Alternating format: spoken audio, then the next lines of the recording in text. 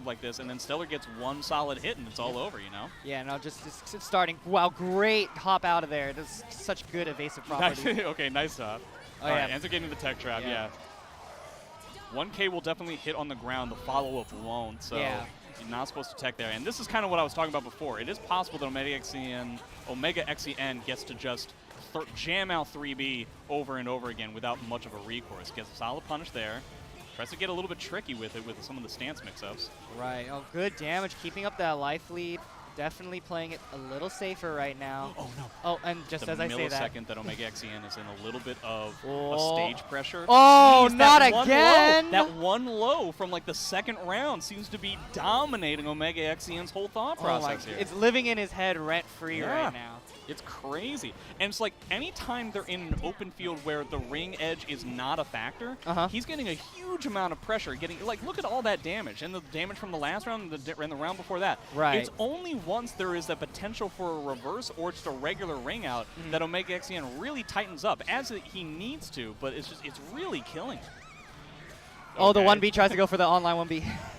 I think it had a lot of success in the Summer Jam tournament, so perhaps Stellar's trying to see. Oh, yeah, no! God, that's man. rough. He has not been able to finish out a round. He is having such a hard time.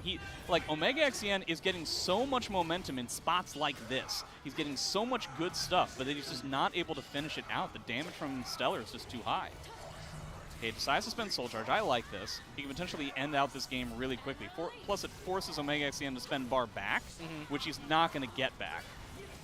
Right, but so far the mix-up game is working so well in Omega's favor. We've seen this happen so many times from Omega XEN already just in this set, so he needs to try and finish this out. Oh my gosh. But we're potentially seeing the same thing. Okay, dead trap. All right. And tries to GI the A. But okay, this effectively gets Omega XEN at par. Like, they both have, like, equal amounts of meter, and he has to make sure that he's able to finish out the round.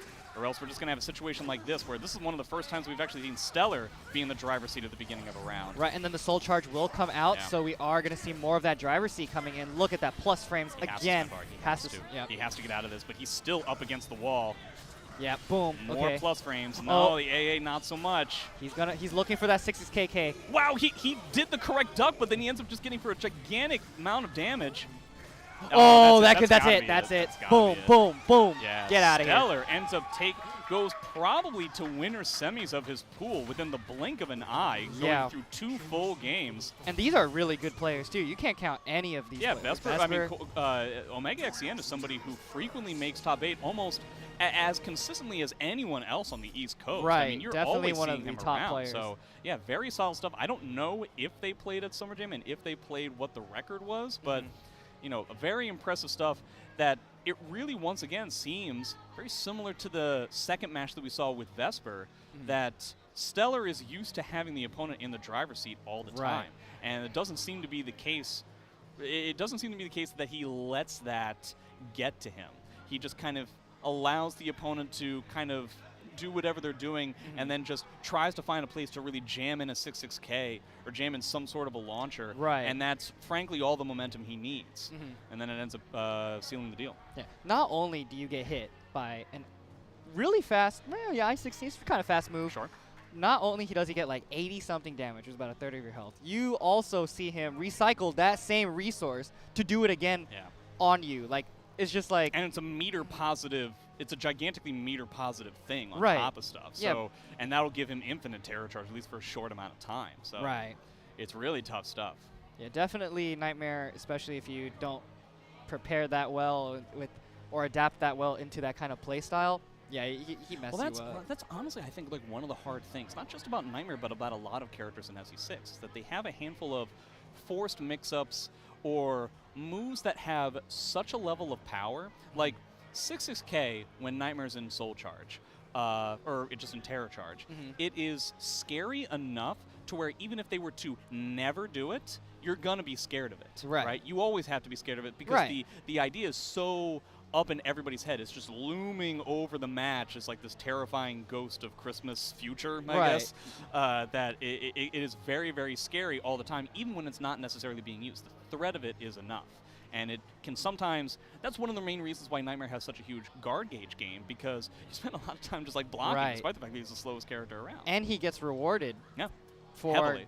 For he definitely has these checkmate setups that in Soul Charge that we are definitely not a fan of. But yeah, it's just... I'm not a fan of them.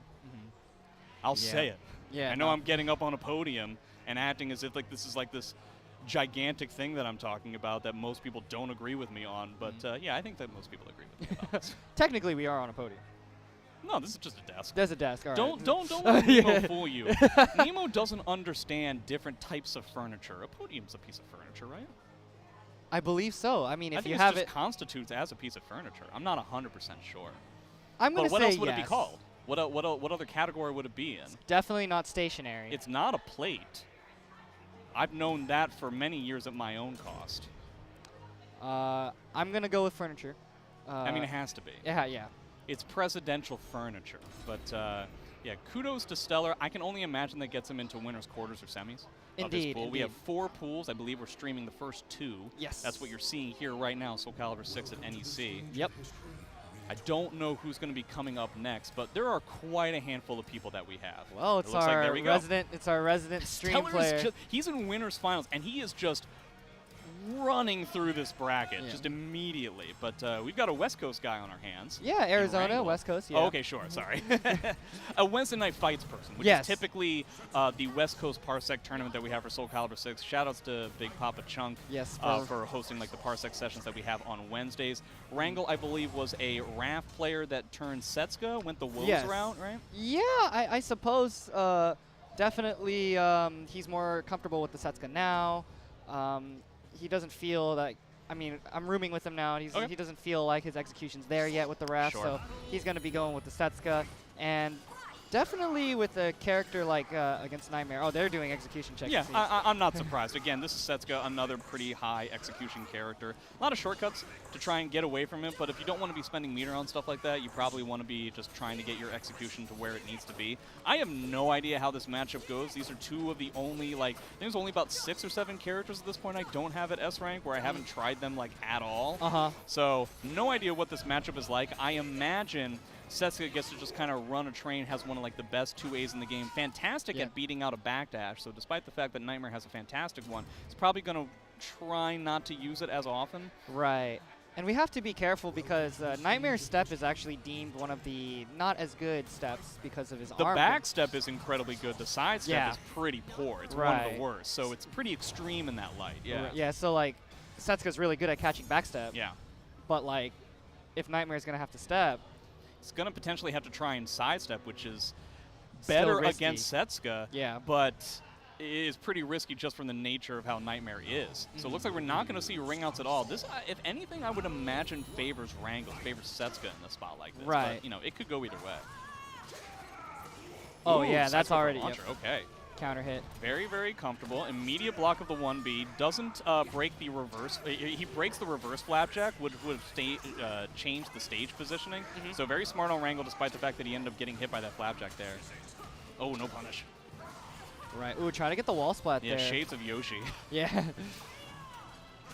Oh my gosh, these 2Bs are doing so much. Yeah, just kind of like swinging swords around right now. we don't have necessarily a lot of like mix-up-y kind of stuff. Looks like Stellar's a little bit antsy to try and finish this out. Wow, that grab range is terrible. Yeah, but another grab will close it out. That's such a ballsy grab to go for there, because Stellar had already made a point of like just doing jump kicks to try and finish out the round. So very smart stuff, very, very confident stuff on Wrangell's part. Doesn't fall for the tech trap. Right, but stage positioning in Nightmare's favor right now. Can go for a wall splat, but Wrangell's able to get it back again. All right, Nightmare, the first one with the bar, it's pretty negligible. Immediately just jams in the umbrella. It makes sense, honestly, because one of the only ways that he has to get out of that in a super safe way is to go for some sort of like a backstep within the stance, and that's going to catch it no matter what, kind of what we were talking about before. Backstepping against Setsuka, pretty rough stuff.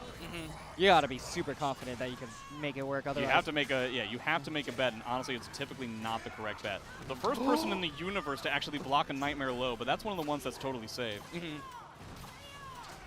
Yeah, we're just jamming mids in here. Yeah, Yeah, great you punish. can't do that. Yeah, that's like a -14. But again, typically not somebody who's going to be punished. 1, because he's crouched, and dead. 2, because of like the pushback. It's just not something that comes up all that often. So I don't know how comfortable stuff. I've said this so many times already in this one like set of matches. Stellar seems to be up against the ropes, which I guess means that he's just about to win. Yeah, we already. Oh my gosh, we look at that go. call out right there. 80 damage to the face and good mix up. Yeah, death trap. Yeah, look at there. that. Sidestep. Oh, Stellar's not even going to backhand. have to use bar to bring up like the middle of these rounds. Yeah, no, unless he does some crazy comeback, I don't see it happening. And just like that, Stellar closes out the round. We keep saying it Yeah. every single time. It looks like Stellar is just someone who simply won't quit. Now, who's going to be the first person to spend meter? Nice sidestep. Gets good stage positioning on top of things. Hasn't really gotten a lot of momentum with his stage positioning, though. We haven't necessarily seen a whole lot of wall pressure from either player all that often. Soul charge back. Now we got some crazy lights going on right here. First time we're actually seeing this low. Oh, and wow, the 6-6K. Sidestep 6-6K beating out the A+B.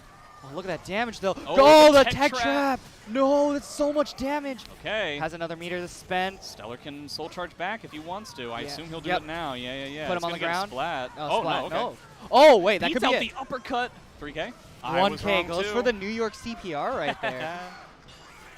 Oh my goodness, Stellar is on a roll Stellar right now. is unstoppable Yo, it's right the now. stream setup power up, you know. When I say he's unstoppable, I mean to say that he is constantly stopped all the time in the beginning of a round, and he doesn't care. Yeah, he's just like that's not a thing he cares about in the universe. Both of them pretending like they can grow mustaches, they clearly can't.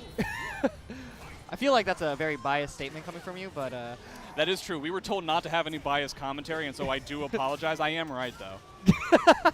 you know what? I respect the I call. won't back down about this. I respect the call. Man, that 2B ended up catching him at his side when he was at plus frames. You gotta love SE6. All right, gets the full combo. Yep, that's catches the 1B. Oh, is that a punish? That's a pretty fantastic punish. Oh my if it is. goodness. Oh, great. That could have been that could've could have been so huge. much harder. Yeah. Jump A. I'm sure that's what he meant to do.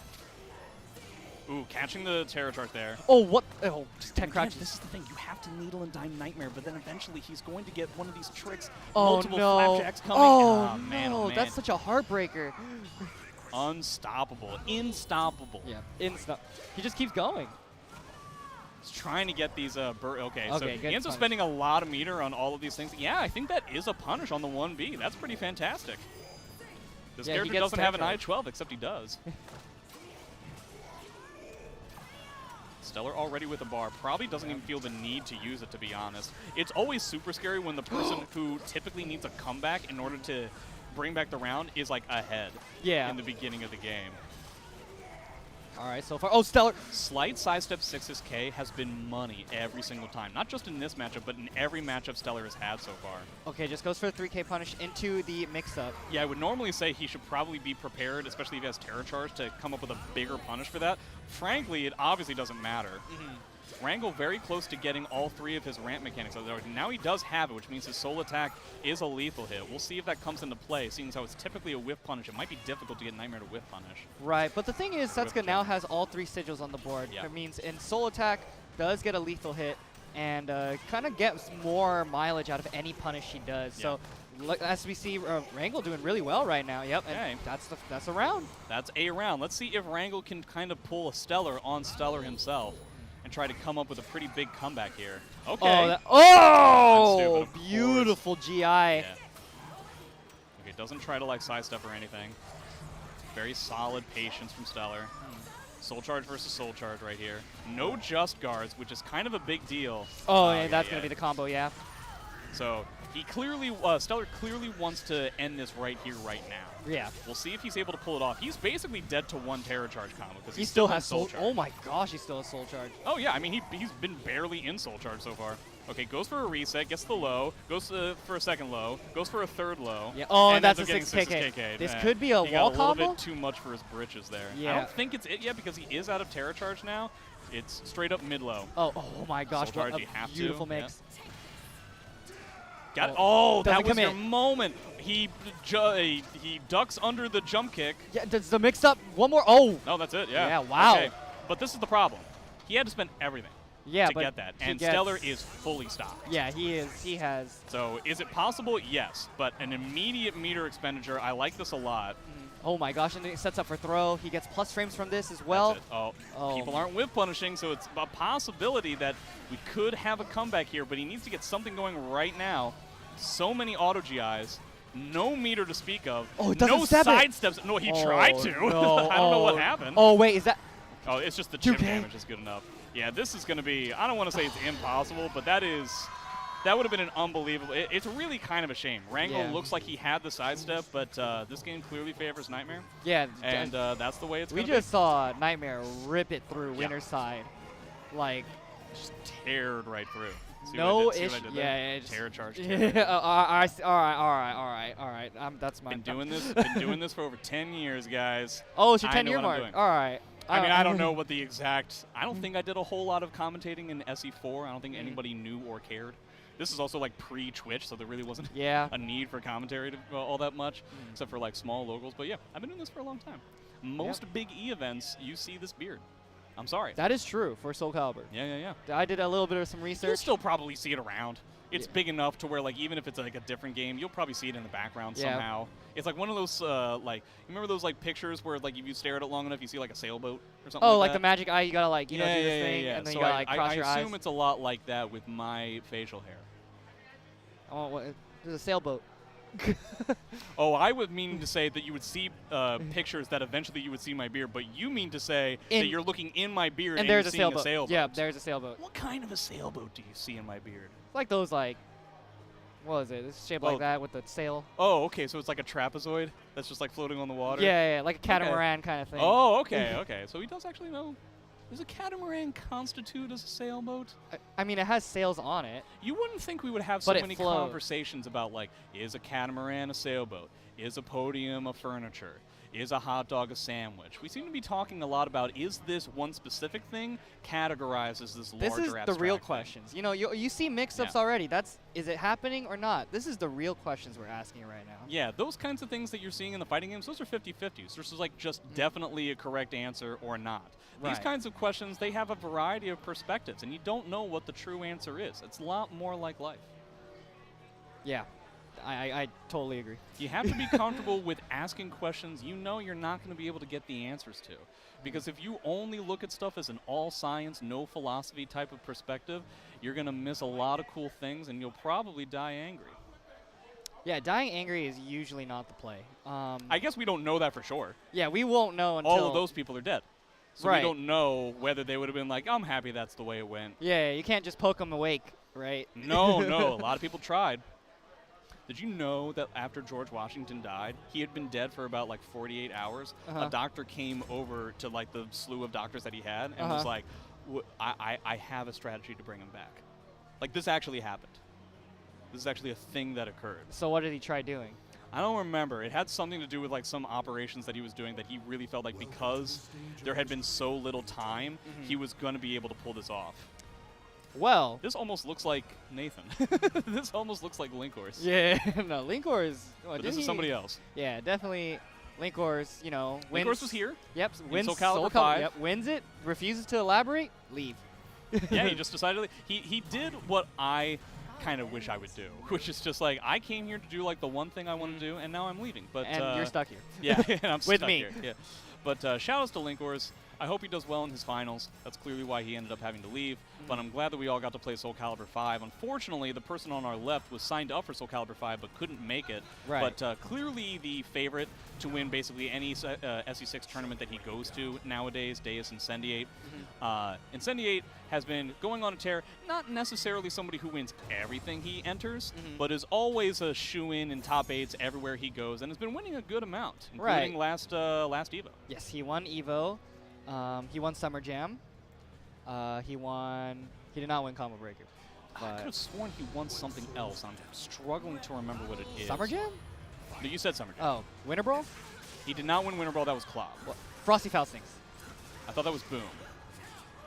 No, because it was Toothpaste. Maybe you're Incendiate right. finals. Maybe it was Frosty. I With honestly the don't bracket remember. reset, I yeah. think that was his first win. Yeah, but in any case, we have him going up against Binary Brandon. Can't say I know Binary Brandon, but it's going to be a pretty rough go, not just because Incendiate is very good, but also because one of Incendiate's main tournament characters, the character he won EVO with, is in fact Ivy. So this is when we've seen Incendiate play Geralt, which is the character he typically plays in this matchup. He's somebody who likes to mix and match a lot of his characters depending on particular characters he's playing against, / character or players that he is playing against. So Geralt seems to be the character he goes with against Ivy. Either that or an Ivy mirror match when he wants to show off. Yeah, definitely the CS is kind of like labeled next to Incendiate right now. He's Right now, yeah. the CS king. Just trying to play it safe at this kind of mid-range, playing very non-committal, which is exactly perfect for what Geralt typically wants to do. Great whiff punish coming from Binary Brandon right now. A little bit confident because I believe that backstep would have lost to Geralt's back turn B plus K. It's a rather large hitbox, so seems like Binary Brandon is okay. Yeah. All right, in between the string, getting the vertical parry for the CE. He gets pretty good Oki here. Incendiate has a bar. He has plenty of opportunities for parries and bubbles. I don't know if he's going to potentially use it. Oh, okay. He's trying to go for long range punishes when he's at range 0. Incendiate effectively trying to spot dodge everything that Binary Brandon is trying to do. Sometimes it works, sometimes it doesn't, but he gets a pretty big punish when he's right. Right, and then already we are seeing him go guns blazing. Nice. Yurden pops up. He gets the wall. Yep. It's not going to be... Oh, it is going to be. So, Yeah. so I guess I forgot about a previous wall bounce that happened at some point. Yeah, But no, that's yeah. going to give Incendiate his first game. So it goes from blue to green to red. Yeah. And then the wall comes back. Yeah, and the wall comes back in red just for the winner's pose, Yeah. I guess. Yeah. Incendiate probably feeling pretty comfortable right now. Binary Brandon having a conversation with somebody in the crowd. These are the kinds of tournaments I love. Yeah, where you can gotta just, have like, that jank. Yeah, just like, you know, you're having fun. During the entirety of SC5, I was just talking to each person that I was playing against. Yeah. That's a lot of fun. Incendiate having a pretty easy time so far. Yeah, without the CE, I don't know what Binary Brandon's option is for 6's BB. That back turn You B could plus GI K it, I is guess. no joke. If I don't know, man. I don't know if you the wanna do that. AGI usually, a little nerdy stuff right now, AGIs are usually frame 4. So if he's able to get that 4-frame gap in there, I'm assuming a frame 2 normal GI would work. You certainly could. It's just a bit of a risk, you know? Yeah. It's not something he necessarily has to do. Right. And then you're getting launcher punished anyway. Yeah, you're just dying. But yeah, but either way, and yeah, Incendiate just trying to keep a perfectly calm, cool, collected mid-range type game. This is what Geralt's all about. He is incredibly simple. He is the character where it's like if you're just learning how to play the game and you want a character that you don't have to worry about a lot of stances with, a lot of jank with, you just want to learn frame data and how to block punish stuff, there's a dead trap there for you. Yep, he died. If you want to do that kind of stuff, Geralt is the character for you. He is clearly built as a character for newer players. Right. Oh, try to go for the axis. Yeah, he always tries to pull that off at some point during the set. It almost never Oh, works. he mashed into it. So, okay, he, again, gets a pretty solid amount of pressure here. I also want to mention, Incendiate has been blocking every single IV2-2K. Oh my He gosh, got up too quickly. Oh no, you look at So that entire round was Binary Brandon walking around, and then he did a CE. And Yeah. then he walked around for a little while, and Did he an did an unblockable. unblockable. And he won the round. And that's funny. Welcome to Soul Calibur 6. Yeah, against the EVO champion, no less. Yeah. The EVO champion. An okay punish on the 3B, good enough. And it looks like Incendiate my just trying gosh, to go like against back the to his boot. normal thing. Oh All right. my. As a whiff punish. We don't get to see IVCE as a whiff punish all that often. That's the first I've seen it as Yeah. a whiff punish. Yeah, that's pretty funny. Yeah. We'll see if Incendiate is able to pull something out. I guess he's doing like, oh, I was about to say, I feel like he's trying to do this thing where like he just doesn't spend bar. Oh, that was a pretty fantastic try and catch the CE. Dodo. He hits him with the dodo. Oh, he could have done back turn B plus K again. Yep. Okay, that's that Soul Charge did literally the square root of dip. He just reaction GI that. Oh man, he had a huge combo there. That sucks. Oh no, that's All right, bad. that should be it. Yeah. Okay, so Incendiate ends up taking the first game, or his first set in the tournament, as far as I know. This is the second pool. This is not the pool that Stellar was in. We'll see if we're going to do the exact same thing as we did before. Yeah, where winner stays on. Incendiate is just going to, winner stays on. Incendiate is just going to basically run the train through to everybody else. Not entirely sure who he has in his pool. I know Nova Mage was supposed to. Yes, Nova Mage was supposed to. I don't believe Jimbo. he is here. Jimbo's in this Jimbo. That's going to be a pretty rough match. Both players, they played against each other in Wednesday Night Fights and in a handful of like online stuff, a good amount. They both play radically different characters. Like, they play a slew of characters, and they're kind of opposite. So in Incendiate, you've got Ivy, you've got Geralt, you've got X. If he wants to be cheeky, he'll pull out a Talum or a Tira or something like that. Yeah. With Jimbo, you've got 2B, you've got Hao, you've got Raphael sometimes, but He's the DLC king. Yeah, right? Yeah. He basically plays guest characters all the time, which I would imagine is very tough when a new game comes out for him. Because, like, that character is not coming back. Geralt's not coming back. Ezio 2B never not came coming back. Ezio not coming back. It's probably good that Ezio didn't come back. But most appropriate guest character, but boy was he trash. Man, that character was terrible. I don't want to spend too much time talking about Soul Calibur 5 because I know this is Soul Calibur 6. We were talking about what it was going to be like if Soul Calibur 5 ended up having commentary. Yeah, no, I was asking you like, all right, how does it work? How's the flow of the game? I'm just trying to figure things out. I got second place. So now he knows what he's talking did about. I, get this medal yesterday and then decide to bring it back with me today looking like a total jerk? Sure. But you have to admit it's pretty funny. So, I don't know if Melee gets medals, but I imagine they would. Yeah, that would be nice because I got 3rd. Nice. Oh, I thought that was 6th. Oh, that would. How would you do 6th? Would it be like who has 2 thumbs and got 6th place? This guy. This guy. Yeah. No, yeah. Something like that. But I'm excited for the upcoming matches. Definitely. Yeah, I really don't know how Jimbo versus Incendiate would really go. That is really like a toss-up because Jimbo is weird. He's a weird person. He's a weird player and also a weird person. I love the guy. It's difficult to tack down what he's doing. It's legitimately very difficult to try and figure out. He has a very odd, lame kind of style, very traditional East Coast in that regard. And he has fantastic spacing, and Incendiate is typically somebody who likes to really try to get in and, depending on his character, but really try to get in and perform a lot of mix-ups. Like, he's a very aggressive player, even with characters that are not traditionally aggressive. Ivy, Geralt especially, he really developed a brand new style with Geralt, who was a character that I believe, in my personal opinion, really suffers the most from online gameplay. Ivy, I think, gets rewarded the most because, 2A plus G. Well, doing like a walk forward guard is not really something you can do. So you end up, online is really kind of the only place that you see a 6-6A hold lethal hit all that often anymore. If you see it offline, it's clearly like a mistake occurred somewhere. And Geralt is a character that is low damage and works entirely as a counter hit hunter. And for that, you need precise timing. That's the whole point. Can't really do that in a traditional online scenario for Soul Calibur. Sorry, the netcode really isn't exactly as great as we would hope it would be, but it was not a character that we saw all that often. Then we started having Parsec tournaments. Yep, and then we saw a little bit more of more of Geralt because you have a little bit better timing. Yeah, we had Dill Muncher, PNW player. Well, Lingors came back for a very brief amount of time and showed his Geralt, the likes of which we hadn't seen since the days of Lingors versus Blue domination in any and every U.S. Soul Calibur 6 tournament. But what Incendiate was able to pull off with an incredibly aggressive style that's like unsafe mixes, but like forced mixes on Wake Up with things like 3B, 1B. Oh, okay. We may not even get to see Incendiate versus Jimbo. It's certainly a possibility, but this is a tough matchup. Jimbo playing, I think I heard Haomaru in my ear. I don't know if that's who he's going with. Clearly that's the Haomaru and Yoshi. So this is going to be a vintage get-in versus keep-out kind of match. Maybe Jimbo's going to play it especially aggressive like he is right now, making me look like a jerk with what I said. But, for the most part, Yoshi is a character that is going to be trying to get in and do an infinite amount of mix. Very powerful character in that regard. And Gio definitely no slouch. 4th at Combo Breaker, or 3rd, I believe. Again, a player that I don't believe has won a major yet, but is basically a shoo-in for a top 8 in basically everywhere he goes. Fantastic RE punish, gets the lethal hit there, and is immediately bringing this back, despite the fact that he was down half life just a mere moments ago. So much damage. Oh, that's a lethal hit. Yeah, it's pretty big. You want to talk about big damage, though. Force block into the low. Beats out the GI. See, that's so confident. Who pulls that? Like, he has a mid-low mix there. And to know exactly that Gio is going to go for the GI, that's some pretty fantastic stuff. Tiny little hits, just catching Gio trying to move around a little bit.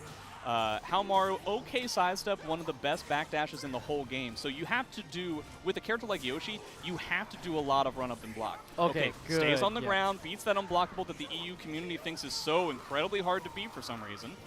You just hard walk it and get out.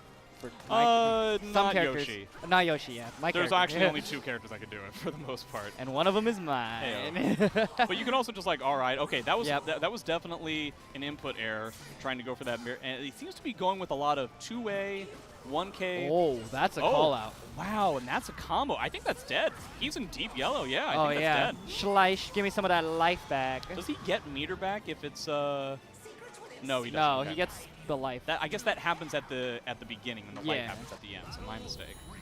So Jimbo has a good amount of meter. Soul Charge is not exactly the easiest thing to work with Haomaru. You kind of want to save it for your rage. Oh, from he tried to before? do the Yeah. one frame link right there. It didn't really work out. I know he typically gets it. Okay, he gets a good punish on the -14. But that is important information for Jimbo. We really haven't seen Gio duck for like the 2-2 AA all that much. Mhm. He's getting a good amount of guard damage here. See, this is effectively what ends up happening with how Maru Soul Charge. It's not the most impactful thing in the world, except for Right. like the Rage one, which can be very impactful. Then but you only Ethan get is once a on the game. table, yeah. He's got red. He's got Gio in the red. So that is something that he could potentially use for this comeback here. Right. He's in Rage, so his combo damage is a little bit bigger depending on certain hits. Fantastic block and fantastic punish to follow it up. Oh, and the Gets hell hit, sweet. yeah. Oh no, the full crouch one. Yeah, at the end of the game, that's Yeah. definitely the way that you're going to go. Yeah, But okay. how many is he gonna do, like, kind of thing? Yeah, 3, 4, 5, whatever. Yeah. Yeah, Jimbo has not been particularly successful with his in-close mix. He might have to play it a little bit more far away. He might just have to like spend the entire game doing stuff like this. Just playing it very tiny death by 1,000 cuts. Right. Because every time he tries to like force a mix, boy, it is not working. He ducked into that 6B. Yeah, you know. The one of the weaknesses of Halmar right now is in a game of like AAs and BBs, like your jab kind of stuff. His pokes are pretty bad in terms of speed. Yeah. And they don't really provide a lot. He's also not a character like Yoshi is probably. Oh no, he gets the 2-2-A lethal hit. Oh, he what a terrible drops it. combo! Oh, he's on the ground. Allows Jimbo to do this. Okay. Oh yeah, he's. You know dead. what? If I'm Gio, I'm thinking, great, take it. Yeah. Like now I don't have to worry about for the next game. So Jimbo is gonna probably save his bar for the Rage CE where he gets all kinds of stuff, but he has to be in Yellow Life to do it. So this is one of the hardest things about playing Halmaru is the fact that like it is possible, almost similar to like Siegfried Dark Legacy, to kill him without him having the ability to use his Rage CE. So we'll see. Wow, look at that backdash! Ends up backdashing the whole string. Yeah, no, definitely. Jimbo's kind of got his rhythm. He definitely got that really good back throw set up a little bit earlier, getting that lethal hit and a good amount of meter, and he still has the life lead right now. Oh, I think he may have Commentator's spoke too curse. soon. Yep. Okay, There, the now plus it's gonna 8. be it. Yeah. Here it is. He's got a CE that Gio has to respect. He's got an untechable grab that you see Gio. Oh my You can't sidestep the last hit of that string, which again I believe is specifically in Rage CE. That is not one of the things. So the two main things you see from Halmaru in Soul Charge. Number one, there is a CE that does a gigantic amount of damage once he activates CE that goes across the screen at blistering speed. So you can't whiff. You basically just have to sit there. Now that being said, Halmaru is not exactly the strongest character when you think of just straight up mid-low mix-ups. So just standing there and just waiting for it to end is kind of okay. The problem is, as we saw there when he did Warriors Focus B, is that he also has an untechable grab. And so those are the two main things you have to worry about with Halmaru Rage Soul Charge. Right. And seeing the rest of the strings and everything, I guess Gio wasn't really prepared. Guess like kind of a punish, not necessarily the same thing, but Gio kind of running rampant in this first round. Looks like Jimbo was wrong about his post-jab, but he is getting at least one stack. Ooh, okay, beautiful well, Ari to get out of that if he mix-up. wins this, he wins this. This is kind of a big deal here. Oh! Oh! What did he want? I don't know what the A plus B was supposed to be. Like, he didn't get his full combo on the 2B, right? But what did Gio want out of that A plus B? Was that supposed to be like another A? Probably an A slide B, the oh, pass-through. maybe, yeah. Counter hit, yeah.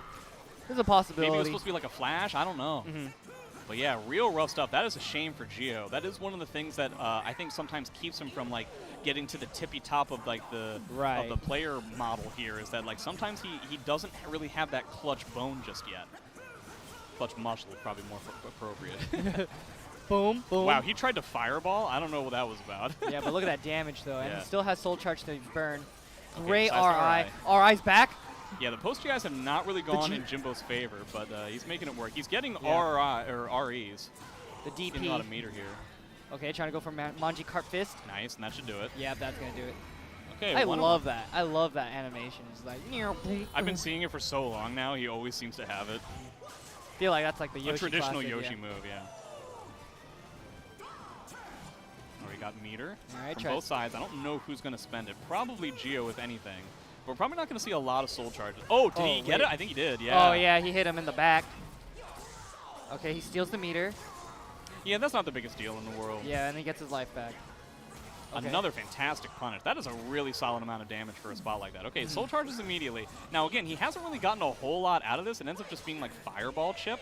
Yeah, which is we're going to see here. Great GI. Yeah, it's a good GI. Not going to try and go for anything afterwards. Yeah, so effectively he just gets like guard damage. Yeah, it's still good though. Good like chip you damage, got yeah. like a combo's worth of. Yeah, that's fine. It's much better because again, if you remember, like some of the early rounds of like the first game, Jimbo was having a real tough time with the fact that like when he was in, he wasn't getting anywhere. It's mainly the keep out, and the fact that he's been right on every reverse. No, again! Wait, the reset. Is that? No, he didn't need that. He could have just done 2B like 2A plus B or whatever. Yeah, he could have It would have been fine. That was the second time that's happened. He is having a tough time with 2B conversions. It's the American reset. Yeah. Okay, the Oki. Lots of damage there. Yeah, Yoshi Soul Charge. When I say that Haomaru Soul Charge isn't necessarily effective, boy, is that the opposite. Okay, now he's going to have the... All right, just going for guard damage here. Yep. Gets a little bit of a mix. Yoshi's out of Soul Charge now, and that's pretty good. Okay, gets a pretty solid whiff punish here. Okay. That's just 0. You don't necessarily have to respect it. Okay. Right, and the 3K will close that. 3K is such a good move. Yeah. Super fast. One of the best 3Ks. Yeah. Nightmare, Yoshi, Maxi. Yeah, Hilda. Oh, sure, yeah, Hilda. Yeah. Any kind of like mid-hori kick that's fast is like, whoo! I like that Haomaru jump A to try and again. It's all about keep out right now. Right. But again, you don't see Jimbo spending Soul Charge to try and keep this up because he wants to save it for the rage. I doubt that taunt was intentional. Gio having a little bit. Okay. Here we go. If there's ever a time, it is now. Oh, no. Oh, no, just hits him out of it. That could be Oh, it. he didn't commit to it. Yep, okay, nope, decides to spend the bar. I totally respect this. Just wants to try and play a keep out. If Haomaru's Soul Charge can last just as long as Yoshi's Soul Charge so that neither of them do anything, I'm sure that's something that Jimbo would take. And that's a punish. That's going to be it. Okay. So a few unfortunate input errors on Gio's side in that side or in that set.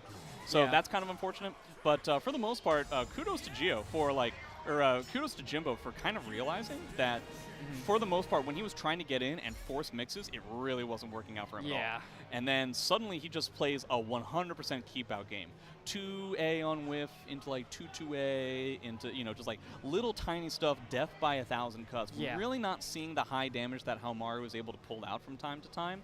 I think predominantly because one of the things that Yoshi is really great at and Haomaru is really terrible at is continuing pressure after you've hit them. Right. Yoshi constantly repeats his stuff with a multitude of different pieces of Oki. Like his frames aren't necessarily the best, but if you're just wrong over and over again, Yoshi will never give you a turn to play. Oh, yeah. Haomaru is kind of the exact opposite. He'll give you a huge amount of damage, but when he's finished, he's finished. He doesn't really continue his pressure to that extent. So that's why we're seeing a lot of like the keep out versus a character that has tons of repeatability in their damage. So I definitely think that's the strategy to go with. I will say though, Haomaru's poke game is actually like really good. Yeah. 2-2A is no joke. Wall rising A is no joke.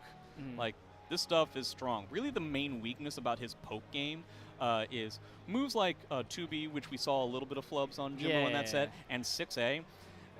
Haomaru has this weird thing where he's like the only character in the game who is unable to continue certain pieces of a string if they whiff.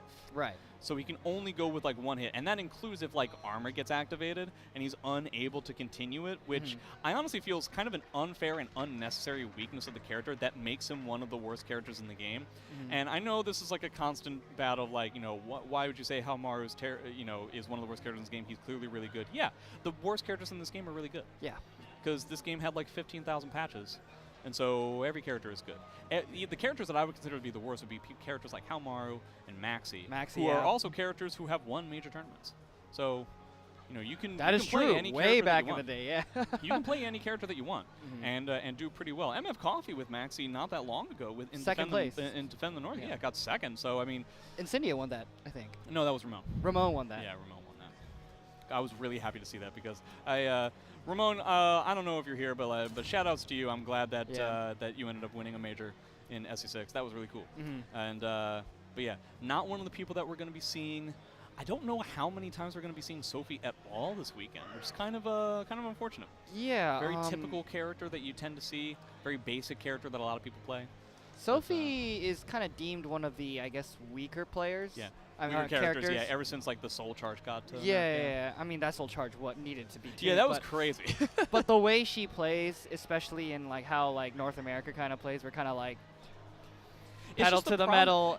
Sophie has so much damage, but like her frames just can't keep up with other characters like Amy, Tira, Xianghua. Like it's very tough to keep up with those kinds of characters. Right. Even like Xianghua, Keelik, Raph. Oh, Keelik maybe, sure. Keelik, I think the hidden strength of Keelik is he could brawl up close like decently well. Yeah, because he has a lot of moves that push out, so he's never actually brawling up close for long. Because the second that he makes the opponent block something, we're no longer up close. Right. Now the opponent feels the need to come in. Like Keelik players tend to have a reputation of being mad mashy. And that's because, and when I started playing Keelik, I felt it myself so many times. What characters want to do is try to bait out a monument or bait out a backdash. Right. So something like BB on block into BB on block into 4A suddenly becomes a very viable strategy because the opponent's just waiting around. I love it. But hey, somebody needs to tell me to shut up because it looks like we're getting exactly the kind of match that we said we were going to get earlier. Jimbo, you see on the left, and you'll see that the overlay says it's Geo on the right. Yeah, that overlay is a liar. It is lying. That is Incendiate. And this is like this could have been Winners Finals. And I honestly wouldn't have batted an eye. Yeah. Winners Finals is the whole tournament, that is. So I'm very curious to know which characters these two have decided to play. I'm going to bet, man, I don't know. Haumaru, he would, Incendiate would probably go Ivy, so it's really tough to tell who he would go with. The Xianghua pick is also pretty.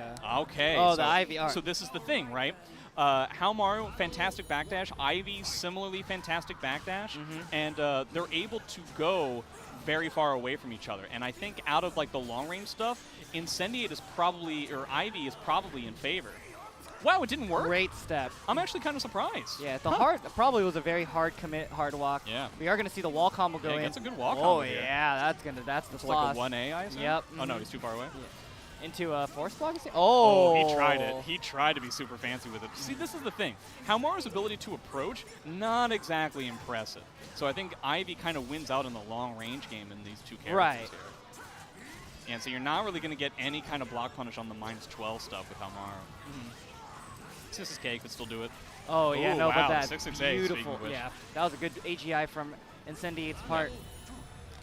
Okay, the fact that we got a very small stage here probably favors Jimbo. If he can try to come up with like some level of strategy to try and get in here, gets a good punish there. Yeah, Jimbo is definitely winning on the scuffle and like the so range far. 0 brawling, but like just the way Incendiate is zoning out makes it so that he can't really do that. No, yeah. And especially with the stage. Yeah. He's not really able to like keep up that kind of like long range tactic that he wants to clearly do. Now, I don't know if we're going to have a stellar situation where Jimbo isn't gonna necessarily able to like keep up this train, but he has to get in again. Okay. Whoa, what a jump forward. Am I dumb? Am I like a liar when I said that Haumaru's approach really isn't all that great? I guess he just rolls forward and then hops and it's like really good. I was unaware that. Well, luckily, roll forward is usually a good answer against the IV knockdown mix-up. Yeah, that's just a traditional roll forward. This is like from standing roll forward. Yeah, that's the 4-4A. Wall Rising A still doing mountains of work. AAA, sure. Incendiate, we've seen him in spots like this before. He has the meter if he wants to try and make some sort of a big comeback. Maybe he's waiting on solo attack. Okay, so here we go. All right, so the zoning is going to be super, super good in Incendiate's favor, but the soul charge. The battle of the 6-6A hold versus... Oh! He activated soul charge just to do that. He read that. That was the exact reason why he did soul charge. That was the 100% reason why he did it. That was awesome. He just knows. I mean, he planned it. He planned it from the get-go. Yeah, that was great.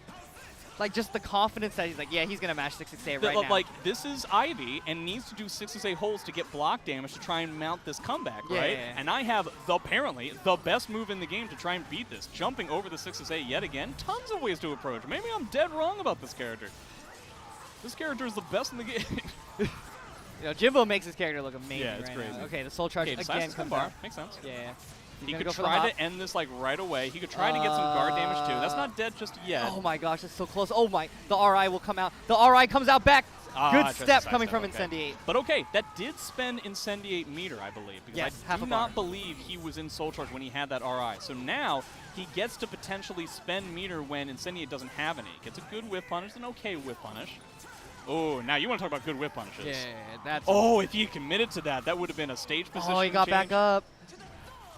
Yeah, pretty Life scary lead stuff. slowly going back into Incendiate's favor, but let's see if Jimbo can actually keep it going. Yeah, yeah, the meter is going to be the big thing here. Honestly, Jimbo could potentially spend bar here and try to utilize this good stage position before he has to do rage. Now he has bar, yeah. But yeah, now that ship has sailed.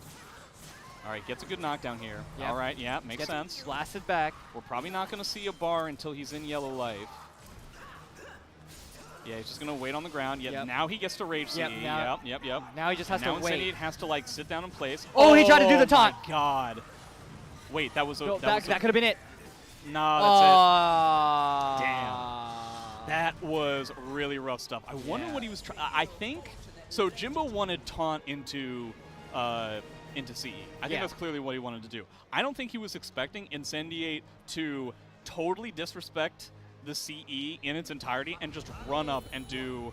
Yeah, I think Incendiate knows a little too much. I think it's he's like, all right, that's a little cheeky. Yeah. I'm going to not do that.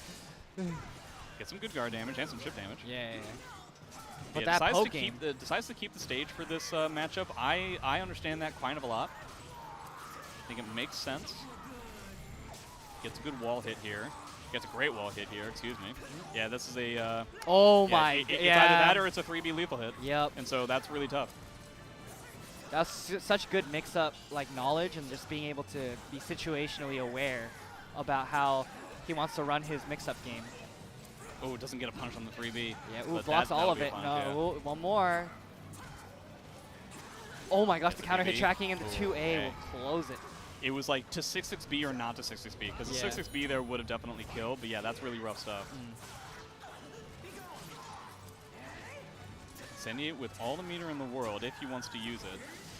Jimbo definitely catching a lot of instances where it's like 6-6A on hit, and Incendiate is immediately mashing again. And he's getting a lot of damage out of that. All right, and just like that, no, we're just back to neutral right now. As you could see, just the poke game from Jimbo still proving really good. Yeah, I think, again, it's because of this stage. You know, Incendiate doesn't have the ability to backdash out of these spots. Gets a good wall combo here. We're going to see the exact same situation that we saw before, and that's the other side of the mix-up, right? That's really tough. Oh my gosh, look at that damage. Decides to spend bar, makes sense. He gets really good Oki here. He's basically dead to a CS. So it's either that or in mid. Which one is it going to be? I think CS. Mid. I was wrong. I love it. Oh my, just stomp on it. 6B, Watch wait your a toes. while, and then B slide K. Fantastic Watch them stuff. toes. Yeah, Jimbo hasn't necessarily been the most successful in the world at his warrior-focused mix-ups. Seems like people are blocking them a lot, and that's kind of a big deal because both options are pretty heavily unsafe. You want to talk about unsafe? Yeah, gets a good amount of damage there. Yeah, that's the Sam Show design. Could have potentially gotten a heavy slash, so that's kind of a shame, but still a good amount of damage. See, once again, Jimbo was like slowing it down, very similar to what he was doing with Geo, but this is a totally different kind of character, so I don't know if this is going to last as long. Okay, decides to spend the bonus bar. I always love this because I like aggressive meter usage. Aggressive, yeah. Because like the whole time that you have 2 bars means you're not... Oh, wow, look at that! It's Soul Charge. Is he trying to do it again? Yeah, he's trying to do it again. Absolutely, he's trying to do it again. He won't do it now. 2A? No, 1K. Okay, I would have been wrong. Man! 2A. I am. I love being right. This is amazing. I am not good at Soul Calibur. I wish I was right in bracket. Yeah, right? Okay. Well, I can't believe that Sly K still got hit by the low grab. That kind of sucks.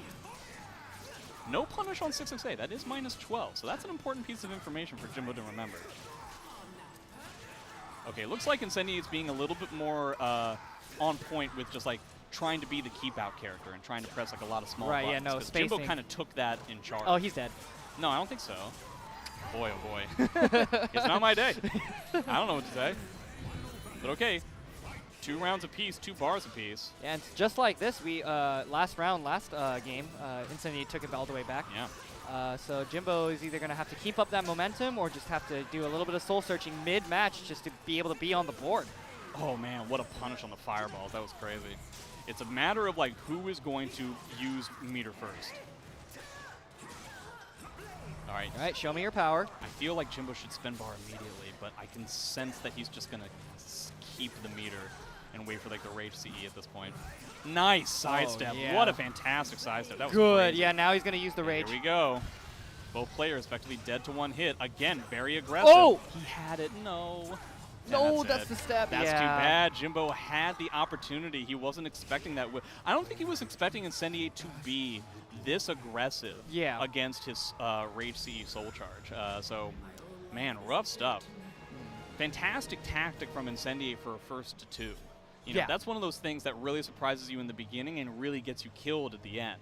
But the fact that there were only 2 opportunities for that situation to come up, just, you know, Jimbo activating the last-ditch Soul Charge and being that aggressive with it, because that means that in both times he could have activated Soul Charge and just immediately did Rage CE and won the whole game. But that is a Yomi level 1 kind of thing, and they both provided each other with a certain level of respect that we sometimes see in tournament, but not necessarily all the time. Right. You know, you gotta make your opponent respect you. Like, there's no respect at the beginning, so it's just like the way you build up that kind of like Yomi. Yeah, sometimes the reputation is enough.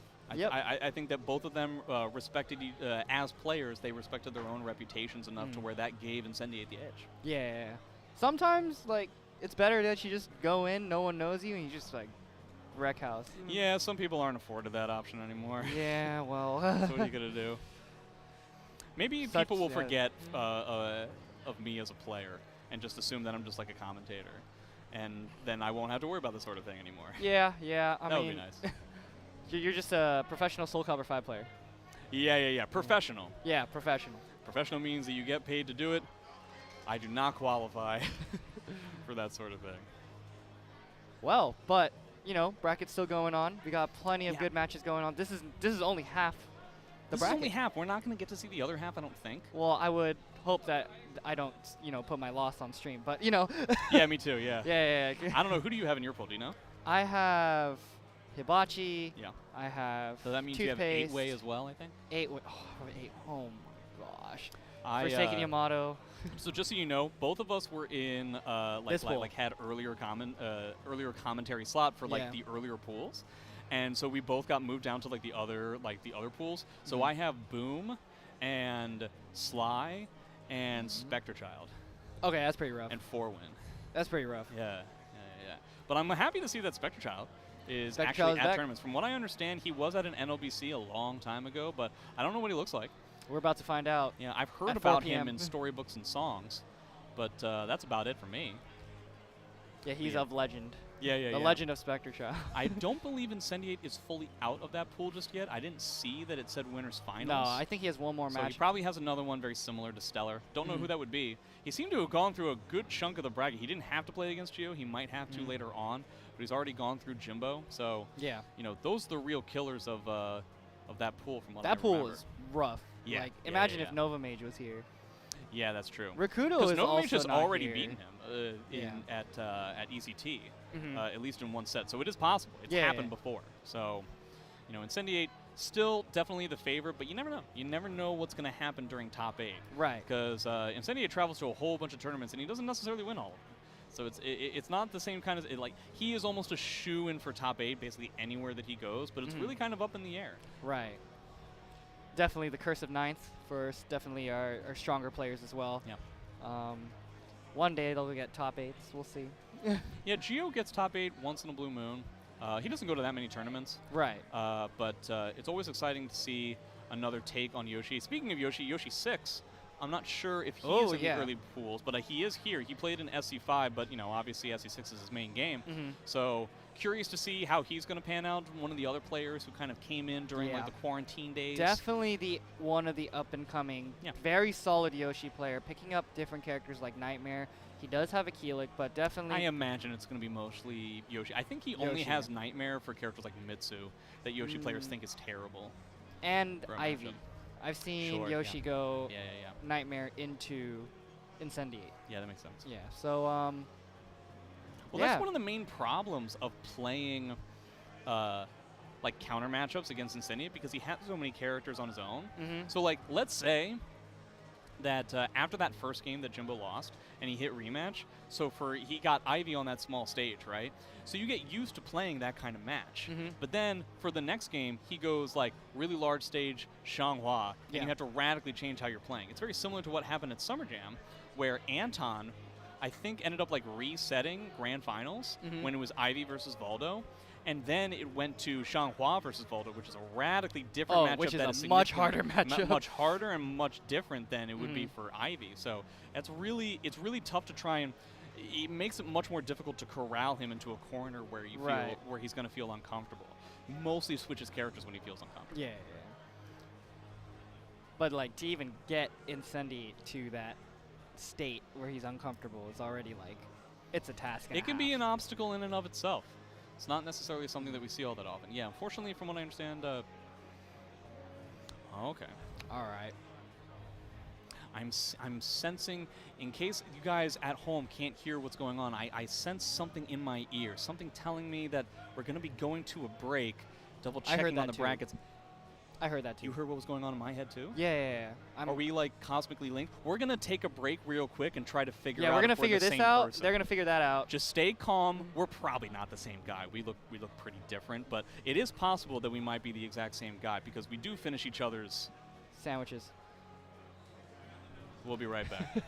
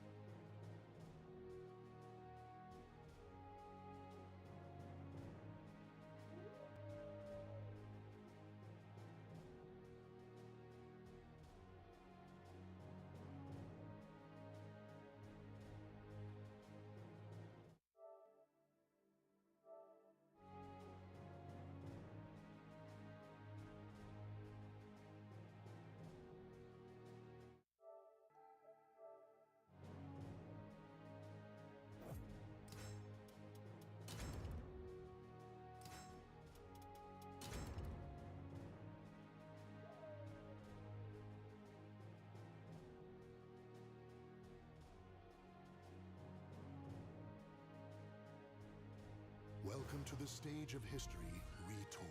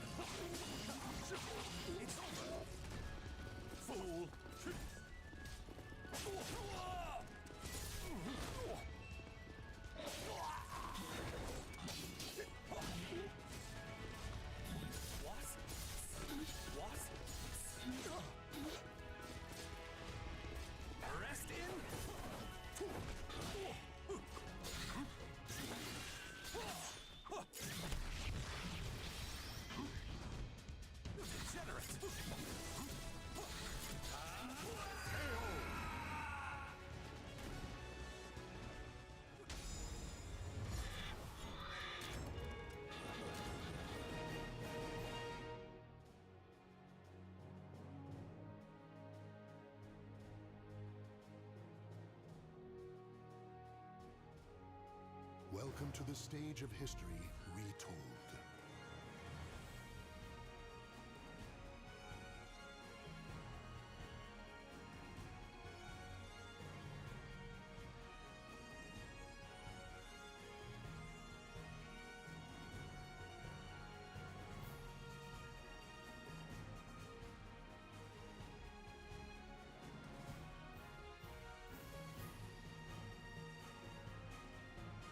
Oh my God, we're back.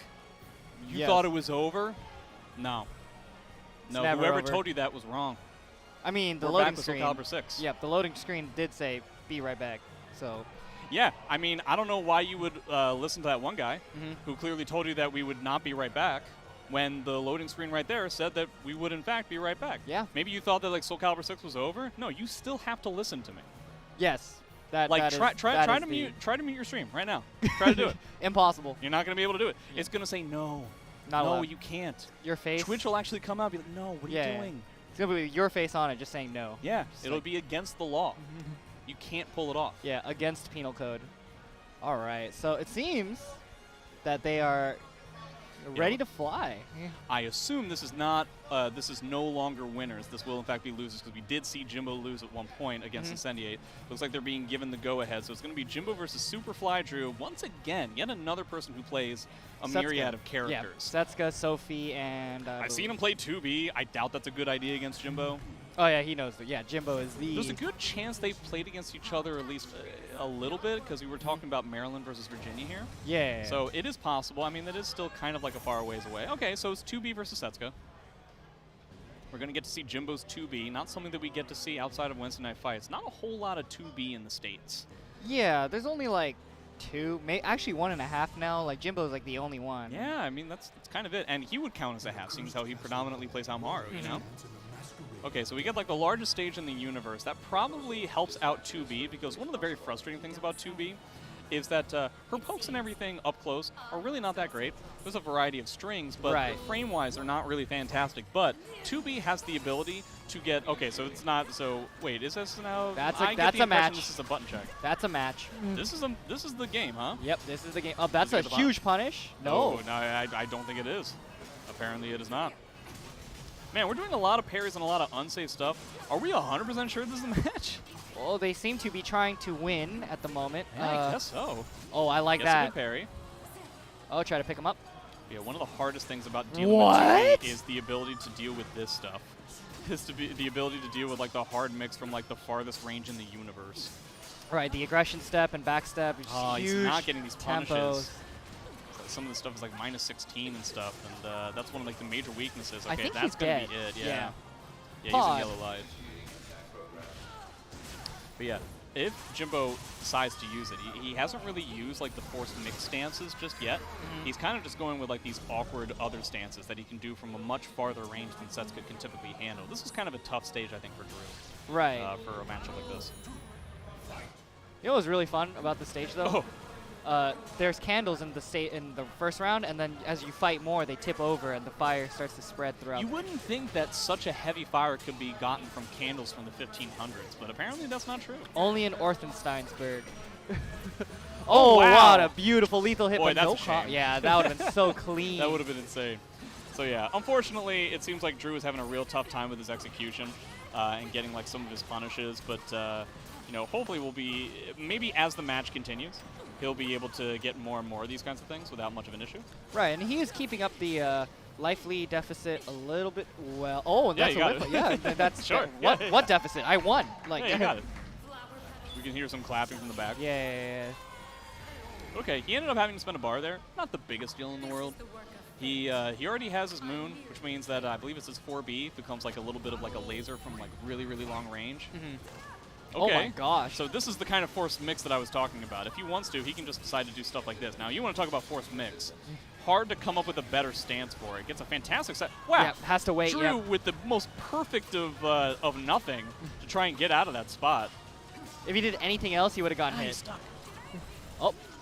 I Hit him like with the what Glock. Drew is doing a lot. This is pretty fantastic, and I guess Jimbo has some pretty fantastic counterplay for the up stance that Setsuka has as well. Because even when some of those attacks become break attacks, when he gets the Lotus Pedal, that's not going to do it for him. he'd still be able to parry. All right, Nice dodge. beautiful punish. Oh, try to go for a little string pressure right there, but now we're just playing the neutral game. Oh, just cuts it off early into the low. Yeah, very solid, very trying to make calculated. things very awkward. Yeah. Very difficult to try and pin down there. Like, really the only way that Drew was going to be able to deal with that situation. Yeah, that's not going to catch. Oh, no. All right, but he gets a jump kick. He's immediately going to get to go into other stuff. This is supposed to beat, like, Soul Charge or an immediate attack. He still has a good amount of Soul Charge for him. Okay, so Jimbo's deciding to, like, just go with Force Mix. It didn't work last time. It could work this time. Yep. Oh, that's going to be a lot of damage. He went mid last time, so now we're going to go into Force Mix again. Oh, no, doesn't get the... Yeah, he went for a different combo ender, assuming that Drew would just kind of stay on the ground for the 1B, but he rolled immediately. Oh, but the clash setup is working really fantastic well. Drew still has a bar. That is a soul attack lethal hit that he has available to him right now. He's probably going to save it for next round, maybe? Wake up grab. And oh, the saved. low. The GI. Oh, and he... Good weight. I love that. Just the post GI isn't limited to break attack or lethal hit. Yeah. It's just sometimes you want to delay it even further and get some even bigger mixes there. And that was pretty important because Drew didn't spend any resources on that. He still has the soul attack. He has tons and tons and tons of pokes. This is where 2B tends to fail, is up close in these situations. Right. Drew's making it just awkward enough to where Jimbo can never really turn on the pace. But now he's getting 2-2Ks. Yeah, 2-2K into like the string pressure and just having your plus frames. Like once 2B gets started, like she doesn't have good startups, but once she's in and like revving it up, it's over. It's really hard to get out. Now we're dealing with bar versus bar. Drew has done pretty well against this so far, just weathering the storm. But the problem is that Jimbo has another one after this, so he could basically win off of chip damage. Oh my gosh! It's plus. So like, what do you do? You know? I do. You have to GI or you have to take a bet. Yeah. And that sucks. All right, it looks like he went with random stage. So it seems like we're going to go with the same thing. I think he wants smaller space. I totally respect that a lot. I think that's the way to go. Because as we saw, when Drew was in, especially in the beginning of the last round, it was all aces. Like, he was able to immediately do kind of a lot. Yeah. 2B needs a little bit of space in order to try and move things around. Now, this is a smaller stage, not by a whole lot. It's not one of the smaller stages. It's about as neutral as it gets. But you do have access to ring outs, which I guess benefits actually Jimbo. I would say that, yeah. For 2B a little bit more than Setsuka. They kind of went out of, they didn't want a repeat of Alpha Patroclus from 5. Oh, so they went out of their way to make Setsuka's ringouts maybe the worst in the whole game. Setsuka 1B, very good. Oh, just hitting him out of the air. Oh, man. Drew has not necessarily been able to capitalize fully on some of these opportunities. They end up turning into bigger opportunities, but even still, very tough stuff. Need to straighten up if he needs to straighten up and fly right, so to speak, to try and beat Jimbo here. Just a lot of safe strings over and over again. Drew not necessarily pulling out risky counterplay or anything, so it's just a matter of just like, man, he got a back grab out of that? Rude. Wow, he just betted on the farm and it worked out. Yeah, sidestep grab was totally reasonable in that spot, but like to and get a back grab out of that spot was crazy. Doesn't necessarily get a punch, but okay. Does he actually get the combo here? Okay. He gets a better combo than what he got before. Yeah, but it wasn't the just frame, and it was air controllable. It was a little scuffed. All right, 6-6A. He gets the lethal hit here this time. Yep. Oh, that's going to be huge. He gets the bounce. No, he's just going to go into the read. Yeah, I like this. Wow. It just rolls out of it. Floats in. Right, tries to make it as weird as possible. Drew totally prepared for it. Yeah, Jimbo's not necessarily getting a lot of momentum out of his soul charges. Drew, oh my gosh, just tired of the AGSA. Just enough. I want to press buttons now. Yeah, -10 only. Okay, plus frames 4. Oh, that's it. Okay, that was a pretty solid round for Drew, being able to eliminate Jimbo's soul charge. He's obviously going to have 2 more, but he has got a lot of work to do. Catches him out of the air yet again. A lot of anti-air in this game so far, huh?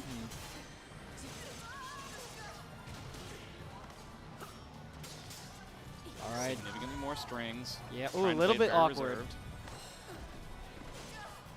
All right, a little bit of a poke game going on right here. Superfly Drew trying to bring it back slowly, but Jimbo still really good with the poke game. Kind of translates with his characters. Both characters that he plays regularly seem to do really well in the poke game. Yeah, the poke game, spacing game, that tends to be Jimbo's MO. Yeah. 1Bs are very good. Oh, yeah, you got to spend bar now. Yeah, you need to live. So he gets the mix up. No, tries to go for the 668. Good, just good awareness. Nice Blocks it. blocks. Goes in Drew again. is an impenetrable wall right now. Oh my gosh, he has to go for it. That's it. Just enough. Man, oh man. Fantastic hicking from on top Oh, of he things. kicks him in the face. That's rude. Decides to immediately spend bar. Interesting choice. Oh yeah, that's the gun. It doesn't get the. Oh, that's too bad. That Yeah. could have been huge. Okay, here we go. You get another chance. Yep, and then doesn't go into stance from there. Decides to GI. Interesting. I guess he just feels like Drew is so prepared for all of like the traditional mix that 2B has. Because again, like Drew does play 2B or did play 2B for at least a small amount of time. Yeah, so he knows. Yeah, so he knows a lot of that kind of stuff, and it seems Jimbo is respecting that kind of stuff. Yeah, but this poke game is still going really well. All right, the Soul Charge will come out, reset to neutral. We get to see the. That was -16. Oh my goodness, he So could have one twisted. thing that Drew doesn't have is like the block punishes, and it's definitely creating a bad. Like honestly, I don't think he could have killed off of a punish like that, but it would have been awfully close. Yeah, Now we're it would dealing have. with It would have scared him. Yeah, And now it's we're like- dealing with a situation where Jimbo could have a bar. Drew does have like the bar superiority right now, but that guard crush is looming. Yeah, you see Drew is just effectively like eating parts of strings because he does, and he's like mad sidestepping. That way he doesn't have to deal with this guard crush. Right. Oh my gosh, it's a raw 3B going in for the combo. Again, that's a mix-up tech trap as well. Just so much good mileage coming from to get that bar. So this is the thing. The guard crush did so much damage just in like changing Drew's mentality. If Jimbo can get out of here, there's a chance that he finishes the entire set off of this one soul charge here. Oh yeah, that's it. Is that it? Yep, that's it. Yeah, okay. He had a 6SB on top of it, Yeah. but very, very close, especially in the last game. I think that if Drew had shored up a certain level of his block punishes, because there's a handful of spots where 2B is pretty unsafe, -16 at least. At least -16. But it's tough. It's tough to pull that kind of stuff out in a very tense situation like that. I'm Mhm. talking about certain situations where they were both in soul charge. Right. And it was like the very last round, last hit, basically. It was really tough to try and like swing that momentum in your favor. Yeah, definitely. We saw how oppressive 2B Soul Charge is. Just and then you're gonna get hit sometime. Like you can do a low. You just like at that point, especially with the guard damage, like the level of weathering that kind of storm is very much not the easiest thing. There were so many spots where Drew felt totally comfortable just statue blocking. Right. In both games, it was only like, and the handful of times that he was active with like jamming out a button or jamming out a step, it worked out really, really well, which is probably why Jimbo went with AGSA so many times. He didn't want to have to deal with all of that stuff as often. But it doesn't net you as much damage. He didn't need that much damage in that play, so you know the weaknesses of the moves are kind of nullified by the context of the match. Yeah, but still very, very good showing from both players. Definitely still more caliber to be played. They're calling up some players. We know who Yeah, exactly. I assume Jimbo is in losers. We did see him lose to Incendiate, so that was losers. Drew is now out of the tournament. I would imagine Jimbo continuing on. He may get out of his bracket or get out of his pool relatively soon. Right. We'll see. It's he a might have to play possibility. Geo again. Oh, that's a Those kinds of situations are always tough. Yeah. When you have to beat somebody twice, because the person who lost, I actually consider to be in the advantage there when both players are good, because the person who lost, they had time to think about it. Yeah. And they have time to like, okay, well, I adapted. Jimbo obviously can't adapt in that situation. He won. How do you adapt to a situation that's already in your favor? So when the ball is in the other person's court and they're a good player, that's a rough spot to be in. Yeah, it's like, oh man, do I get double jeopardied or am I gonna get my run back? It's like, I'm going back salty either way. Yeah. Like, yeah. But yeah, no, it's just. You thought this was crazy. You gotta see the next pools. That won't be streamed. Yeah, that won't be streamed, so you won't get it. You thought this was crazy. That's the way it's going to be. Yep. There are no other crazies that you will be able to see. But there will be caliber tomorrow. So top 8 is tomorrow. Yes, top 8 is tomorrow. One would have assumed I would have known that. But you'd be wrong. Yeah, apparently it was like a last switch or something. Yeah, probably because we had so many entrants. I don't think people were expecting there to be such a high entrance for Which a game that's pretty old at this point. That means we're back here Sunday. Yeah. Do you know what time? No idea. That's too bad. They never tell me about this. Hopefully I won't be late. I mean, it's a fighting game tournament. Yeah, shout outs to NEC for giving us these shirts. Yeah, free shirts that I had to pay the player pass for because I was playing. But yeah. Do you have like your so like mine is yellow and yours is green. Mine I think is they green. accidentally gave me a spectator pass kind of thing. Oh dang. Yeah, I got so the I green. think I can't play even though I signed up as a player. No, you're playing. Are you sure? You're playing. How do you know? We're making you play. Like you're forcing me by Yes. by force of will? Yes. That's That what seems awfully that's extreme what and my violent. scene does to me. It's like, man, I don't feel like entering this local today. Enter, and I'm like, here's my $5, and then they take it from me by me going 0-2 because I didn't want to Yeah, play see, I anyway. don't have a scene anymore. The only person who is who's in my scene is Woes, and he's basically just a shut-in. He doesn't force me to go anywhere, nothing like that. That's a good scene to have, though. Woes is very strong. But okay, it looks like we've got the Battle of the Olive Shirt Brigade. Yeah, and this is for top 8. Okay, so this is to get out of the pool. Yeah, this is Right, to in get out of the losers, pool. I Yeah, think. so we got Vesper versus Rango. We saw both of these players, I think, went to Stellar Yes. earlier. Vesper at Stellar the went beginning, on a Rango at the end. tear. Yes, we're going to see Nightmare versus Setsuka yet again. Yep, and yeah, I'm excited. This is definitely might be a different play style that Rango might pick up. We may even see the nope, never mind. I heard Setsuka. Who you thought, Raphael? Yeah. I would imagine Raphael's tough to play against Nightmare. Yeah, because of the armor. Yeah. I might be wrong about that, but that seems tough. Where like basically you only have bleed. Bleed's like the only thing that gets you out of dodge. Yeah. In a spot like that. It's rough out here in these streets when you're a Raph player. But I think we're gonna get a execution check, it seems. I'd be willing to bet that that's the case. Yeah. We'll see if that ends up being the way it is. Certainly Rango would want this to be an execution check because he definitely doesn't want to be on a stage like this against Nightmare. The more walls, the better Right. for Setsuka in a spot like this. Not just for a reason like her wall combos are much better. It's just because her ring outs are basically nothing against the best ring out character in the game. Yeah, it's just like, oh, you could kick me out, but I have an I-16 ring out. Oh, I also have another I-16 ring out. By the way, did I mention I have an I-14 No, I guess ring out? Nightmare's reverse ring outs are not really the best, so maybe the best ring out character in the game goes to Yoshi. But Yeah. that's a pretty close kind of thing because the sheer longitudinal difference in some of these ring outs is so immense. It's literally mid-screen. It's like Mina launch kind of style. Mina. Yeah. We haven't seen Mina this tournament yet. Mina's not a particularly popular character anymore. I find her so fun to play. I guess the reason Pretty being... easy to play. Yeah, that's why. So there's that. It's like anything Keelik doesn't have. You basically Mina need to wait has. for Noah. Noah is the Mina. That is true, yeah. Noah's Mina is... Yoki doesn't really go to tournaments anymore.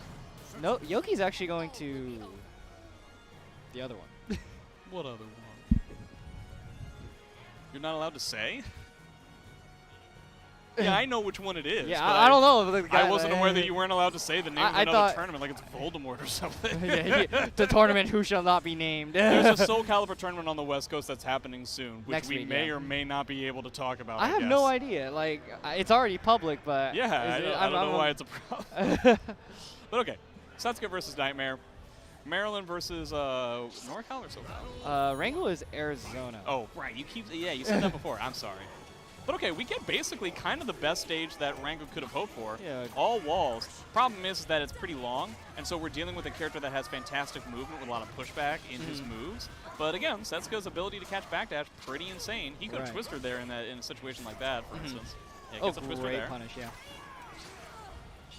Little tiny stuff. Vesper was doing that against Stellar. It was working for a significant amount of time. We'll see if he tries to do the same thing against a faster character. I love the fact that Wrangell is rocking the lizard head umbrella. Oh, yeah. the closest we will get to seeing Aeon in this game. Yes. Aeon is dead. Which is a shame. Turned into an umbrella. 668 killed him. Very similar to what we do with lizards in real life. Yeah. Gets a lot. That is the second or third fantastic sidestep that Vesper is able to pull off so far in this set, and they've each gotten him quite a lot of damage. Vesper might need to assume that sidesteps are happening more often than backsteps. Oh, this is gonna be a huge wall combo into a mix-up. Yeah, doing more of these resets that we've seen him do. All right, doesn't get the punish there. Okay, Nightmare has a lot of bar. He could decide to use it. Don't want to be too greedy with it. We kind of saw Vesper do this before. We ended up seeing the step duck at the end, but most of what ended up happening when they were both in yellow life was jump kick. That seems to be it. So now if Rango wants to go with his own jump kick and get a lethal hit out of it, That would be pretty. That would be quite a sight to see. in a set like this. But they both have me. Oh no, they're gonna burn the meter now. Makes sense. Get the knockdown, get the +4, go in, try to catch the backstep. Not gonna really work out. Even if it's just chip damage, that's a-okay. Yeah, but look at this. Good mix up again. Gets the plus frames. Decides to try to AG into the wall. Stopped by Soul Charge. Oh, what a step duck. He didn't Oh. even need to duck. Yeah, he was already so far away because Nightmare's backdash is crazy pants. Okay, uppercut. All right, He Twister. just got the green. I don't know what part of the ramp mechanic that is. Oh! Ooh, catches him trying to get the low. Oh, just one more. 2K Okay. is going to close out the game. I can already hear Boom. I don't know. You guys might even be able to hear it in the microphones. But Yeah. Maryland, I think Boom even brought a Maryland flag. He did have the flag. He has the flag I right now. assume it's shining bright. I don't know who all from Maryland is here. Boom, Vesper, Drew. Is that it? Yeah. Is Stellar Maryland? Cam is here. Cam is here. Scav. Scav is here. There's a lot of them. Yeah. A lot of Maryland players. Maryland scene. Go. They are tight knit. A lot of Hibachi's meter also already. too, Oh yeah. yeah, Hibachi's in one of the other pools. Yes, and 66KK into recycling terror charge again. Really advantageous right now for Vesper. He gets a reversal edge. Yeah. Doesn't get a whole lot of meter. Frankly, needed to reversal edge again. But yeah, Vesper's really picking Wrangle apart at the moment. Yeah. A lot of small opportunities that are turning into large damage. The Slayer of Europe, Vesper. Yeah, Can't sure. count him out. Gets a twister. Gets an umbrella, really. Yeah, umbrella, yeah. Oh, tries to go for a mix-up. Man. Blocks it in See, time. Vesper is taking advantage of some of these sidestep opportunities. Rango kind of hasn't gotten many, and when he does, it's not a whole lot. Oh my Is he gosh, dead? that could be. No, No. never mind. Oh my goodness. It was almost as if Rango dropped his controller in the middle there. It's like, no, I don't want to play no more. Yeah. Okay, meter aplenty for both players. See, like we're just not getting a whole lot of damage out of some of these spots. Yeah, you get some damage there, but that could have been like a 3-3B or something, you know? Okay, tries to go for the gun. Oh, Oh my wow, gosh, what a that AG. trade. Oh my god, that was such good value for Vesper right there. That's Okay. gonna be a wall splat, I don't think he's dead, but he's Oh, close. he is. Okay, and then he gets the wall splat into the follow-up. Boom, boom, boom. Oh my gosh. Never mind, he is dead. Oh my gosh. Oh man, oh man. Even Maryland players have to admit that was stupid. Oh my god. That was unfair. That's a little bit. That was like 60% off of 3AA wall. Now, I mean, like 3AA is massively unsafe. Yeah. But I don't think it's like that unsafe. But oh my gosh, seems that like was too so much. much damage. Yeah. And But okay, Vesper moves on. yeah, Vesper I think makes top 8 from that. Yeah, it looks like we're getting like double nightmare for that pool, both Yeah. winners and losers. Oh my gosh. Yeah. 2 nightmares in top 8. Yeah. That's to be expected. That was the final Looks like match? that's the final match. Is that the final match of the whole set? All right. All right, then. Guys, we're going to be switching over to Street Fighter now, as far as I know, but thanks very much for having us. Yes, indeed. Very much appreciate all the Soul Calibur matches. We're going to have 2 more pools, and then we're back on Sunday. Not 100% on what time, but you'll see the top 8s. Follow us on Twitter. Follow a bunch of people on Twitter. You'll be able to see when anything and everything is. Right, yeah. And you'll always, I always have the pre-commentary picture, so you'll know when Yeah, Calibur's sure, coming yeah. up. Yeah, and once again, we have JJJ. My name is JJJ alongside Nemo, wishing everybody in your own homes from everybody here in my home of Philadelphia a very happy event and a pleasant NEC. Indeed, all right. Signing out. Bye, guys.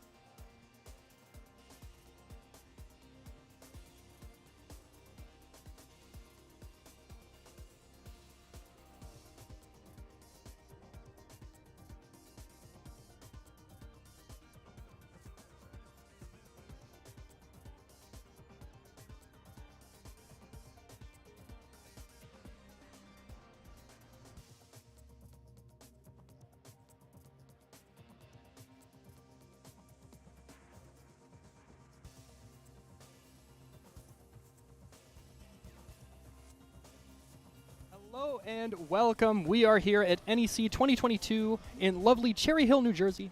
Technically, like more of Philadelphia. I am Mr. Mistopheles, joined by Cujo, Kate, and we are getting ready to bring you the top 16 action for Street Fighter V this year. How are you doing, Kate? Very good. And this has been a fantastic tournament here for Big E Gaming. That is 25 years of awesome stuff here. Philadelphia area, New Jersey area, and we are bringing you the top 16 for Street Fighter V. Yeah, and again, this is going to be one of the last big tournaments. We're getting into next year in June. It is just recently announced Street Fighter 6 is coming out. So we want to make sure to send these games off with a bang. We want to make sure these tournaments are high octane, very fun action. And what's cool too is we're seeing a lot of people who maybe otherwise might not get as much of an opportunity to shine. And so to have them fill out these brackets and get this opportunity up on the big stage, up on the big stream, is a really, really great opportunity. So in the winners, we're going to be having... we've got Idom versus Rick Wah. Okay. And then otherwise we have Cats Named Flash and Xano. And then we've got Yon versus Ragley and D'Anthrax versus Juju the Kid. And then what we got on losers? Yeah, very strong winners so far. Everyone driving into this awesome tournament here locally. A lot of good local players. For losers, we are going to have Mr. Mistopheles here with his awesome Akuma. Yes. Was knocked through with OG Yon. Yeah, I had an unfortunate situation. My stick disconnected. Hopefully that doesn't happen again. But we did squeak through in losers. And what else do we have real quick before we get into this? We're going to have you versus Zhang, who had lost to Xano. J1, who had lost to Punk, versus Hambone, who had lost to Ragley. Bossox, who had lost to D'Anthrax, versus Metro M, who had lost to Idom, who is here. And Azure Dynamo, who had lost to Rick Wah, is going to be playing Bert, who also lost to D'Anthrax. Okay. So, here we go, and we are going to have Cats Named Flash versus Xano. Yeah, now these two actually run into each other quite a bit online. They're from a similar area. And Cats is actually a training partner of mine. Nice. He's a very underrated player. He's and he undersells himself so much. He's so strong. In fact, he technically did beat Punk by DQ. Punk was also having controller issues. Yes. And so he DQ'd out. But it was 1-1, and he had a round. So he was on the verge of beating him anyway. Wow, okay. But I talked to him a little bit before this match, and he actually said that he usually has the upper hand against Xano. Yes. And using a character like Poison very strong. So we'll have to see how this plays out. I'm sure he feels confident. Yes. Yeah, definitely would say so right now, but both of these guys are definitely neck and neck right now on the life bar. So Poison trying to close that gap there on Nash right now, but Nash keeping the pressure. Great V reversal. Forced to use that V reversal there. But Nash did as well. This is still very much doable. Look at all the gray life up there for Xano. Just like that away from half screen. It's relatively safe. And he's already almost tied the life lead back up. He's got a bar. He can EX flip just like that, but he's out of range. Not able to punish. That's safe. That's right. Slowing down the pace of the game right now. Few frames of life left here for Cats Named Flash, trying to outrange Nash right now. He's not biting on the shimmy. My man is holding down back for his life. He is not scared. Are we going to see another EX? Does Xano have... And it doesn't even matter. That's it. That's right. And that's the amazing thing about Street Fighter V. Chip damage only viable for critical arts. Exactly. Yeah, it suddenly makes comebacks a little more viable. Right. You don't have to worry about a fireball character zoning you out full screen and then you die when you have a pixel, right? It doesn't seem fair. To switch this up. Okay, there's the crouching knee punch. Forward throw, and the stun is mounting for Cats. He's got to worry about this. Now, great resources here, 100% here for Cats. Oh, the back throw. This could prove devastating for Xano. Okay, trying to get that jump in. All right. Cats trying to fight his way out, using that long-range whip, just tag him here and there, but more importantly, he just wants to get space. Really, if he hits him, he doesn't even necessarily care. He just doesn't want to be in the corner. Okay. Okay, once again, all right, a little bit of slowing down the pace of the game here, and you can see the characters slowly pacing back and forth of each other's dangerous range, but that's it.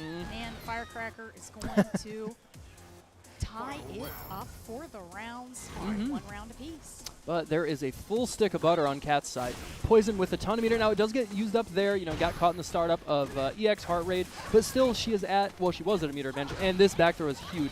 Now, Nash with his back to the corner. No V reversal yet. Nope. No V trigger to get himself out. He's going to have to work real hard. That's right. Nash now does have access to his full critical art bar. Oh, gets the jump in. Boy, that was, you could see he was starting up the anti-air, but it got snuffed out. Yeah. A little too early. Yeah.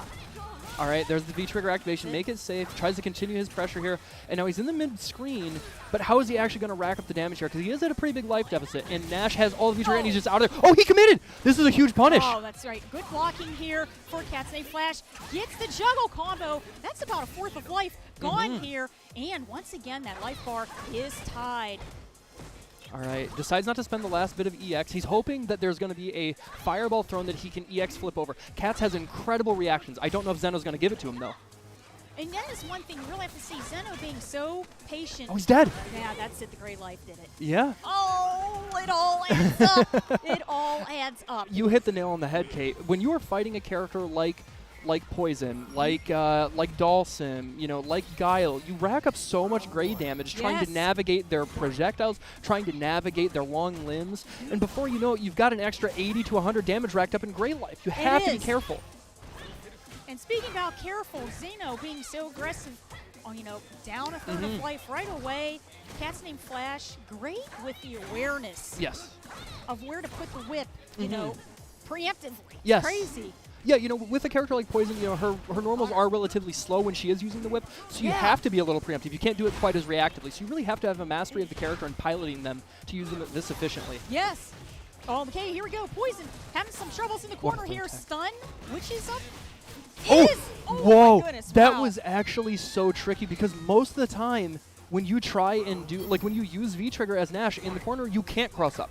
But he recognized that he was pushed out of the corner just a little bit so he could actually go there. Said, Cat's 100% expecting to stay in front. It was crazy. That was wild. Cheap. So wild here as well. Cheap mix-up here. You heard it at NEC 2022.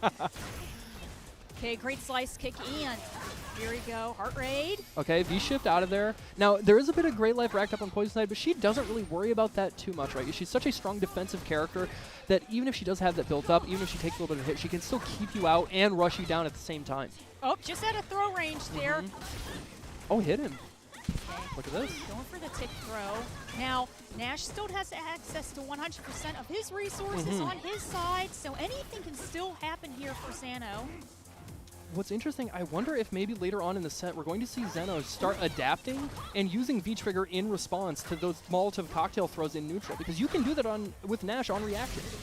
Oh, he's dead! Man, what a big slip once again! Oh, combos into critical art. That's it. That is it. Great stuff here. Zeno, who gets the game. So 1-1. That's right. We are tied. We are tied. This is huge. Yeah. This is huge. Very good. And you know what? And it shows the patience of Zano knowing when to go in, when it's safe to go in, because Katsune Flash doing a great job with the long range of the whip. Yeah, of course.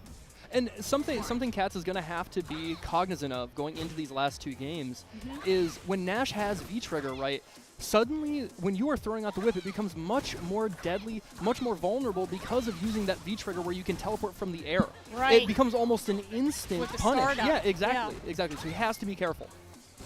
No punish on the whip bazooka neither. Big combo there for Zeno. And now we are pushed past the midpoint of the screen, able to get a pick up there, but not quite a knockdown. And now Poison has been pushed into the corner. Raw activation for her right now. Okay. Locking her down, going for that forward throw. Ooh, crush counter combo. Ooh. Closes it out. Very strong round there for Zano. So this is match point for Zano. Yeah, that's actually a fair point. I was thinking this was top 8, so I was assuming we were looking at first to 3, but that is not the case. Cats really has to make some adjustments here to move on and keep his tournament hopes alive on winner's side. Yes. Obviously, if he does lose, he's down in losers, but you don't want to be down in that Shark Tank. Take it from somebody who knows.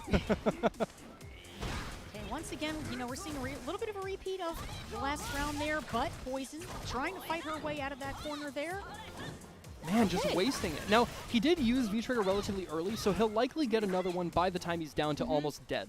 But is that going to be too little too late? Oh, running up and stealing a turn. Look at this. He's going to take the life lead here, and now he's in control.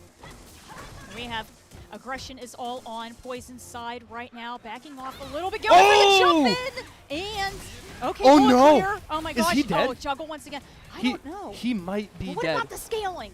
But there weren't many hits beforehand that did so much. It did. And that was just big. like that, That was Zano capitalizing on a mistake, able to take it 2-1 in a very, very close set. That it was was. so close going the other way. So close. It really was. The first game it was neck and neck. Mhm. The first game was neck and neck, but Cat's Name Flash got the first Yeah. win, and then Zano knew how to get around the whip pressure. Yes. And I don't think Cat's Name Flash had enough time to prepare, Sure. you know, the spacing and everything with the whip and the startup of the whip, like we Yeah. said earlier. Yeah, and I think on top of that too, we actually saw in the last 2 or 3 rounds there, Flash was kind of committing to utilizing the Molotov cocktail in like neutral and throwing it at ranges where it wasn't forcing Zano to block. They were going over his head. Yeah. And when you're Yep. just getting rid of your resources like that with Yeah. something so strong, It adds up. Exactly. It adds exactly. up. And it adds pressure because that V trigger bar is going down, Mhm. and so is the clock. Yeah. So it's Yep, crazy. so Zano takes it. We're going to be moving on to our next winner's side match. Before we get into that, guys, I do want to remind you, we were lucky enough to get a sponsor this weekend from, Yes. Quamba. If you use promo code NEC 2022, you get 15% off of any order of peripherals from Quamba. So Right. please do go ahead and check that out. Yeah. Um, Yeah, Quamba USA, you know, Quamba in general, a great arcade stick staple. Has yes, been with us for many, many almost years. 20 years at this point, right? Yeah. You know, it's been so Yeah. long. And they, been very supportive of grassroots events. Yes. They've sponsored players. They've helped provide funding. They've provided sticks for raffles, all that stuff. So Right. please, if you do have the itch to maybe buy some new peripherals or maybe get your very first fight stick, consider going with them. And again, use promo code NEC 2022 for 15% off. Yeah. You know, awesome stuff there for, well, Quamba. And I was going to say, a lot of the local scenes that come out and help with the events. You know, people that are doing the bracket running, people that are helping with setting things up and, Yeah. you know, taking things down. You know, people traveling in. Yeah, right, yeah. Exactly. You know, flying in, you know, driving in, busing in. Yeah. It all helps to make these events something a lot of fun and something great. Oh, for sure. Yeah, So- if you're not here, you are missing out. Yes. There's just no getting around it. And we are, we're ushering in this new era with Street Fighter 6, Tekken 8 next year. Well, we haven't no confirm on Project L, but we do have 2 big heavy hitters coming next year. So you want to get these experiences at these offline events. And now talking about experiences, we have a classic coming up. This is going to be Ragley versus OG Yon, likely Abigail versus Laura, 2 grapplers. Who will come out on top? Ah. You know, OG Yon is a fantastic Laura player. One of the best. Ragley using Abigail with all of that armor. But Oh, I have yeah. a feeling, you know, Abigail has gone through a couple of nerfs in the last few patches. So, we have a Christmas Laura. Okay, yeah. let's I go. respect it. Yep. Getting Yes. festive, deck the halls. Abigail is going to be in a world of hurt if he cannot keep up. Now, on paper, this matchup is very tough for Abigail because his wake-up defense is relatively weak. Laura being able to just, in the blink of an eye, like steamroll you and combine that with like Get you in the offline blender. PS4, like trying to react, it's so hard. It is. But look at the start. Already right. down 45% is OG Yon. Here we go. First 90 seconds out on the clock, and the pressure is on. OG Yon closing in on Ragley right now, tossing him right into the corner. Now, Yon is considering there is a bar of meter on the side. Oh, he didn't switch up. He was really hoping for the side switch there, but he's still going to take the damage. Right. Now, what I was saying is, Yon, he's going to have to be careful about how he's trying to approach in neutral, especially using those, because with that bar of meter, suddenly Ragley has the ability to use frame 1 projectile invulnerable EX flip. So he's got to be careful. Okay. Oh, didn't need it.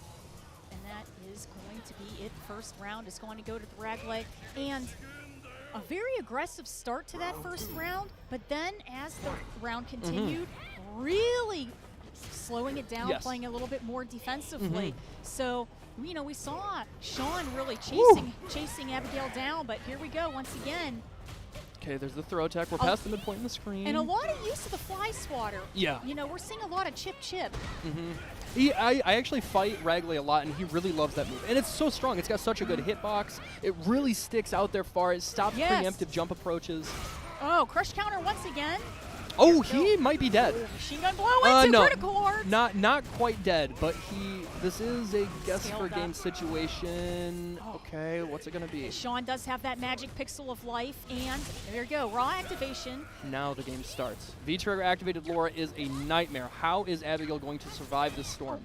Going for the surprise. Ooh. Oh, that is it. Okay, that's a little jab there. Crouching jab is going to close it out in Ragley's favor. First game. Yeah.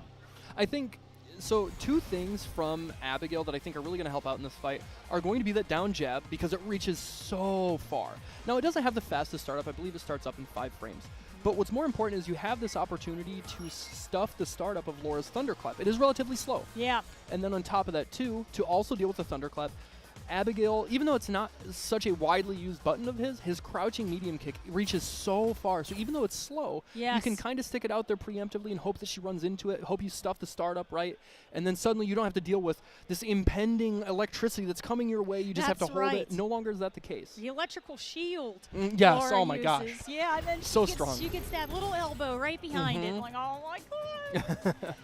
Okay, here we go. Readying up again, and going to the Ring of Destiny. Oh, it looks like. Oh, are we making a Christmas background? Oh, okay, yeah. Holy jolly. OG is going to start busting out the Christmas music. He's going to force it to be played over the speakers. You can tell he's in the spirit. Yeah. All right, so here we go. And we're going to see if Ochion is going to be able to get some of that damage off of the Ragley and get a game of his own. Yeah, it's the adjustments I think Jan needs to make is probably just playing a little bit slower. He does, because he is so good at it and Laura's so good at it, he does have maybe a predilection to I wouldn't say necessarily autopilot, but run his like flowchart offense, because it usually works, right? Yeah. It works so well. But Abigail is a character that if he happens to stop you just as easily, he can have things snowball for him. Yes. And you know what? And once, right there, we can see, starting off with the projectile, electrical shields, and that hopefully hoping that's going to take the first hit. Ooh. Now, Ragley did work himself into the corner there, and Sean's trying to keep him in the corner, get that pressure and a mix-up going. Okay, here we go. There's the Oki, the forward throw, and that is meaty. Yes, that is counter hit. Close to stun. What's the mix going to be? Oh, no, it dropped. That, he's still in control, but man, that's a tough spot, losing out on all that damage. Oh no. Okay, big comeback here for Ragley. Damage. Oh, man, that's a third of life is gone, and we are roughly tied in the health bars. Oh, okay, Sean. Okay, being very patient. Okay, jumps over the rush. He knows that is how you're supposed to punch that. Now, look at this. This is going to be tricky. He gets clipped, and everybody gets caught in the blender. Those are sharp blades. Great setup there for OG with the projectile, jumping in and out of the corner. Fantastic round there for Sean. Okay, but the mix-up. Okay, he committed. That could have been punished had that been blocked, but just kind of a happy accident for him. Now he's able to bait out this V-reversal from Abigail, and now suddenly his defensive options are that much worse, but he runs right through and tosses him like an infant babe. He's slowing it back down again, and the EX projectile out on the screen, trying to get the jump in. Oh, that's so tricky. Without a crosscut DP, you really struggle to deal with it. Look at all this damage, and in the corner, the Oki is going to be tremendous. Now, Sean does have access to a full V-trigger bar on his side, and trying to be very patient in the corner right now. And now Ragley's just backing off. He's not overextending. He's not going to give him this activation for free. He's going to make him work for it. Oh, look, there we go, the fly swatter again. Oh, not able to punish from that range. Okay, oh man, great cross. Yeah, side switch mix-ups here, and oh man, he is two spending V-reversals. Ooh, gets the pressure. She's dead. Wow, what in a reset. That was so much damage. Great stuff there for Sean. Ties up the games. Yeah, looks like maybe all he needed was a little bit of Christmas spirit on his side. A little bit of chilly weather. Abigail's not dressed for that. That's right, he's not. He's not. He's put the Halloween costume on, trying to counter it out here a little bit. Yeah. All right, yeah, tied up at 1 apiece. It's been an exciting match, very back and forth so far. Yes. You like to see these kinds of adjustments. Now, what will Ragley do to answer back? He honestly was in control for most of that, but once she activated V-Trigger, that's when things went south. What can he do to thwart that? Trying to keep Sean out with the momentum that he gets when he gets Laura going. And once again, here we go. Abigail in the corner taking a bit of that damage. Here we go. Yep, ice water. All right. Ah, yeah, Nice he's caught. anti-air. Now we're seeing Ojion adjust. He's starting to stand at a range where he can more readily anti-air. He's not going to be dead off of this, but this is a bad spot for Ragley to find himself. A command grab will kill. Or And will a that's confirm off of the lightning? Very- And we are on the verge of Ojion taking this in a reverse 2-0. That's right. Very strong round there for Ojion. Kept all the pressure on his side. And Ragley's going to try to figure out how to keep Laura out. Okay, dash That's a up lot of command damage. Grab. Yeah. Yep, just block there from Ojion. He doesn't want to deal with the potential crush counter. He understands that situation. He's fought this character a time or two. But honestly, he's out of the corner now. This isn't a bad spot. He's still got a life lead here. And he is getting pushed coast to coast, but still in the neutral enough that he can feel a little more comfortable. Oh, look gets at this. the jump in. Wow, right over. And, yeah, keeping that pressure up on Laura once again. Ragley jumping back for his life, just doing everything. And that trade isn't bad for him, but now V-Trigger is active, and it's potentially going to go south. Oh, thrown out of the V reversal, and Oh, she's dead. That's it, raw critical arts. I think she's dead. This should be enough. Yeah, this might. Not Whoa, quite. no, okay. She's alive. That's it. We've got the 3 pixels left. Oh, there it is. That's frame trap. Yep, That's spacing right. trap.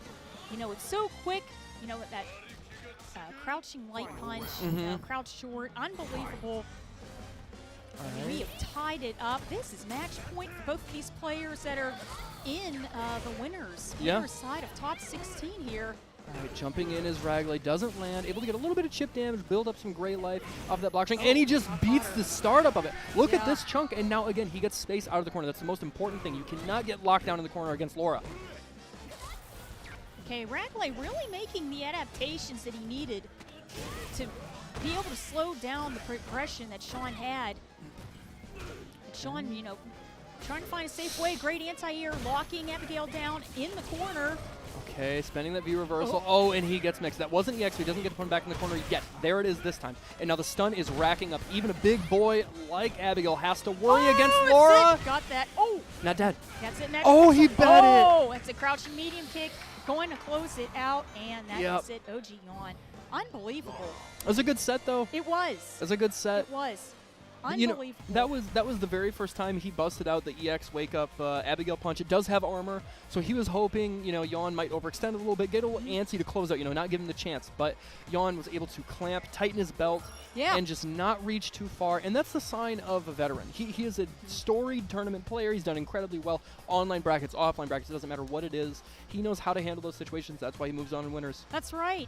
And one of the things that we also saw, something that Sean picked up on and adapted on, was he started off a lot of his moves with the electric. Yes. And using that like a shield, and then if he had the bar for an EX, and he would follow in behind it and let it take that first hit and keep the pressure up. Keep the pressure up. Because, you know, once he was in that neutral range, like we were saying, the startup of the projectile takes so long. Right. He was getting fly Yeah, he's swatted getting right clipped. out of that. Ping, ping. Yeah. But again, he will move on. So that means he officially makes top 8 tomorrow. That's right. Yep. We have another winners match coming up. Two. Yeah, two Actually, more. Right, yeah. So what's the next one we got? Or I guess maybe we don't know yet. We'll find out in a second. Looks like we're going to have Rick Wall and Idom. Ooh, okay. Rick Wall is a Geef player, right? Yes, he is. Yeah. And Idom has a few characters. He can play Laura, he can play Poise, and he can play G. We saw him playing G earlier in pools today. Oh, I didn't get the chance to see. Okay. Yeah, he was playing G in pools earlier today. Rick Wall, part of the Geef Nation, and he has been playing Geef forever. Yeah, since his inception. That's right. As long as he's in the game, that is his boy. And honestly, as an Akuma loyalist, I respect it. If your character's there, you play him, even if they suck. Yes. And I do gotta say, Geef has seen better days in this game. Right. Well, yeah. When it comes down to Geef, I think in this game it comes down to patience. Yes, of course. Yeah, of course. You know, it's like you got to flex everything and then try to get that big damage when you can. you know, and honestly just say a prayer. Now, So- you mentioned it. Yeah. I don't know. Is Rickwell religious? Because right now, Idom is picking G, and this is the devil incarnate for Geef.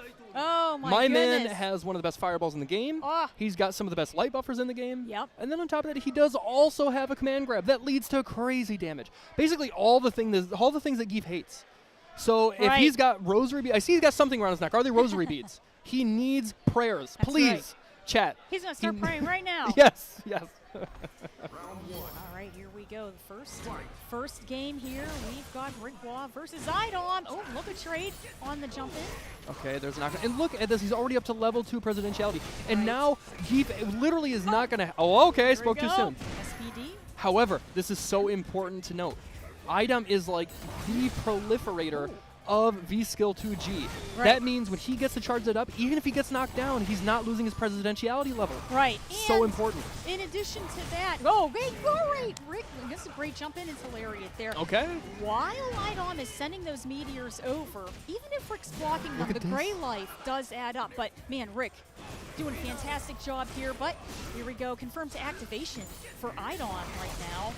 Oh, he's my dead. Goodness. Yeah, that's it. The All feature. right. I cannot believe that sucked in from that far away. That's right. We got a full screen feature right there. He spent That's the like extra money Christmas. on the industrial Hoover. Absolutely. All right, Rickwell, I We're see going, you. We're going He- full Dyson over here. He must be talking to the right gods. Again, he's got to have the rosary beads, maybe even something else that I've never seen. And that's it. Another good jump in there into Lariat. Okay. There's the Okay, knockdown. response with the V-reversal. I really love the way that he's approaching. All right, here's a big Great knockdown. juggle. Does get to update the level of presidentiality, and here's another knockdown. Look at this. Once more with feeling. Oh, okay, awesome juggle to the opposite corner. Okay, shift and Mhm. gets the break confirmed. But look how far down he is on life. He does have That's true. V-trigger. He does have V-trigger, but man, there's such an almost insurmountable life lead. And that's so hard too, right? But he's going to have to try and that's going to be tough. Yeah, this is going to be a very tough comeback here for Rick, and Okay. quick blocking there for Idom. And Okay, look at the so- space Idom is occupying just outside of that range where he will get sucked in. He knows he Oh. doesn't have to worry about it. And, the pace of the game slowing down because Idom knows. He's like, I don't really have to run in and do Exactly. anything too dangerous Yes. because I have an 80% health lead Mhm. right now. Okay, here we go. We are tied 1-1 in rounds. And you can see, okay, this is a big opportunity. Oh, no, yeah, that's only -4. You cannot get a command grab. Yeah. That had to be down jab. I think, honestly, that might have been the only thing he could get in that range because I don't think Lariat would have hit. Wow, fantastic stuff there into the spin kick. 4G. Oh, yeah, great stuff once again. Idom really having a good premonition of what Rick is going to be doing. And Rick having a difficult time here. That That's gonna first be it. game goes to Idom. Yeah. After that first round, Rick was able to catch him off guard a little bit. Maybe Idom's a little sleepy, but after that, he was able to open his eyes, adjust, and really show what it means to be this kind of player. Right, Idom is one of the very best in the world, arguably Right. the best. Right. When you are that good, Yes. you know how to fight character archetypes, and that includes big body grapplers. And now that's something that, mid-level players, low-level players really struggle with. If you want to know how to beat Geef, really as any character with a projectile, notice Yes. the ranges he's using. Notice the buttons he's using. Right. He knows how to break it down. And one thing, speaking about Idom's awareness, Mhm. he noticed Rick jumping in. Yes. And he was anti-airing, and he was getting these massive juggles Yes. off of that. So, Mhm. Rick needs to possibly stay on the ground Sure. a little bit more if he can try to flex his way in. But it's hard. I can see what he's trying to Of do course. because of the meteors. Yes. Yeah, it's so, again, G, even without being leveled up, his fireball works especially good. Right. Especially well, rather, against Geef, because it covers so much space. Relatively fast startup. Okay, and now look at the Here we big go. crush counter. Look at this. All right. And that is it. We have G down about a third, but he is gaining it right on back on Zangief's side. Now he is. Look at how much V gauge he's building, but Right. is he actually going to be able to use it in a meaningful way? Okay, this is a good start. This is a good start. He did use it all. He gets the EXSPD follow up. Now what's the Oki? And he just V shifts out of there. Idom plays grapplers. He knows that is how you defend Right. against them. You know, and Icon does a fantastic job at playing the long-range game. Does Mhm. fantastically with poison, and you can see it right here. Doing fantastically with G, because he knows he's got 40 seconds on the clock. He can Yep. send over as many projectiles as he wants. Chip you right away. And honestly, look how much meter he's building, too. He's going to build full critical art by the time this is done. Over and over and over, just throwing out that fireball. And what can Geef do? You know, I don't often have empathy for Geef players or big bodies in general. Right. But I got to say, this is tough to watch. It is. Oh, here you go with the rush punch. Unbelievable. You know, and at the end of the day, it might have not been the flashiest end to a round. Sure. But it got what he needed done because he did not. His life was low enough that he didn't want to get close Right, to right. Zangief for a comeback. Exactly. Okay, and this is going to be match point here for Idon. Man, it's just so hard for Rick to find a meaningful range. And again, that's what's so tough too. On either of his go-to special moves, Idom or G is not punishable by Zangief because his SPD starts up in 5 frames. That's too slow. Yeah. Okay, got the splat. Keeping that pressure up, Rick. Oh, he challenged. All Now right. Rick does have access to full critical art bar. Oh, okay, and this that's is a it. real punish. Oh, he got him. He's going to take a life lead here, but Idom is building a good chunk of meter, and he's got B trigger active. Okay. There it is. And that's it. We're going Oh, he dropped it. With punish that with SPD. Oh. Wow. Oh, he's dead, I think. He should be able to close it out. Oh, the fireball dropped. He's got a chance. He's still alive. Okay, great mix up here. Okay, Idon slowly building up this great life, but that is it, the EX Meteor. Fantastic. That was very entertaining. That was a really good competition for Rick For and sure. Idon. So we will be seeing Rick in losers. You hit the nail on the head. That's what I was going to mention. His dreams are not dashed yet. He made it here on winner's side. He can continue to prove himself on the lower half of the bracket. That being said, Idom moves on, and now we've got one more match in winners. That's right. It's going to be D-Anthrax versus Juju the Kid. Okay. Now, this is going to be an exciting one to watch. D-Anthrax is a friend of mine, fellow, you know, he really grinds a lot online. Yes. And he plays multiple he does, yeah. Yes. I'm assuming he's going to be using Bison. He did also dabble with Cammy, but Cammy has been pretty heavily nerfed this past season, right? Yes. Bison's still in a very good spot. But what I'm most interested in is to see how D-Anthrax handles his emotions. He's a very emotional player. He gets in his own way a lot, and that's because he's exceptional. He's so strong. Right. But it's really easy for him to get tilted or get put off by something, right? So if he can keep his emotions in check, he is so technically strong. And on paper, one of the strongest players here. So I'm hoping that he feels confident. He's on winners. Right. He's in a good spot. I want to see him carry that in here and see how he handles this next match. Yeah, you know, we're going to have to see how he is going to do. And, you know, he's definitely, like we were saying, plays multiple characters. Some of the other characters that he has played is Rashid and Chun-Li. Oh, yeah. Okay, yeah, you're right.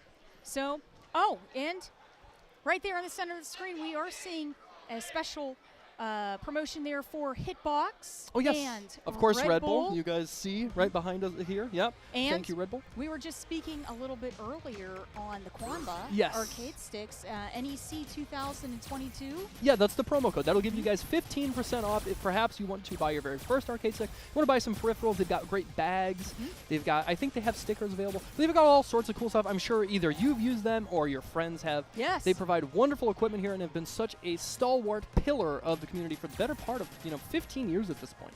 Very, very strong supporters, always believing in the grassroots, so thank you so much to them. Again, that is promo code NEC 2022 for 15% off.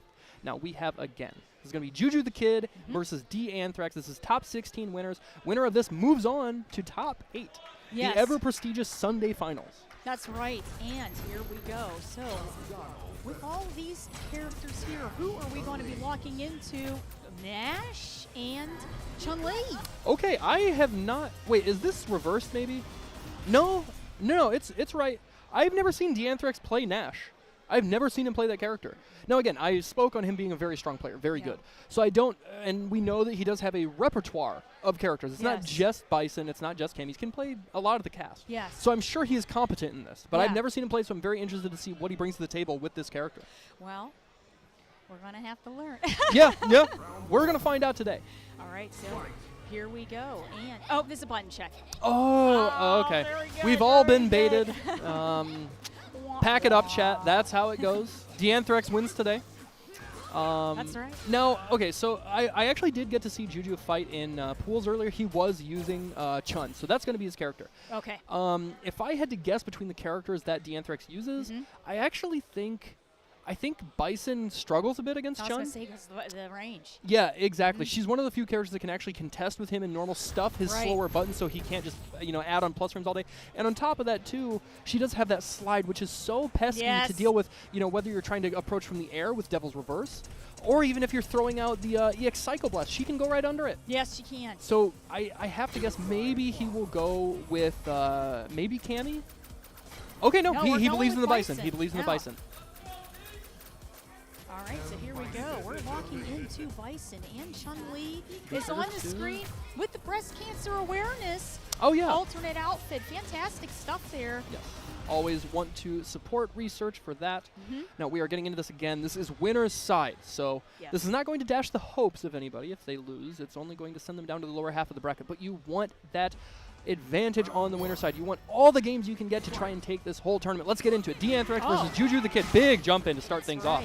Starting it off with a great amount of damage there, a fourth, and that's it. A fantastic anti-air. Ooh, okay, he doesn't bite on the instant air legs, but look at this life lead already, and the stun is adding up. We're at 95. Okay, now it's dissipating. That's right, caught on the fireball. Oh, he tried to go for the back roundhouse. That could have been a slide. Wake up EX spinning bird kick. Throws it right back at her. The Anthrax, great stuff with the awareness. And the counter hit conversion is going to close it out. That Psycho Blast sending her down. It's not quite Tuesday, but Bison remembers what he did to her father. It. Okay, slowing down the pace there a little bit. That neutral medium punch is a fantastic quick move there for Chun-Li. It'll catch you off guard. One other trying to get another jump in there. D'Anthrax. Yeah, that's something I'm noticing, right?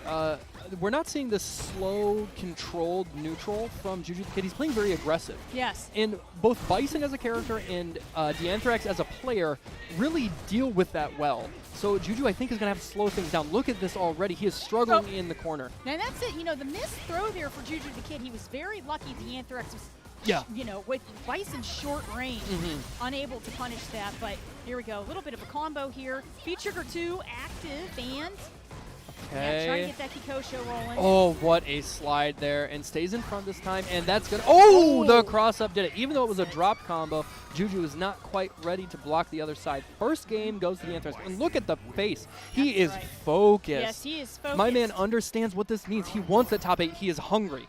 Yes, that is it. And first game to D'Anthrax. Oh, okay. Try to get that jump in. Yeah. He's tried a few times, and it hasn't quite landed its mark. He's been able to thread the needle, maybe getting over some of these projectiles, but he hasn't actually landed a hit yet. So like I said, I'd like to see him slow things down and utilize Chun-Li's exceptionally strong neutral, great range on that stand roundhouse, and still to stand fierce and just wall Bison out. Don't let him bully you, and don't overextend to give him these easy punishes. Right. Yeah, a little bit of a trade there once again. Juju's having a difficult time trying to get some momentum on D'Anthrax, even trying to open him up right now because he's playing like a wall. Yeah. Okay, that's it. And activated V-Trigger. Okay, goes for the unblockable setup. Actually catches him in the air. Now that's a ton of stun. He's taking the life lead here. But there's the V-Trigger activated. He keeps it safe. Yep, that's EX legs.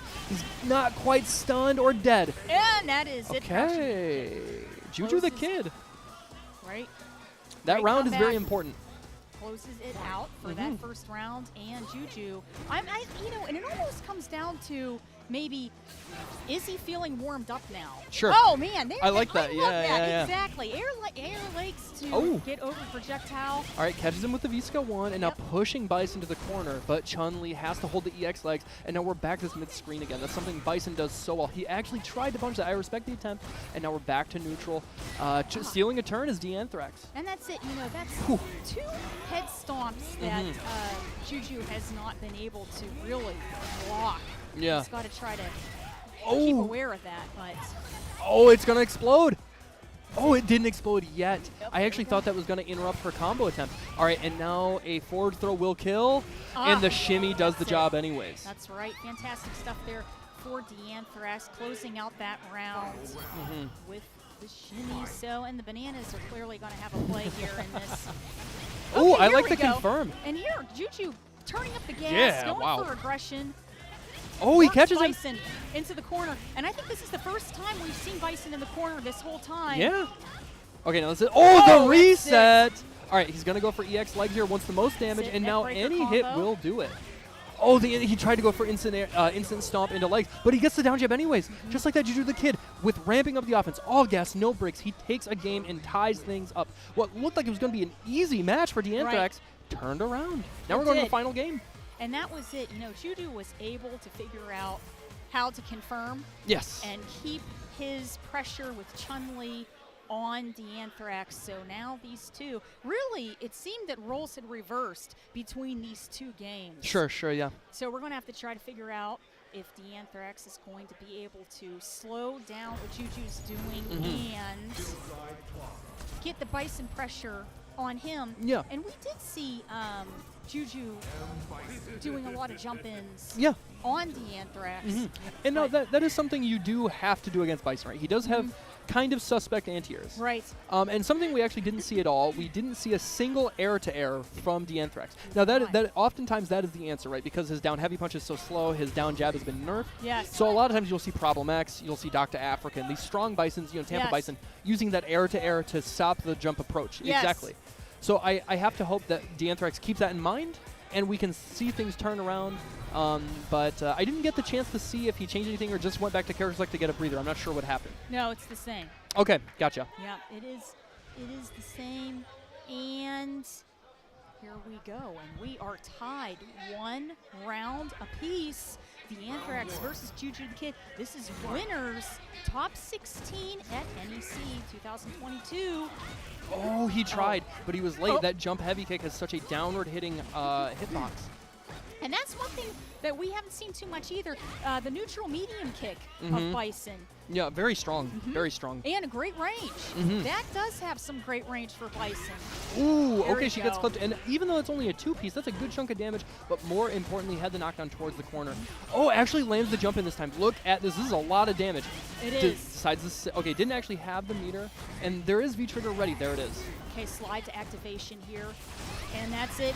K combos and confirms to EX scissor kicks. Back throw. Oh, okay, EX man. legs. That's right. Pulled him right in. Oh, Cycle Crusher ready to go. Blocks it that time. Oh, and that's stuffs it. at the stand. Medium kick. That's You right. hit the nail on the That head, was Kate. Clearly the Yes. answer. That's what he needed when it was needed most. And just like that, he has the advantage on the verge of taking this 2-1. However, that was not free. Juju the No. Kid was very much in control of a lot of those situations, just Yes. flubbed up a little bit at the end. So I think he can feel confident going into this last round that he can still turn it around. Oh, I thought that was going to cross up. Okay, a little bit of patience here. Both characters really trying to open each other up. Okay, EX Fireball on the way. Oh, there you there go. it is. Air to air. That's it. You got the reads. All right. Oh, yes. Stuffs him out of that scissor kick. But this is still a big deficit to try and overcome. No answer for that EX Devil's Reverse. Nope. He's out of there, and just the jump here back jab. I we go. love Air that. to air once again. Oh, shimmy. And the forward throw does it. D'Anthrax pulling out the dirty stuff in the 11th hour. He moves on, securing his top 8 spot for tomorrow. Unbelievable stuff there for D'Anthrax. Yeah. And one thing you really have to say for Juju the Kid, when he got the confirm, his combos were right on. He was Yes. getting that huge damage, including those really intricate neckbreaker combos. The Yeah. head stomp ones, they were just amazing to see, but it just wasn't enough, especially when D'Anthrax was trying to mix it up with the shimmy at the end. Yes. Yeah, and that was something that D'Anthrax noticed throughout the set. There were actually, I think, 3, maybe 4 situations where he caught Juju the Kid reaching. He understood that he was going for this delay tech, this very layer 1 mix-up, right? And he was getting caught with that shimmy. So obviously, a player of D'Anthrax's caliber, he's going to pay attention to that. He's going to keep using it. He's going to make you pay for that overextension. And he did it when it mattered most. That's why he moves on. And the head stomps. Yes. So we were seeing they were being thrown out every once in a while to keep it as a surprise, Yes. right? And Yeah. then in that final round, it's like you started to see the head stomp, and we saw a devil's reverse. Yeah. Well, that was blocked, but the head stomps weren't, and then it was the shimmy at the end. So awesome stuff there for D'Anthrax. Yeah, I'm excited to see him move on. Again, Juju the Kid still has another chance. He's just down in the loser's side. Yes. And that being said, we're actually done with all of our winners matches. So we're going to be going down to the lower half of the bracket. Do you want to run that down one more time, Kate, for who we have? Well, we're going to have you. Yes. Versus Zhang. And when Zhang was in pools, he was using Luke. Okay, Luke. Gotcha. Okay. We are going to have J1, who had played against Punk, who was knocked into losers by Punk, versus Hambone, knocked into losers by Radley. Yeah. Bosox, knocked into losers by D'Anthrax, versus Metro M, knocked by Idon. Okay. And then Azor Dynamo, knocked into losers by Rick. And then we're going to have versus Bert, knocked into losers by D'Anthrax. Okay. Yeah, so that is going to round out our loser side of top 16. I actually wonder if I would assume they would have come and got me if I'm going to be the first match. Well, it looks like it's going to be Metro M versus Cats Named Flash. Okay. Now, again, Cats did start off the day in winner's side, but these two play all the time. Again, from a similar area, they go to like the same locals. Now, Cats, I actually think like all of the characters he uses, except for Poison, do fine against Vega. Poison actually does struggle a bit against that character. Yes. Vega doesn't do horribly against Fireball characters. Right. And especially not Metro M. He is, in my opinion, one of the very best Vegas in the world. Not even just the U.S. I think he's right up there with people like Metal Lizard, like Arlieth. Yep, Raiketsu. Yes, exactly. He does have a very different playstyle, but he's proven himself in online tournaments, offline tournaments across the country. He's very, very strong. Very. I'm not quite sure what the head-to-head record is between these two. I would have to guess. I think Metro M probably has the advantage, but not by much. I imagine it's pretty close. Right. You know, he's going to have to get in close. Yes, of course. With Poison. The long-range game, even the neutral range game, which with Vega. Oh, we have Ryu? So that's what I was saying. I do think Vega, and I've heard from other top players, I think Vega does pretty well against Poison. So going with Ryu here, you have a ton of damage. You have a hard-to-react-to dash. Your low forward is incredibly good, great active frames. Right. And then on top of that, you have some of the best fireballs in the game. So you don't get to have this easy access of navigating fireballs as Vega. You actually have to really pay attention to the time. You can't jump for free. I think this is a good pick. And, you know, speaking about fireballs, using Vega's Beast Skill 1 with the spin, fireball invincible. Exactly. So he's going to have to find the right range, but right now we actually see Cat's Name Flash turning on the offense, but the defensive back throw. A weird situation there with the EX wall dive, and now Metro M is out of danger. Okay, sweep into activation. Just out of throw range there. Cat's Name Flash sending that plasma right over. And the claw is Ooh, gone. man, and getting the knockdown off of that fireball. Okay, he's not quite dead. Tetsu, and wow. goes for the Season 1 Classic. Yes. That's mental damage more than anything. Honestly, that is absolutely sending a message. Very aggressive. Cat's Name Flash is taking the same idea with the fireball shield as OG Yawn. Sure, yeah. You know, we're using that as a little bit of protection. Caught the startup, though. Metro M. Ooh, That's it. big shimmy. That's a ton of damage, but more importantly, you get to keep the corner. All right, he jumps off the wall there. He's still in control. You get to use this stand medium push to just slice and dice Ryu. I like that. Go to the other side. Yeah, cross the sides here. Okay, that's it. EX roll. A little bit of invincibility. And he still has a bar to work with, so Cats has to be careful the range he's throwing fireballs. Metro can absolutely react to those. Okay, gets the knockdown. Here's good damage. Here's the Oki, too. He's got the corner, and now he's just waiting for the jump, and it finally comes. Not spending meter. He doesn't have to. There's the slide, and Metro gets around. Fantastic. Lead trigger combo there for Metro M. We have tied it up one round apiece. Oh, trying to get the jump in on Vega. Forward throws, good situation. One of the better buffs they gave. Oh no, and that is an issue. From max range, his Tatsu. I think medium Tatsu would have worked, but heavy Tatsu does not connect at max ranges like that. EX fireball. Oh, roundhouse right over Vega's head. And now that medium punch and the forward heavy punch, just such strong keep away tools from Vega. Metro M knows how to use this character like a surgeon. Okay, Ryu does have his activation. Okay, out of throw range once again. It makes it so difficult playing against Vega because of his block speed. You know, he's got a very quick walk forward and back. Hey, claw switch combo here. Oh, yep, that meaty crouch heavy punch, able to confirm into the heavier hitting combo, and he gets the first game. That is now it. we do see, you know, Cats. When we pan to the character or the players there, you can see he had a bit of a quizzical look on his face. Yes. He was, you know, trying to figure out what he needs to do to adjust. I think he needs to try and maybe like stick a little bit more to. Well, I was about to say stick a little bit more to the fireball game, but clearly Metro M had that idea too, landing a big jump in early. Okay, putting the claw back on Ryu, and the gray health is gone in the corner. Right, man, look at the stun That's too. Right. Stun locked in place. Okay. Oh, the Tatsu made it through. Oh, no activation off of the sweep there. Okay. A little bit of trade on the fireball. He's down a lot on life, and now even more. The EX just putting things down almost 5% life, if that, 3%. This is a tough spot for Cats. It's hard to make this comeback against any character, let alone a character like Vega, and just like that Metro M getting the round. This is looking bleak. It is, yeah. The raw Tatsu, that was, you know, just trying to get something moving there, but we're seeing Cats Named Flash, you know, trying to open up Metro M right now, but the neutral game for Metro M is so unbelievably good. Yeah. He can't get anything started. Okay, following up that EX fireball. Oh, no. Okay, he gets the knockdown. All right, and now he's going to take the life lead here. He has him in the corner. No knockdown, but he's still got the stun racked up. He needs to capitalize on this. He needs to win this round. Okay, there you go. And that is the first V-skill that we've seen so far in this competition against these two. Okay, this is a lot of damage. Soloplex. And a forward throw will kill. Oh, he tried to walk in. Metro M knew it, and now he's not going to use super here, but the next confirm can potentially kill. He's hoping for a crush counter. No such luck.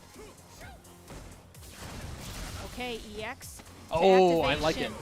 The little stutter step. Just a little bit of a tick before the throw with the crouch short there, and now he has a breath of life.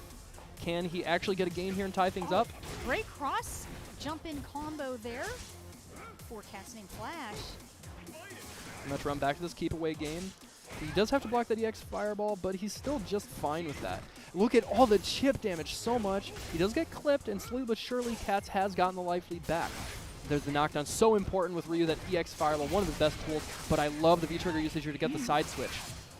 Okay, okay, closes it up with the EX slash. Okay, sweep into activation once again for Ryu. Both players have roughly the same amount of life. This Strong is so jump much in combo damage. here for Metro M. Are we going to see the command grab? That will close it out. Oh, what a jump. He had such a good read. He was inside his brain. That was it. He knew when the fireballs were coming, and that made the biggest difference throughout that match. Yes. Awesome stuff there for Metro M. And one thing you really have to say for Cats Named Flash, very strong ground game. Yes. Very strong close range projectile game. One thing we didn't see, but that was more because Metro M was only doing it when he knew it was really safe. We didn't see any DPs. No tracking punches. Yeah, and truth be told, even there were a handful of situations where Cats threw a fireball and Metro M jumped in after and he was able to block. And now something I've always heard talked about from like OG players, and I hear Zaffarino talk about this a lot, is if you throw a fireball and you have time to block, you have time to DP. You should at least try it, and that didn't happen. And there were probably 2 or 3 instances. And now, again, if you block a jump in attempt, you don't take any damage. But you do have to deal with a mix-up. They have plus frames. You have to worry about strike throw. You have to worry about a frame trap. And you are taking a little bit of chip damage. So it's like, it might not be the worst situation, but blocking a jump in still isn't great. Right. Yeah, that is true. That is true. Well, awesome stuff there for Cats Named Flash, and he's out. That's right, out of the tournament. So we are going to have our next match up, and it's going to be Juju the Kid versus J1. Who does J1 play? We know? have here. Oh, J1 plays Nash. I know this guy, yeah. I didn't know that was his name. I know this guy. He's a strong Nash player. So Chun-Li versus Nash. Yeah, Chun-Li versus Nash. Now this matchup, I actually think Nash does okay. Again, because his fireballs are not conventional fireballs, he can throw really, really slow ones. So her slide is not quite as effective. And on top of that, he moves around the screen in this, very unorthodox way. It's hard to pin him down. Yes. So he can make Chun-Li overextend. He can make some of her combos hit in a weird spot where, they might drop and he can get a punish. Mm-hmm. And then on top of that, too, V-Trigger 1 as an answer to her slow fireballs means that suddenly you can get a huge punish. Oh, he's actually using V-Trigger 2, so never mind. I guess I will stand corrected. Oh, this is button check. Button check. I would have to guess he's probably still going to use this setup, but it is a button check. Just making sure the pads work. Just as another quick reminder, guys, go ahead and use, if you're looking for a new peripheral, use promo code NEC 2022 with the Quamba website. You can get new peripherals, maybe buy your first fight stick, buy some new buttons, new lever, or a bag, whatever you want. Right. They make great products and have been such wonderful, familiar supporters of the FGC for the better part of 15 years now. And so any way that we can try and engage in a partnership with them and help boost their business means a lot to them. It means a lot to us. So please consider doing that. We are going to get into this. No more button checks this time. That's it. J1 versus Juju the Kid. It's honestly cool. I'm curious how young Juju the Kid is. I saw while he was in pool, I believe his dad was actually recording his matches. So I wonder, maybe this is his first tournament? I don't know. Well, at Summer Jam, the winner was Lost Prophet, and he was young. Yeah. Like, I think 17. Oh, wow. Yeah, very young. From, I believe, Virginia. Okay. A Ken Gotcha. player. A Ken player. Played unbelievably well. Yeah, fantastic. And, that's what this is about. Bringing in new people. Yes, bringing so in, important. And really at any age, anyone that wants to play. So, speaking about playing, here we go into this match in top 16 losers. Good air throw here. Great response here for J1. Yeah, very strong response right off the get-go. He's showing that he is not, and even using the down medium punch against the air legs, she's not going to get in for free. Big counter hit, no conversion though, leaving a little bit of damage on the table, but this is still a strong start for J1. Good text in the center of the screen. Keeping that pressure up with fireballs, but they are getting absorbed here. Yeah. And look at the adjustment from Juju already. He tried to jump in again, and this time he used that really low-hitting jump heavy kick to blow up the delayed down medium punch. Nice. He knows how to change things up. Yes. He's not a one-dimensional player. No, and there's nothing wrong with that. Changing the pace of the game also helps throw your opponent off a little bit. But here you go. Pressure once again. Oh, man. Oh, look at this. Unbelievable stuff with that Kikosho. Oh, he's dead. I would have liked super there. I don't want to give him the chance to live, but man, okay, no with punish. And there you go again with that neutral medium punch button there. He's dead. The neutral strong. Oh, man, that's it. The EX moonsault. And that is what happens when you don't spend the cash. He went for that EX legs ender rather than going into super. And even if it was going to be a very advantageous spot, it seemed, how do you lose this? He managed to give the comeback to J1, and now you feel a little rough about that decision. Yeah. Fantastic clutch stuff for J1. Oh, here we go with the slice once again. He's doing a really good job playing this hit-and-run style, and that's what Nash excels at. He has kind of this guerrilla warfare. I'm going to attack you, then retreat. I'm going to throw off your rhythm. I'm going to make it so that you don't really get a plan against me. You're going to be struggling to keep up with me in neutral, keep up with my movement. And look at already. Speaking about movement, and that was especially dangerous Season 1 Nash when he would move across the screen like a freaking lightning bolt. Unreactable dash. Like, oh, yeah. All right, he blocks that. Oh, he puts himself in the corner here. Moonsault moves him right in. Oh, the side switch. Oh, crazy, fantastic stuff here for Juju. And will this do it? I don't think so. I think it's going to scale too much. Oh, man. Yes, just barely. Magic and now Pixel, sweep and oh, man, dangerous stuff here now. Oh, brutal. He made the right decision, and honestly, who could have imagined that wasn't going to kill, right? It was literally, you couldn't even see the pixel there. I think he made the right choice. It was just an unfortunate circumstance. I hope he's not too rattled. He still played very well. And you got to figure those were 2 rounds that J1 got with like barely a pixel left of Yeah. health. So awesome stuff there. Round game goes to J1, and we got a lot slower of a start to this round here. Man, he is running into those V skills a lot, and that's something that has been buffed over the past season. Very, very strong. He gets to confirm that into his stand medium kick now, which guarantees the heavy scythe follow-up. So it's a ton of damage, a ton of Oki. You can't just give that to him for free. Look, again. Oh, he got caught tacking. Chun-Li. Oh, gets shimmied in the corner. What a shimmy. And that is going to be it. The round is going to go to Juju now. Or I'm sorry, to J1. So this is going to be match point here for J1. And the banana is gone. Dole, not happy with their sponsorship. I cannot blame them. Chun-Li is not showing them the best light. She's getting beat up here. Nash trying to keep her out, you know, very content to just play this full screen game, lame her out. Occasionally rush in like this, but even then he doesn't have to continue rushing down. Okay, Chun-Li trying to get in with the air lightning legs, goes for the back throw, and she does have access to a full resource bar, critical art ready to go on deck.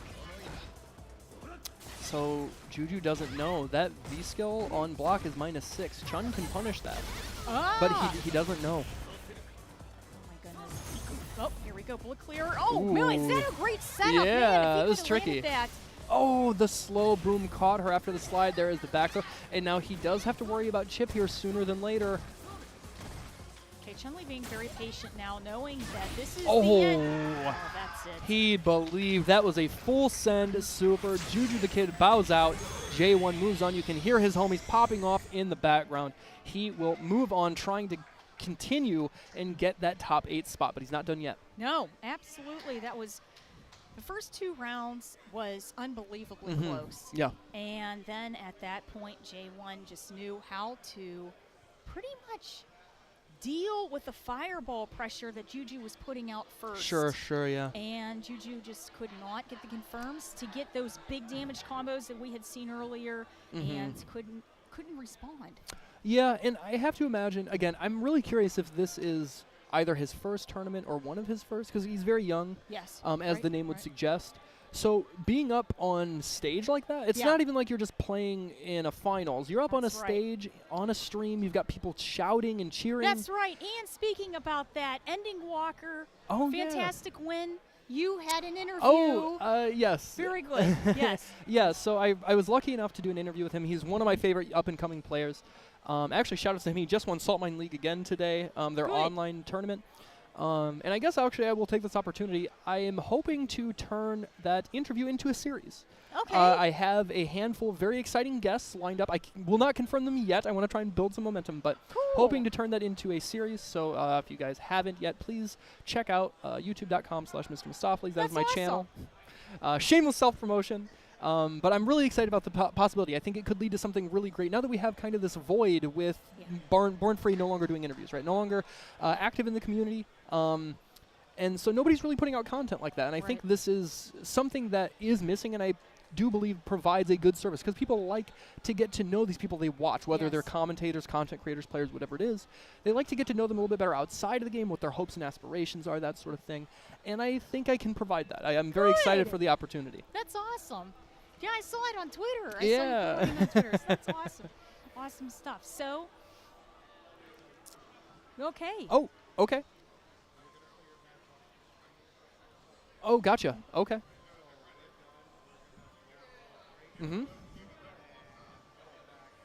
Okay. Recoup. Okay. Yep. So, yes, we're going to take a little break. We'll be back. Root me on. I got to go play my match off stream. And then we will see you guys in a little bit, I guess. See ya. All right. Take it easy.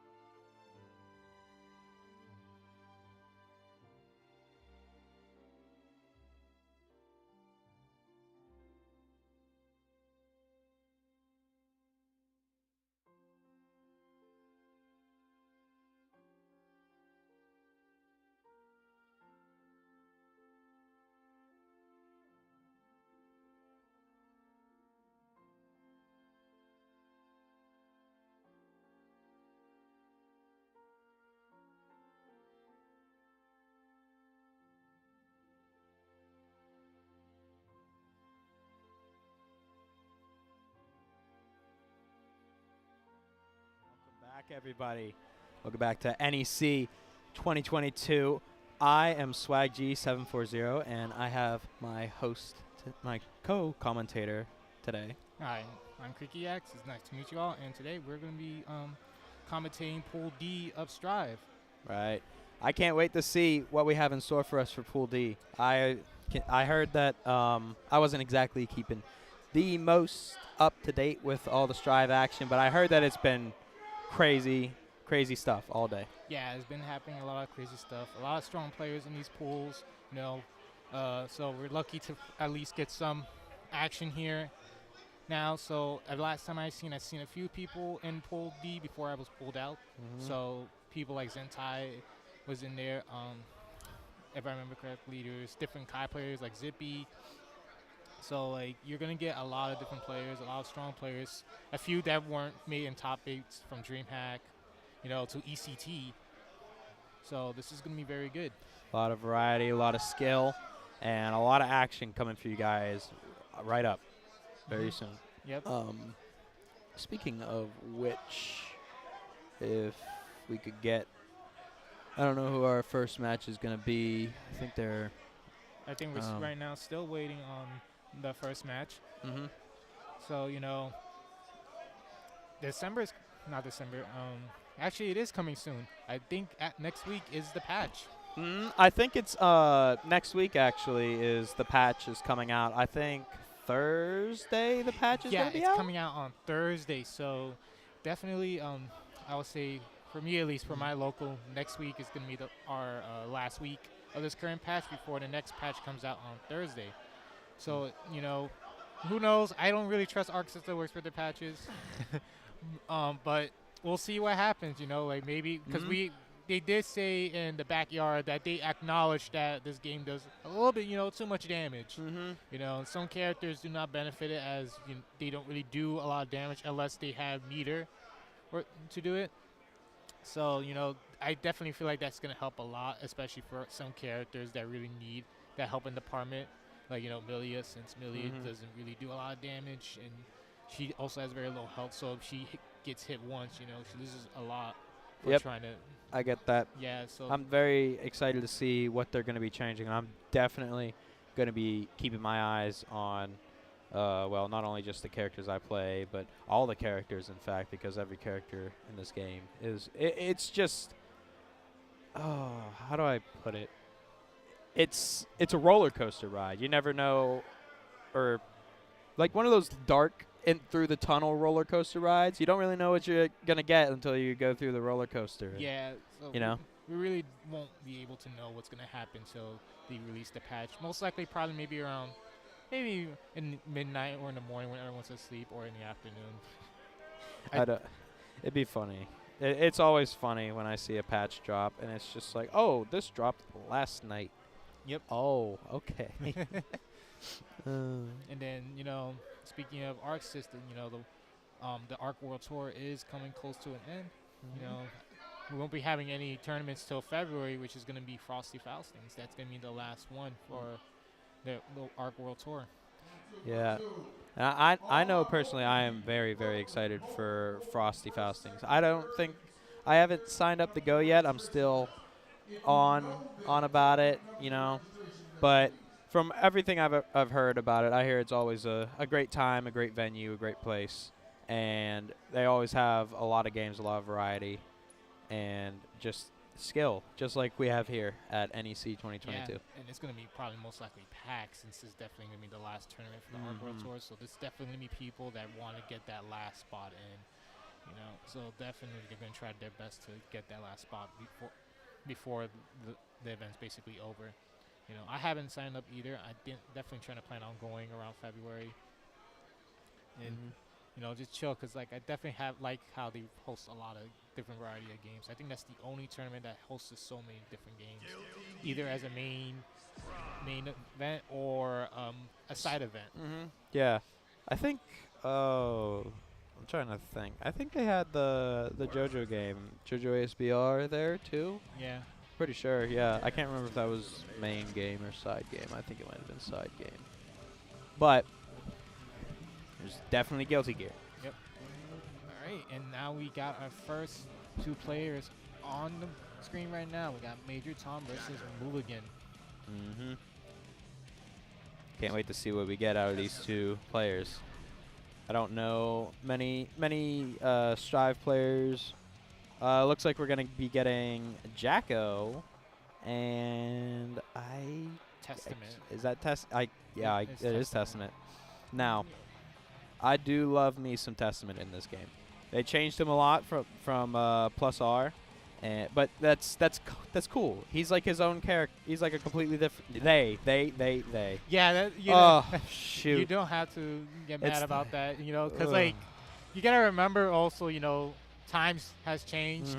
Yeah. So like I know it, and I work on it a lot. It just slips out from time to time again, and I don't mean it. Oh, they need. All right, then here we go, guys. We're gonna have Testament and Jackal played right here. So, Jackal. There's a lot of mixed things about this character. For starters, a lot of people say like Jackal isn't the best, but then some people say she's actually not bad. And I completely agree, mostly because of the fact that Jackal relies a lot on setting up her minions. And once she gets her minions on screen, that's when she can start controlling the neutral and the pressure. Now, that's not to say much for Testament as well, since Testament can do very similar things. They have very strong projectiles, a very strong 6P as well that can keep opponents out of the air, and their pressure is very strong in the corner, especially when they put Stain on you. But speaking of which, Mulligan takes that first round off of Major Tom with Jacko. I'll try to really start with the 2D, but it whips. No whip punish though. Nice reactions with the 6P. Gonna axe the Self UI right there. So Testament, when they throw out a projectile, they release a succubi there. It only stays there for only a few seconds, but those few seconds, they could easily teleport to that area where the opponent is, if they choose to. All right, here we go. It's party time. Oh, and the super. Gonna get a hard knockdown for this. Does not press a button because he didn't want to get 6P. Oh, and the Arbiter right there. Nice, I like the idea. Escapes from the corner. Now he's got Stain, so he has to be very careful when pressing a button. Oh, but immediately gets the RC pressure to 2D.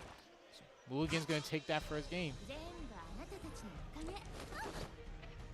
So definitely in this match, Testament definitely wants to use a lot of their 6P against Jackal, mostly to try to eliminate the minions as much as they can.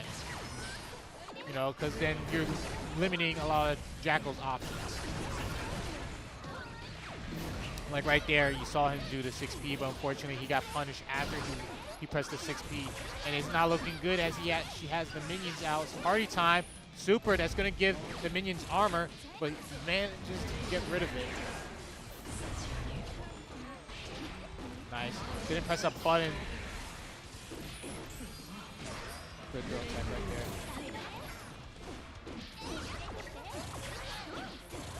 Yeah, it's like it's looking so tough right now for Major Tom.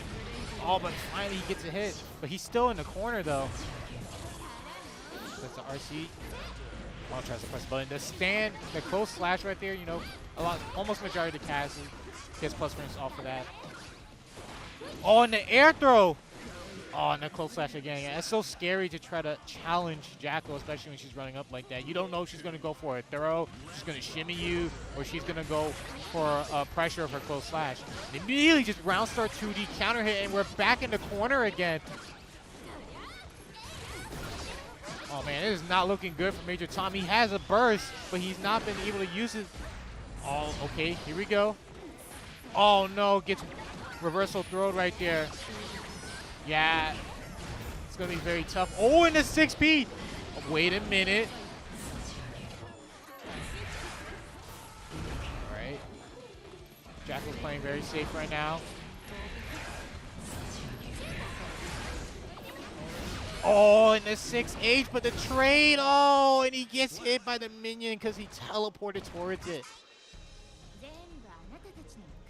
Right now.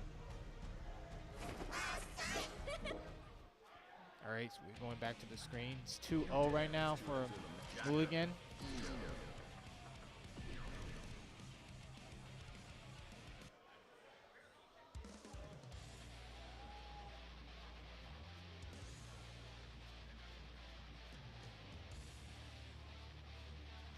Oh, and immediately we seen a switch right here to Eno. This is gonna be very interesting. So, you know, last patch, Eno didn't really get a lot of good changes, especially with Stroke. Stroke got nerfed heavily, specifically the heavy version, because her heavy stroke used to be plus, which allowed her to gain some pressure.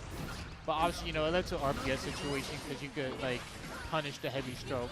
But now it's negative, so you can it makes it a little bit harder for Eno to start her pressure. That was very good right there, using the 2K to interrupt the stroke retreat. So we're back in the corner again. Oh, in the 5D! And if you notice right there with the counter hit, that's because of the risk gauge that was getting built up right there. So the more risk gauge that builds up, the more closer you are to getting, well, basically your life disappearing in front of your eyes. And you don't want that to happen, so you have to try to get out of that pressure immediately. Here we go. Good blocks right now by Major Tom. Yeah, but it's not looking so good in his favor right now. Not only is he losing a lot of tension meter, but look at the risk gauge. Good defense, but gets hit by the 6P. Oh, yep, baits the burst.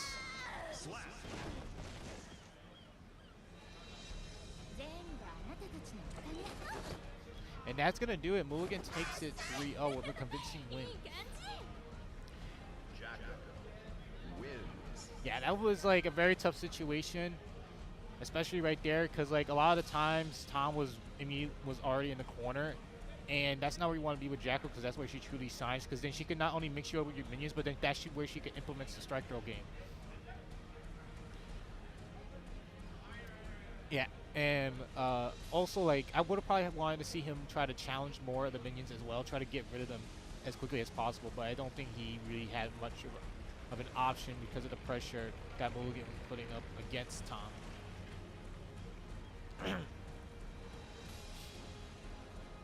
So now we're going to just wait for the next match to get put onto stream.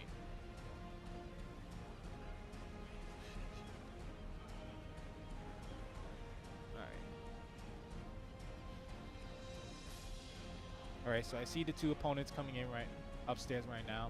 We're going to get the names soon. So I don't know if this is top 16 or if this is pools. I think they're doing pool D when I came in. So hopefully I'm right, this is pool D and not top 16. Alright then.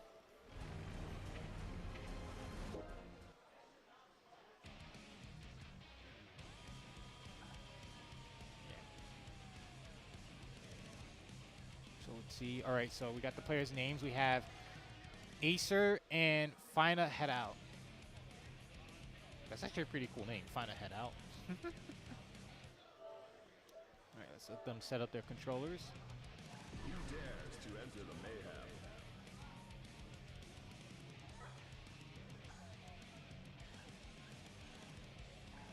Who dares to enter the mayhem? Oh, wait, let's see who's gonna. I thought we were gonna have another Jackal. Oh, so we got Kai? Biken. Alright, you know, there's nothing much news about this character. Character was pretty strong character. Launch, she was really, really good in my opinion. She had really good tools at launch. Very good mid-range buttons. Very good jump slash. She also had very good mix-ups as well when she knocks you down. Very good. A lot of safe jump setups to force you to press a button. Her damage output is amazing. She could push you to the corner very quickly. She has a lot of safe moves. And then they just buffed a lot of her tools, which only made her more stronger. So now she's just a mixed monster. You know, like if you mess up once, you're dead. But then we have Kai over here. You know, Kai also has some good buffs, especially with his fireballs. But I think right now we might be having a button check to make sure. That's totally fine. So Kai definitely is a very good character. You know, he has very good buttons where they're very disjointed. Amazing at 6P as well. Has a DP, you know, to like get off pressure. The only downside I would say mostly is just that his damage output is not the best. It could be more better. Especially if I ride the lightning. I think ride the lightning is like, while it's like not a bad super, I don't think it'd be enough to where like it could like put you in a situation where you die. Well, here we go. We're gonna start off with the match. Oh, immediately starts with the far slash right there. Catches the backdash. That close slash is really good to catch backdashes. A lot of characters close slashes are. And already Acer is in a bad predicament right here. Oh, in the air to air with the JS. Try to go for the tether. Oh, doesn't block the toes. Oh, yeah. Try to be the hero. Use the hero burst and unfortunately dies. In that type of situation, you definitely don't want to burst. You know, you close to death, just save it for the next round. It's important to save a lot of those bursts where, like, especially when you're close to death, like, you're like, okay, you know, I lost that game, but I have it for the next game. Because then now, like, he's, like, pretty much, like, low on burst, so he has to hold all this pressure that Final Head Out is going to cause on Acer. Oh, and the standing jab! What a good anti-air. Oh, no. Yep, he's going to convert that in the corner combo. Drops it, but doesn't matter. Uses the 5D after the RC. And Final Head Out is going to take that first game.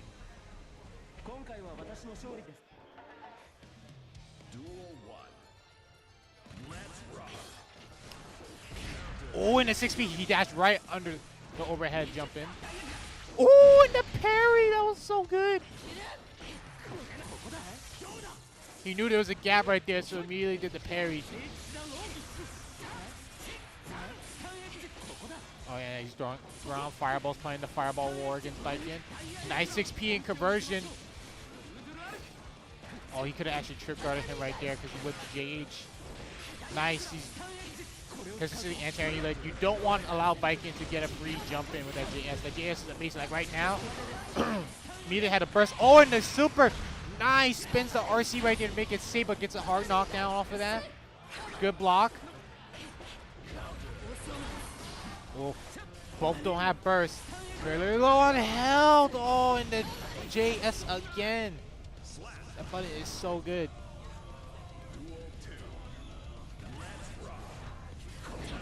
Oh, I think he tried to go for the parry right there. And by the time he recovered, he got punished for it. Misses the conversion off of there. But Final Head Out got a counter. He's going to convert that combo. We're not going to see Rider Lightning. That's fine. He's going to get a positive bonus right here. Backs away. Oh, that's going to corner carry right there. And that's going to do it.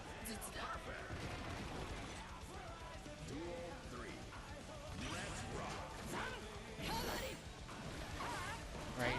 Nice. Using the far slash. Just trying to check his movement right there. Oh, doesn't block low for that 2H. Nice. That was a good conversion from that JS right there. Oh, and the anti-air from the 2H. Yeah, so the grappling hook right there is safe, especially if you don't commit to the whole thing. And the way he's spacing it out makes it very easy. I think the grappling hook by itself is like -3 on block. So really, like, you can't really punish it unless you're very close. That's going to guard crush right there, but it doesn't really matter. He spent a lot of meter. Oh, yep, has to spend the burst. Plus frames. Nice, he's gonna get the plus frames again. Plus frames again. It's oh, and the shimmy, he went for the throw. And Acer's gonna take that game too, right there. You know, once you get tethered, you're really limited to move around a lot. You're very up close to Baiken. And that could benefit her a lot because if she hits you, then you're going to get, you know, a very rude awakening. But then it could be also unfaithful to her as well because then you could also take advantage since you could get a lot of nice combos and do decent damage on her. Oh, no whip punish. Oh, wait, he does get it with the Stun Dipper. Good respect on the plus frames. That's going to be counter hit right there. So, in that kind of state when she's shocked, some of Kai's moves to get a change of frame data. So, like, for example, the flick kick, when he does the flick kick and you got shocked from getting hit by his projectile or certain moves. You know, from it being negative, it becomes plus on block. So there's some benefits to when you get shot. Oh, I don't like the idea, and I didn't like how he didn't punish it. Wakes up with the super. Nice XP. Ace has been using a lot of JS. Oh no. Okay. This is gonna be a very tough situation. Oh, he gets hit. Oh Jesus, this is not looking good right now. Acer immediately skips out of the corner, does the overhead. Oh, yep, bursts immediately. Oh, in the DP! No, he doesn't convert it! But it's okay, he gets the throw.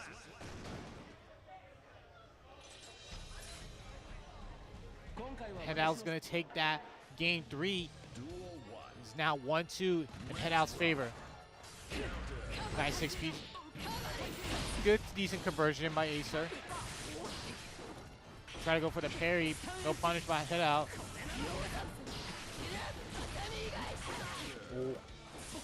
Oh, and the JS, yeah, that's been doing a lot of numbers right now to Headout. Oh, good block. Gun Dipper. Nice, punish to the parry. Okay, this is going to corner carry. Oh, and he catches it from jumping with the flick kick. Headout at match point. All right, but Acer, you know, we can't trust Acer out. He's been doing okay so far these past few games and rounds. Oh, gets the grappling hook right there. I like the movement from Acer, but the anti-air, but Headout. Good punish on that. Oh, and he gets the jump in again. Let's get a hard knockdown and positive bonus. This is going to lead to a safe jump. No, he's just going to dash up throw. Good tag by Acer. Oh, yep, that's a big punish right there. That's not safe. You should have RC'd. Oh, the Scum Dipper catches the backdash, and Headout takes it 3-1. And what a good, decent set right there. You know, Acer took that game 2 very convincingly, but, you know, Headout stood there very strong. He was consistently anti-airing a lot of Biken's JS's, which is, I think, the biggest problem that Acer had. He was consistently trying to get in with JS, which is a very good jump in normal because of how low she is, especially if you instant air dash, how low she is to the ground, how far it could go, and it could catch your button if you whiff it. But also, it's also bad because if you allow your opponents to 6P you, you're going to allow them to not only get combos, but also give them a hard knockdown, give them their turn back, and allow them to pressure you. So you don't want to try to be too predictable with the JS. And then we also saw towards the end how a lot of the times, you know, Headout caught his opponent from jumping a lot, and it led to a lot of counter hits and conversions, which unfortunately led to Acer's end.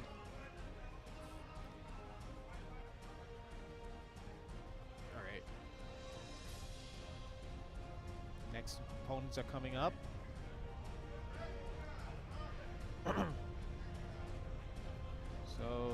let's see.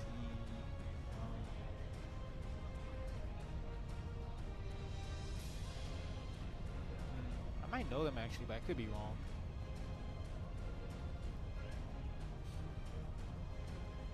All right.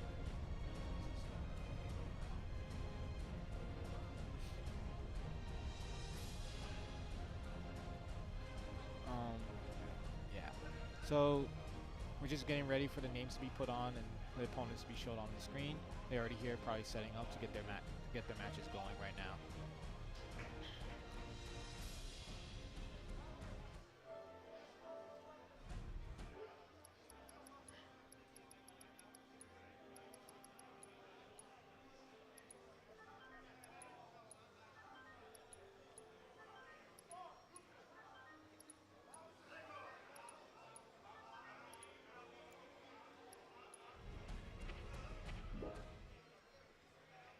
All right, so we got Light Ice and Sly Tiger. I think I heard of Light Ice before, but I could be wrong on that one. So we're still doing D1. There's D2 I think to be done on the other side. And I think after this, after I think pools, I think maybe we're gonna stream top 16 today, and then top 8 is tomorrow. So, you know, much appreciated, guys, that you showed up. You know, I hope you guys enjoyed the action, and so far for NEC as well.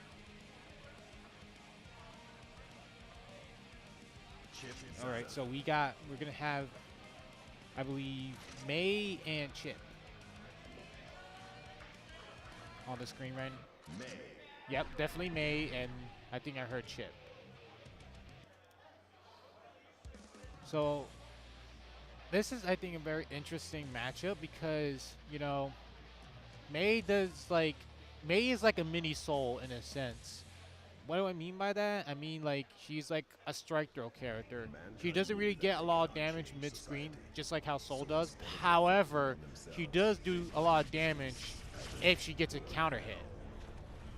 And on top of that, you know, like, her air mobility is way more stronger as well. Like, her JS, her jump H, her 2K, she has a lot of good normals that allow her to control the air. And on top, and also her normals are good on the ground too. Her 2S, her 5H are really good. Like right there, her jump H, for example, is really good. And already we have Chip in the corner. You know, and if Chip gets counter hit against May, he's going to lose a lot of life since his guts and defense is very low.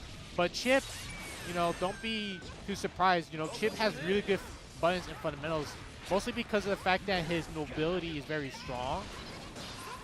And it's like once he knocks you down, he could pressure you to either where he's going to go for a throw, or he could go for a command grab, or go for an overhead low. This is going to corner carry and break the wall right here. It's not going to do a lot of damage, but it doesn't matter because now he's going to get a setup right here, and also he's going to get a positive bonus. Oh, he's trying to challenge. So around that part, he has a Rekka, and the Rekka can be canceled to a low and an overhead. You really don't want to press a button against the first part of the Rekka. You want to wait to see what they do next, because if they see that you press a button after the first Rekka, they're going to be like, okay, so I'm going to, you know, cancel it to the low and get a counter hit. And that was a good shimmy right there by Light Ice, catching Sly Tiger for pressing a button and punishes it with a 6B. Oh man, it's not looking so good right here. He's getting mixed. Oh, goes for the Apple Blade. Yeah, you might as well. Oh, and I think that's the 2K right there. Yeah, he got 2K and a counter hit. Light Ice taking that first game, and I think Sly Tiger has to kind of think right here at this moment what he wants to do. You know, I think Sly Tiger should definitely just try to move around more in the air. You know, using one of May's strong buttons. And don't be afraid to use her like 2S and far S as well. Like that one. Her far S and 2S are very good buttons. Goes for the throw right there. Oh, and this comes to super.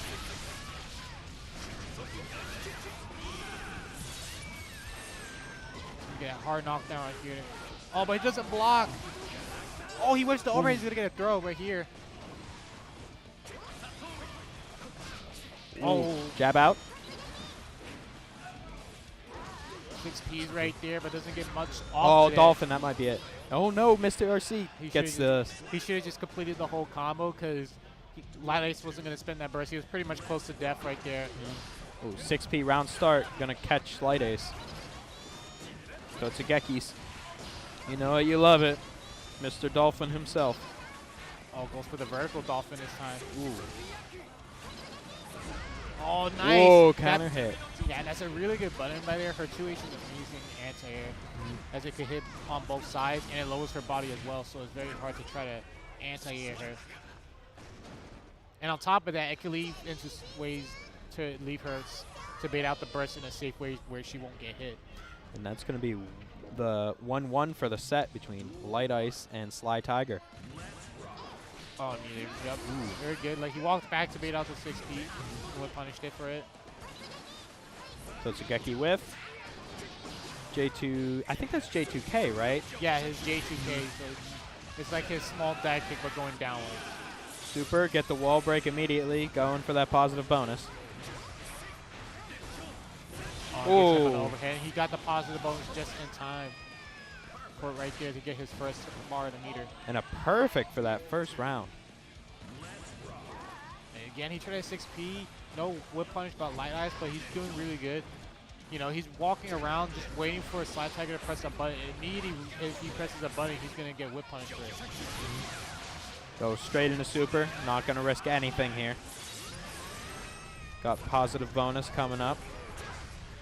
Oh, Gotta be careful. Yep, there's a burst. Yeah, I think he tried to go for a throw right there, and immediately punished it. Ooh. Punished it. Waiting for something. But delaying the combo, and that is going to be... Oh, wait, it's best of 5. It's best of 5. So it's best of 5. Yeah, so like immediately just using the mobility to his advantage and just waiting for a Slide Tiger to do something and then react to it with a whip punish. And that's what makes, you know, Chip very good, because the neutral is good just because of his mobility, like right there. Like you just easily just wait for you to press a button and dash you and punish you with a far slash or a 6P. Not only that, his buttons just in general, like you said, far slash, wow, 6P. Even the start up to his Rekka, they're all great buttons. And just like that, we're seeing Chip abuse those amazing buttons of his to get in and get the wall break on Sly Tiger. Oh, he tried to use the JS right there. It's not going to work. Oh. Ooh, going in. Burst is going to come back soon. Nope. Go for the 6 ace right there. Oh. Dolphin. Yeah, he almost flipped that Dolphin right there with the 5P, but it doesn't matter. The run-up 5K is going to take it. It's going to put Light Ice at match point. Going in. Oh, we got... wow. What the hell he even got was hit that? by the jumping 5H. Oh. Was that 5? I thought that was 2H on ground. Wow. That button. Wow, May. What buttons? Ooh, going in with Mr. Dolphin. Able to cross under, but Light Ice getting the combo. Oh yeah, it's gonna break the wall right here. Reset the neutral. You know, Sly Tiger to still take this neutral reset right here.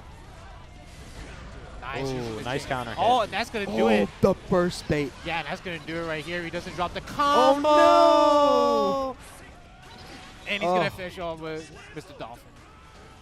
Mr. Dolphin, Lord and Savior of all May players. Yeah. I like to see Sly Tiger try to use more of his mobility in air because, you know, May, that's where May dominates the most. So, if I remember correctly, her 3D right there, the slide used to be a hard knockdown and he nerfed it. So it no longer is a hard knockdown. Gonna get a wall break here for Light Ice. Oh. Ooh. Yeah, that's gonna be tough. He has 2 bars of meter. He's gonna get a hard knockdown from this. So he's not going to really get a positive bonus. He already has one, so it's going to go away very soon. And a hit'll kill. Yep, that's it. Oh, burst. Yeah. Yeah. Baited burst. And that's going to be the set for Light Ice.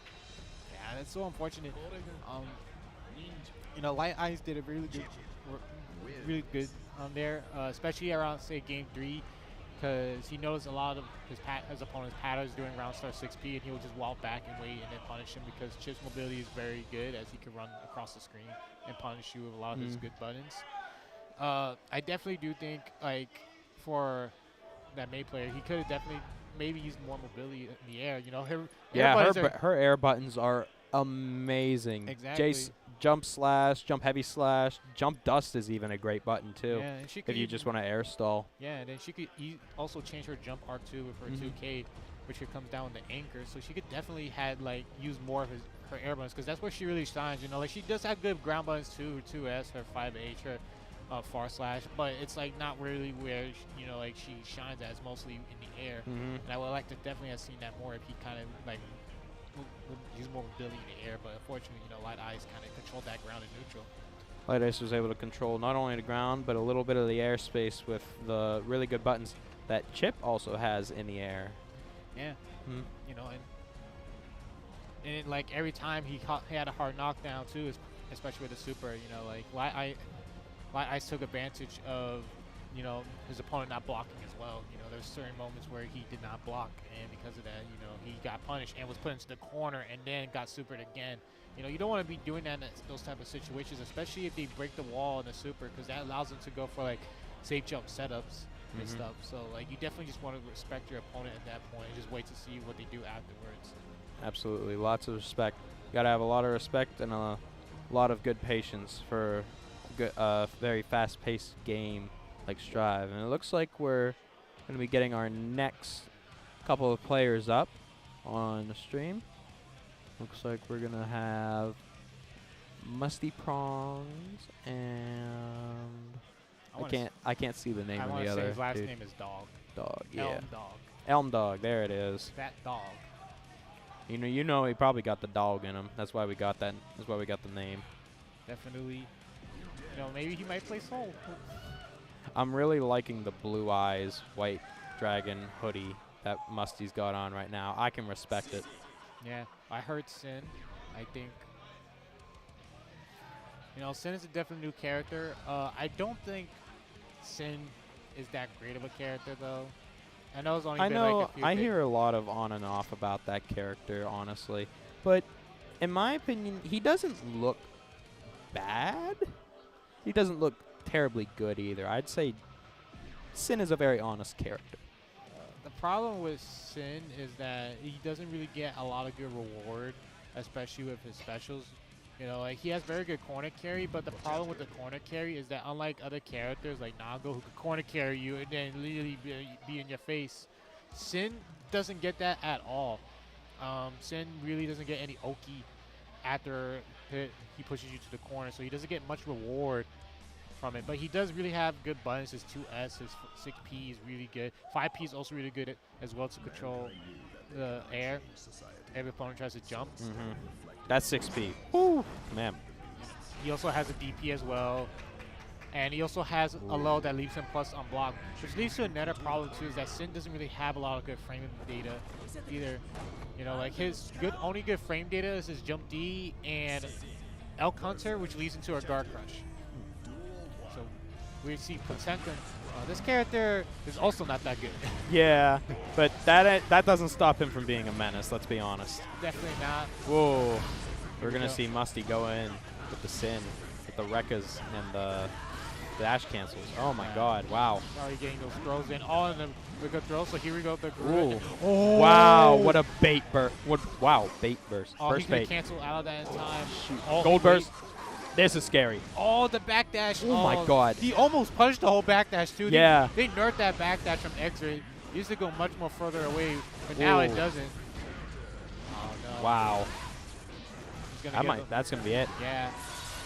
Beak breaker. Beak buster? Yeah, beak breaker. Beak breaker.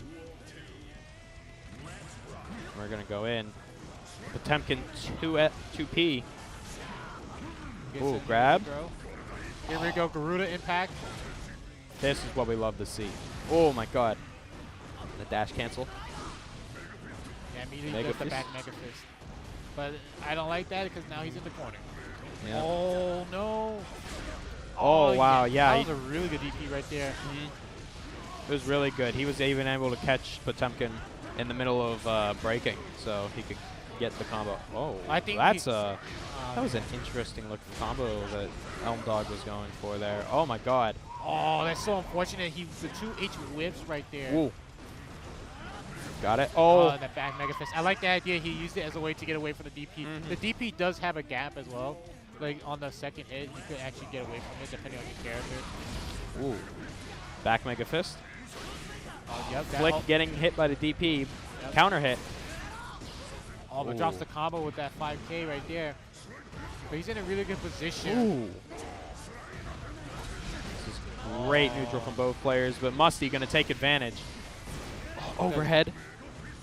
I think that's an overhead. That's an overhead, right? Yes, yeah. it is an overhead. It'd be stupid if it wasn't. Oh my god. Yeah. Back Mega Fist. Oh Back my dash. God, he tried to throw and almost got throw punish for it. Ooh. YRC, I agree. Ooh. He's trying to get that slide hit so he can get a hard knockdown, but it's not really working so far as Musty's been blocking a lot of the time. Oh no. Burst came back just in the nick of time. But what is he going to do? Back Mega Fist. Oh, DP, that's it. This man does not care. He's been DP'd this entire set. All of his tools that he's been using just got DP'd every time. Listen, if you got it, you got to let it rip, you know?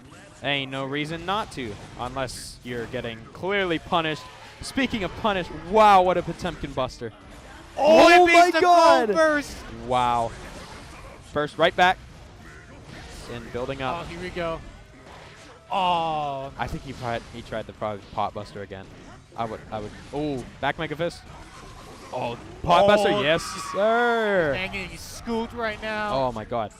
Backdash to avoid. Oh, he tried to go for the 2S right there, but got countered. We got buffs. We got buffs. I can't remember what purple buff does. Does he get more tension? I think I don't remember. But Salamander. I don't remember what the salamander does. I don't remember what each buff does. I know there's like there's an attack, there's a meter, there's a defense, and the other one is health. Yeah. And then tension. So like he builds. So it's like he gets either a defense buff, he gets a builds tension up, he gets a defense buff.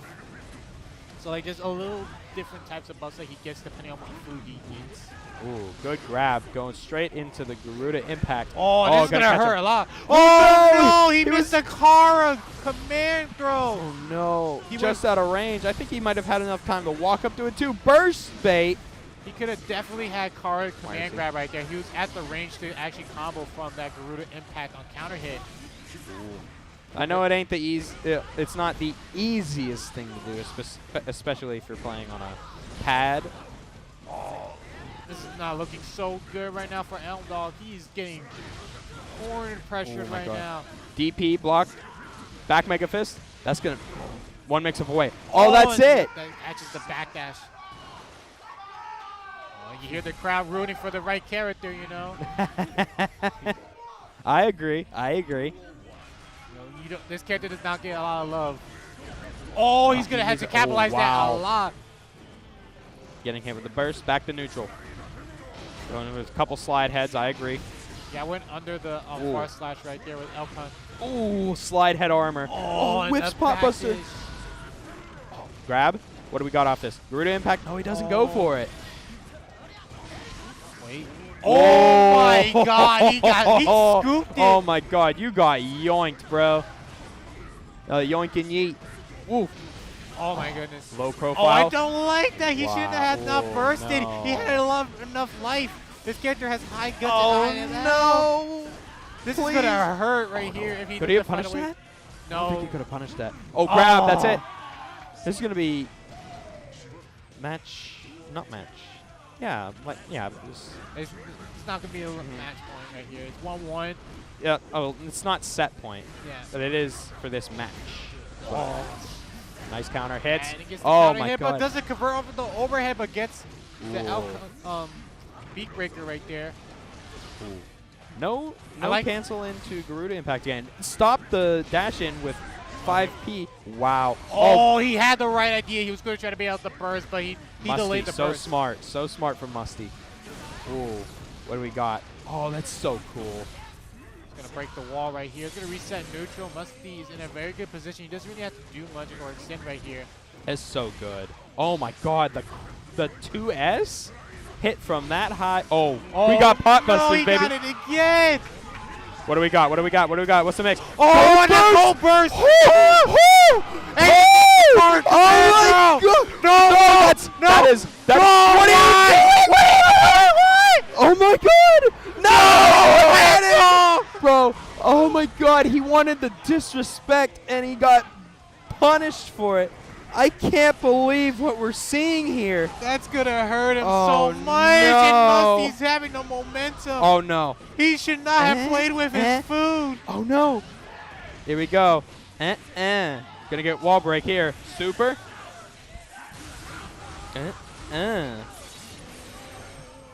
Oh, what are we going to do, though? Air dash. Oh, tried to block. Okay, here's a chance. Oh, 6P? He did 6P? Oh, my God. Ooh.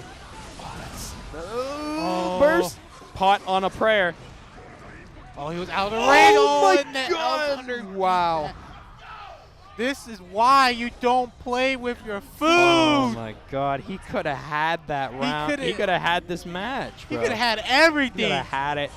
Oh, tried to armor through with slide head, but too many hits. Oh, he could have comboed in the slide breaker there, or slide head there. Oh, slide head again. Oh, and the backdash right there. He's been catching a lot of those command grabs with the backdash. Oh, nice. Oh, I don't like the idea. He backs up. Well, not much he could really do off that aside from maybe a 6H. Oh, counter hit. Got the trade. Slide heads in neutral. Whoa, guard break. Yep. Gonna get the force planes right there. Spins in RC for more pressure. Oh, and the 5D charged up. See those 5D combos? Nope. Ooh. Drop from Musty. Elm Dog gonna return to neutral. Try and get it. Oh, that was a car cancel too. Oh, slide head. His chance. Oh my God. That's nice. Oh, DP. DP, yeah. Whoa, grab on, wake up. Yep. That's gonna do it. Yeah. Yep. So we're gonna go right into the next match. Oh my and the overhead God. round start. The balls to do that off round start. It looks so slow.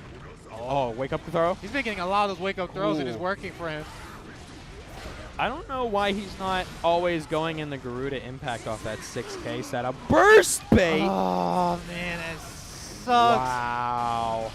Close to breaking the wall right here. Oh, YRC, I agree. Oh, 6P countered with the 2P. Oh, no, DP. No. Wow, the mix-up is He's been doing so a lot crazy. of DPs also after that back Mega Fist. Mm-hmm. Oh, he tried it. I don't think it was a 6P. Clash of anti-airs. Oh, no, the air-to-air is not looking good for Dog right now. He has one Garuda more shot. impact, Oh, yep. Oh, no, too far away. He should have just did a 2K2D to get a knockdown. Oh, he doesn't got much. Back Okay. Mega Fist. Yep. Oh, didn't break. Oh, no. He drops it. No, but gets hit by the overhead. That's going to hurt. Still Oh, has- dropped. YRC. Yep. When in the Garuda impact. Interesting. Plus Got to be frames, careful. Yep, there's a DP. He needs to bait out those DPs at least once. 6P. The Mega Fist. Oh, my God. Bro, he said, oh. He stretched, bro. But what did he do to get hit by that, though? I think he caught a backdash. Goodness. And match point for Wow. Musty. This is match point for both? Yeah, no, it's like the last match for both of these. It's game 5. Mm-hmm. Oh, Mega Fist, get out of the way. Burst immediately. What do we got? 2D. Oh, but the jump in from Musty. Oh, DP man, from that those far DPs have away, been you working. are crazy. Man's been TPing so much, and it's just working because, you know, Dog is not blocking them. So why not? Just use it. Ooh. Going in. Oh, my God. I went rave. Wow, that killed. So, like, after that follow-up, if you time it right, you get a lot of damage. But if you don't, then you're not going to get the Oh, max my damage God. from the Tyrant Rave. Oh, he broke through the armor with the overhead. That overhead paying dividends for Sin, but the grab. Oh, burst my bait. God, the I balls on can't his Oh, no! It Oh, clashed. my God. That's a... He got a side switch combo with that? Oh, crazy. Oh, DP. Yep. Oh. Gonna go for it. Oh, he tried to go for air the air grab. throw. What? Oh, wow. Mega Fist. That's a hell of a button. Oh. Oh, no, he pressed up button. Well, next hit's gonna do it. Oh, he ate this man in raw front. food. DP Roman cancel. Oh my God. Mega Fisting back. Oh. Slide heads. Slide heads in neutral. He's building meter Oh from my this God. too. Oh, it's so tense. Oh, my God. Oh my goodness. That's gonna This be is his last damage. chance. This is gonna give him a hard knockdown. He has to break. This is gonna make or break. Oh, back to neutral. Back to neutral. Yep. I agree. Oh my God. Oh, he's gonna go for the throw. throw! This is set point for both players, Musty and Elm Dog. Does Elm Dog truly have the dog in him? Oh, he tried to backdash right there. It doesn't work in his favor. He's already back in the corner. Does he have enough dog to get it through? Burst? Oh my God. He's not gonna be able to burst the rest of this match. He has to block this pressure right here. Oh, no. OTG's in against the overhead. He doesn't have no burst. He's going to have to hold all this pressure right here. Slide head. I don't slide agree. head. I don't agree. No. Oh my God. He got corner. He got corner. He's out of the corner. Wait a minute. But he has. We can see magic. No. Oh. And that's gonna be Musty taking it with the perfect. Oh my God. What a great set. What a great set from Musty and Elm Dog. sadly, Elm Dog, not enough dog to carry him through bracket. Yeah. And I think that's this winner's side, right? Yeah, it's definitely winner's side. You Well. know, like it's so unfortunate, especially that game where he had that W and then immediately He had it. just try to play with his food and try to be stylish. So let me just get this super. Like that's not how it works. Just finish your food, finish the plate. If you wanted Heavenly Potbuster that bad, I can't remember how much health there was between both players, but if you really wanted the Heavenly Potbuster that bad, should have RC'd on the hit. Yeah, it should not have RC right there. That was just so unfortunate. He tried to style for the fans, but unfortunately, you know, that kind of bite him right there. And it's like it was very scrambly too. Right there. A lot of DPs too, challenging a lot of his normals. He wasn't respecting the DP at all. You know, it was like so many DPs that where he tried to walk forward, he got hit by DP instead of trying to bait it out. Yeah, there was Musty ended up throwing out a lot of DPs towards the end there. Yeah, and Dog was just not like blocking just to see what he would do. And every time he did try to press a button, he just got smoked by a DP. Very, very unfortunate, but what a great I keep going back to that. That was such a great set. So many ups and downs. Yeah. You know, but you know, I think Dog still got this. He's gonna have to make his run through the losers, but that was a very good way to show the stream his talent. You know, he made it very height. That's something very you know, height. He definitely showed he had what it takes. And it looks like coming up here, we're gonna have Aviator and Alex Smith. All right then, guys. So we're gonna see, I think, another set. I like it. I like the name Aviator. Just wearing the glasses too. Like, come on, Doc, man. Looking stylish right here. And we got Giovanna. I have not seen this character in a while. You know, like, and it's like a shame because the character is actually not that bad. She has very good mobility on the ground. She has her 2D is very amazing. Strong tools to corner carry you. She gets hard knockdown off of her. I think it's called Sephora. I'm probably butchering her name. When she smacks you with the dog and gets a hard knockdown. You know. But here we go. Oh, nope. Aviator is going with Leo Whitefang. You know, Leo Whitefang is still a pretty strong character. He's still top 5. Amazing buttons. Like, they didn't nerf his buttons to make it a little bit more unsafe, like his 2D, for example. His 2D is much more unsafe. You can't throw it out willy-nilly a lot of times. Because your opponent can either throw punish you or punish you with a fast normal. But, you know, and also on top of that, they changed it where now it's not easy to get back turn anymore. He has to either get it with a throw or he gets it off of his heavy DP. So that also got nerfed. So he can't easily get back turn anymore like he used to. But, you know, he's still a strong character. He has one of the best DPs in the game because it's a flash kick. Very strong damage output as well. Good mix-ups. Oh, what? I'm getting, like, mixed right here.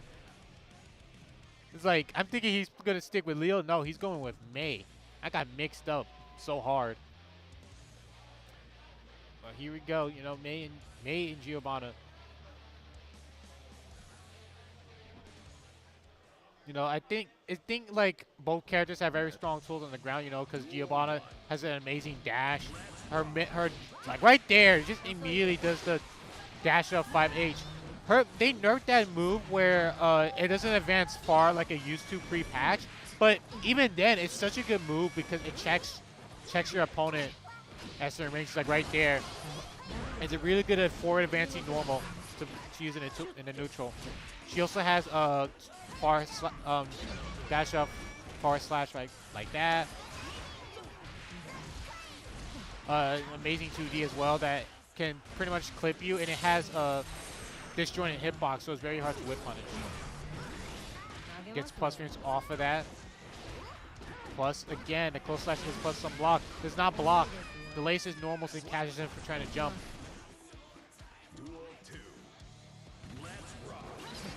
Bifuteki. Playing the small neutral game. Oh, this is going to hurt. Gets a hard knockdown right here. OTG's off of the ground. Oh, in the air to air. Alex Smith right now is not looking good for him as Aviator is continuously controlling this match right here. Oh, that's going to be plus frames. Oh, and it punishes the Totsugeki by jumping. Nice reaction with the 6P. Oh, but no conversion. Oh, here we go, the command throw. Oh, I thought it wasn't going to break the wall, but I guess because of the amount of combos he did, it was very close to breaking the wall. And nice right there. Alex Smith taking that round right there. Looking very good for him. Has to be very careful because a lot of times Aviator is sniffing out that jumping normal. Like right there, he just dashed up 6 speed. Good command throw. He's going to be close to the corner. Oh, and that counter hit, he got the close slash. This is going to hurt.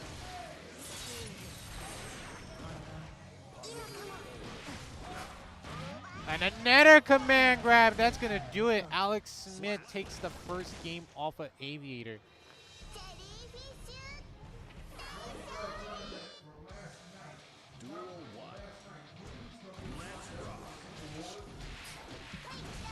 All right, here we go. Oh my god, and the 5H right there. Good just block right there. Nice punish.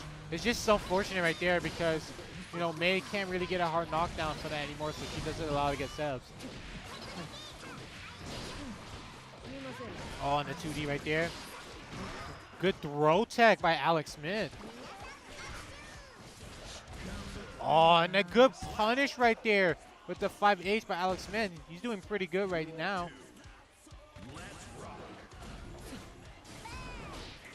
Nice. Immediately, Bress is trying to get away from that pressure. And the 2D right there catches him for pressing a button. Oh, here we go. He's going to get the positive bonus right here.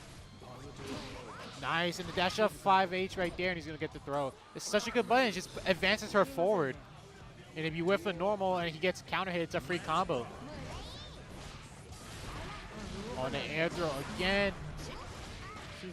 Air throw. You know, Giovanna is definitely good for that because she does do a lot of strike and throw game where you have to guess on whether she's going to go for a throw or she's going to consistently delay her buttons and pressure you. Gets a safe jump. Alex Smith presses a button. Oh! Hey, it gets a knockdown. So, oh, he's not going to RC in time for this one. Aviator takes that game too. So like when you get the full dust combo right there, you do get a hard knockdown, but the only difference is you won't get a positive bonus.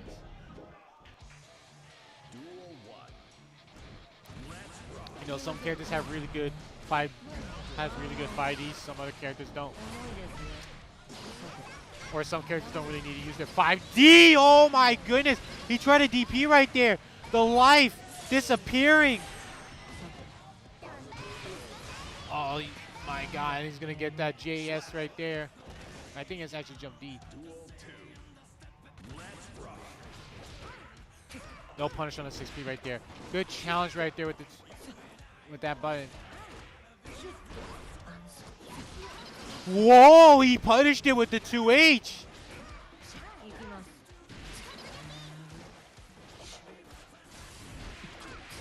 Nice. Gets a command throw. It's going to be a little bit close to the corner, but not too close. Oh my goodness, he's going to get hit by the sperm whale. No, he's not. No, why?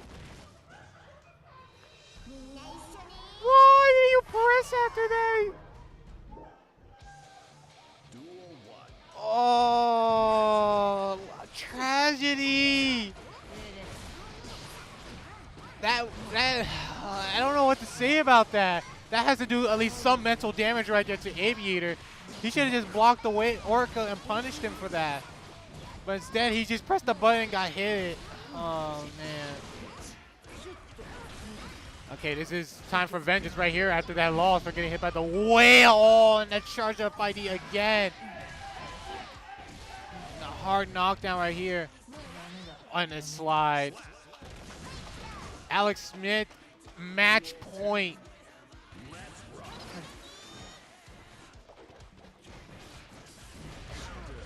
Far slash right there, but doesn't convert out the combo. Nice reaction right there. to respect those plus frames. Gets and gets hit by that far slash. It's gonna break the wall right here.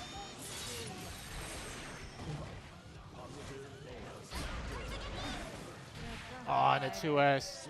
Alex Smith is gonna take that 3-1 over Aviator. That's so unfortunate right there. I don't know what Aviator was thinking when May threw out the Sperm Whale Super. Like, he blew our C, and immediately in my head I'm like, okay, he actually made it easier to where he baited out and could get a punish. But then he just did, like, I think close slash against May, not even blocking his super just to wait for the super to end, and then he got hit by the super and got sent like across the screen and just died for that. You know, good stuff to Alex Smith there though, like very good. You know, he very much adapted after the first game. You know, I wouldn't he used a lot of his normals on the ground, catching Aviator to pressing buttons. You know, and Aviator wasn't really doing much to stop that, and especially on the ground. And I think because once he started controlling the ground, he started sneaking in a few of those command throws. If I remember correctly, you can't really get much off of those command throws in neutral, but using them in the corner is very scary because that's when, you know, she could do a lot of damage, and that's when she could also do setups like the burst bait setup. And, you know, because of that, and also the 5Ds too, like, he got hit by like 2 5Ds, which led to him basically losing the game. So, you know, good stuff to Smith. He will be advancing on winner's side. Aviator is still going to be in this, running in the loser's side of the bracket.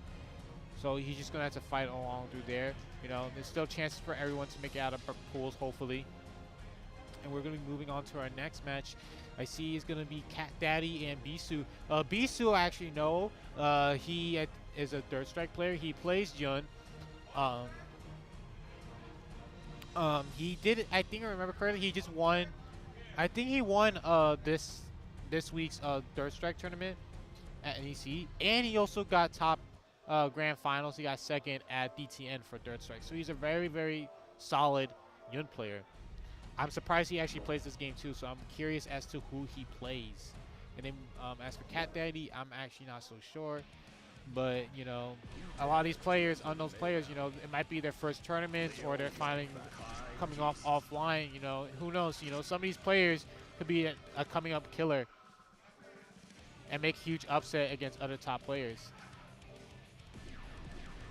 All right, so it's going to be Kai and Leo.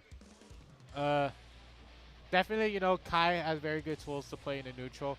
But I think Leo does do better in the neutral, especially the fact that Leo has a fireball which would destroy Kai's fireball because the amount of hits on it. But Kai also has a very good fireball game too. So let's see. All right, so it's going to be a button check. I'm not going to probably say these are their characters.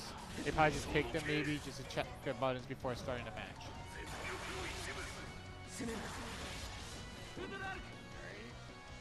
They're good with the buttons to see if these are the characters or they're just playing to just test out the buttons. Okay, so Cat Daddy's definitely playing Leo Wifang. It is, they're going to be their characters, and now we're going in straight towards the match. Bisu versus Cat Daddy. Let's see, like, I never seen Bisu play in a current fighting game, so let's see how he does in this match. You know, you don't want to get knocked down against Leo since Leo can definitely check you and mix you up. We got the fatal dupe team playing, and here we go. Immediately started the round. Good backdash right there.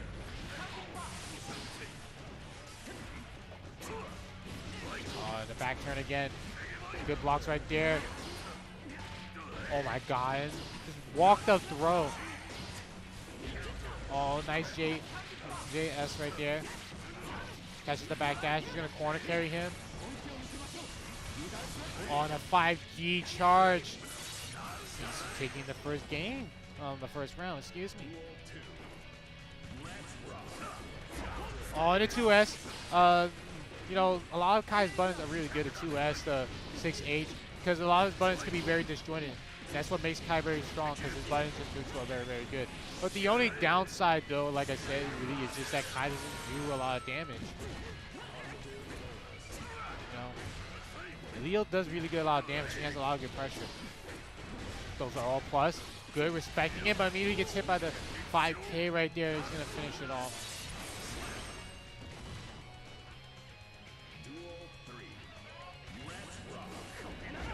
Oh, nice. Catches the movement with the 2S right there.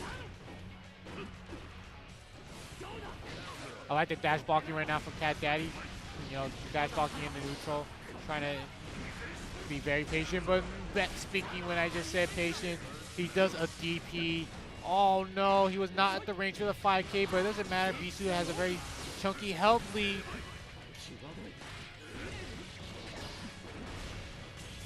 Oh, did he go for the throw? He did go for the throw, and that's going to do it. Bisu's going to take the first game. Very good reversal by Bisu using Ride the Lightning.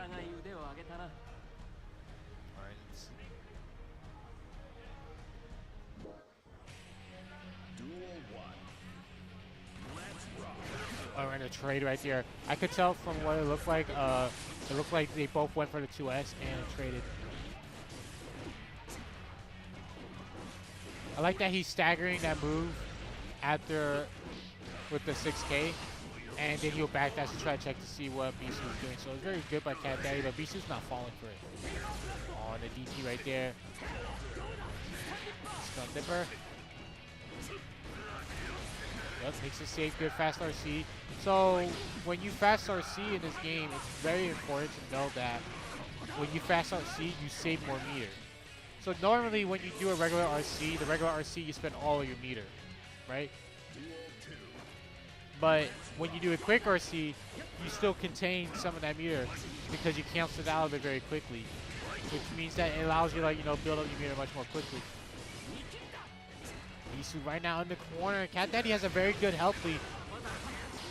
I don't like the idea right there at all. Oh, he gets the 2D. Nice, punishes the cross up right there. Oh no, and the 2D trade. Oh, and the cross up again. This is gonna hurt if he gets it. Yes, he will. Two players are neck and neck right now. Oh, he did not. He wasn't able to draw the projectile because of that 5K.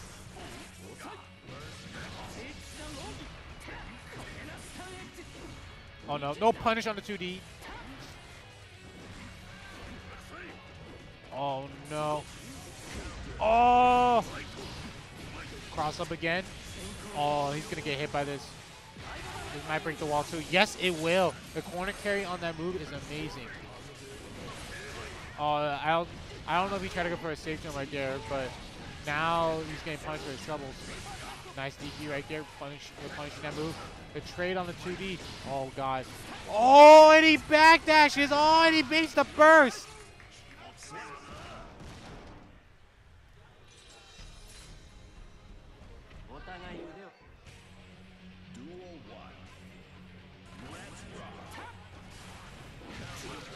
Trade right there on the far side. Nice jump H right there by Leo. And a cross up again. Get off of me, sir. Good 6P all, but it doesn't get the arc flip right there. This time he was going to respect the plus frames because he is plus if he is shot in the shock state. Oh no, I don't know what he tried to do with that 5E. Cross up again. Oh! Oh, he's going to convert off of that. Oh, and the fireball came out just in time to punish Cat Daddy before he threw out the fireball. Bisu, match point.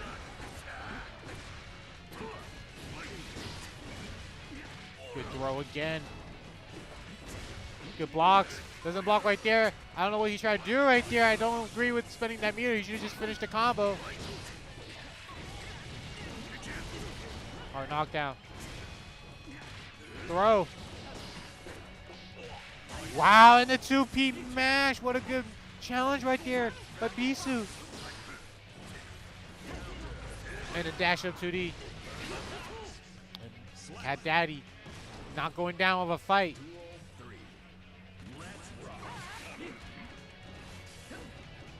Oh, And it gets the far slash right there. Immediately spends the burst. Does not want to deal with this pressure. I respect that because Bisu does want to try to close this match out as quickly as he can. Has to respect that. So when he does a meaty 5K, he's actually more plus on block after that. So you have to respect the frame data off of it. Somewhat. Depending on your character. Oh my goodness. He's going to be sent across the screen. He's going to get some positive bonus, but you know, don't count on Bisu. He's been doing pretty well these past few games. And he's going to finish Bisu off right there. It is 2-2. We're going to the final game, game 5. On a counter hit right there. Gets the cross up again. Throw. Oh, the side switch, the twinkle toes.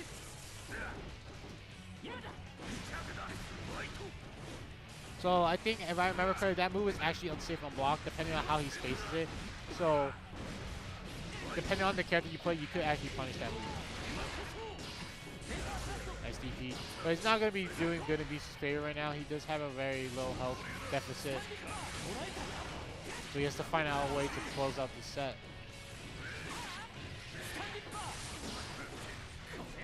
I'm going to jump back in and he gets the 6P. He's going to convert off of this.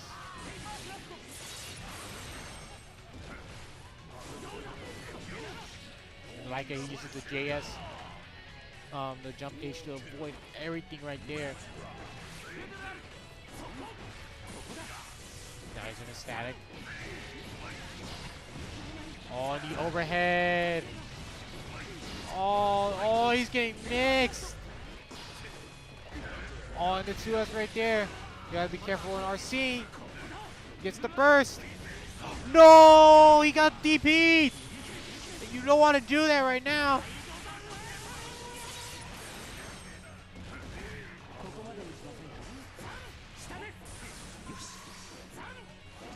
Oh, here we go. He has one shot. Catches the backdash and crosses him up again. Cat Daddy's still alive. 2K.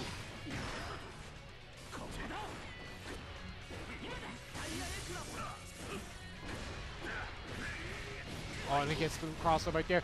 Just blocks that overhead right there. Nice throw. You can interrupt that move by going for a throw or a fast normal, depending on. But I think it would be a safer option to just get the throw. Just make sure you input it to the other side. Oh, and the 5D raw dust charge. Gonna get the full combo hard knockdown. Other side. Oh, he's trying to go for the command grab. Oh no, the 2H. No punish on the throw. That's going to be a plus because he was in the air. Punishes the 2K. Oh, I don't think that's going to hit. Yeah, it's not going to hit. You're too far. Oh, my God. Oh, what?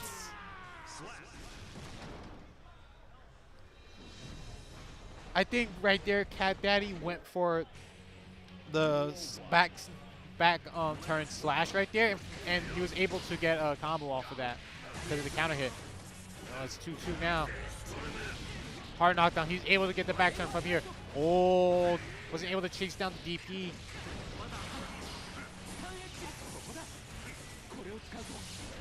Oh no, that's so unfortunate. He gets hit by the fireball. He could have, Bisu could have actually had converted that more, but wasn't able to. He dashed up 6 feet because he thought he was gonna jump in and press a button. That's why he did the 6 feet. But you know, Cat Daddy didn't do that at all.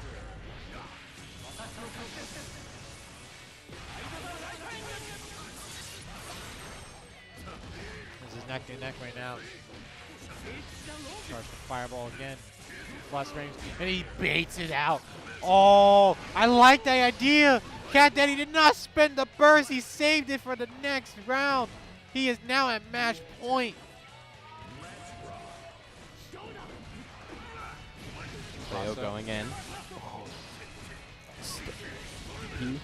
DPs from both sides. Throw. We got mix. Patented Leo mix.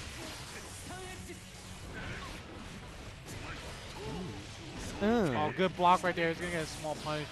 That's the problem right here. Kai doesn't really do a lot of damage. That was a great 6P from Leo. Oh my God, stun dipper. Not able to connect to his burst. Ooh, stun dipper. Oh wow, what a chase. Yeah, That's gonna do break, it. Yep, that's gonna break the wall right here. That didn't kill? I thought that was gonna kill. No. Stun dipper off, round rip. It's gonna be now match point for both of these players. Ooh. Jump slash. Leo doing Leo things. Ooh. On the 6B right there. Doesn't get a Wow. counter though. What a pickup. Oh my God. Going in. Right the lightning. Is that gonna do it? No, it's not gonna do it. Oh yeah, scaling. Guts. Yeah, they Guts need is a- scaling. Yeah, very big scaling. Ooh, what a DP. Bet it all on the line. Ooh. Oh, the command grab. Wow. Wow, wow, wow. Oh my God. Side switch. He's Side gonna switch run again. this man. Oh my God. Oh, no! And too late. Couldn't RC out of that. And that's going to be Bisu taking it. Wow. Ugh. Yeah, and even if he blocked right the lightning, he had RC to make it save too, so it would still have been his turn. Mm-hmm. Wow. Wow, wow, wow. Yeah. Crazy, crazy. Yeah, and it was going back and forth too. You know, Bisu took a convincing first game off of him, and then he bounced back. Mm-hmm. Daddy bounced back and was able to try to close it out. You know, and he was mixing it up too. A lot of the times too, I feel like it's very hard because like the thing about it is that there's a ways to punish the back turn, not back turn, but when he goes for the back turn. Because in this patch, you can't easily get back turn anymore, Leo. There's only two options, either a throw or you go for a heavy DP, hard knockdown, then you're able to get a back turn. Yeah. But you know, Bisu wasn't able to punish those back turns, except for that one time when he did it, he was able to get the throw. That's like the best way to punish it. You can also challenge it with a normal, but the best way is to try to react to with a throw as they're coming towards your way, and then try to press it on the opposite side, and then punish him for it. Yeah, I agree. I agree.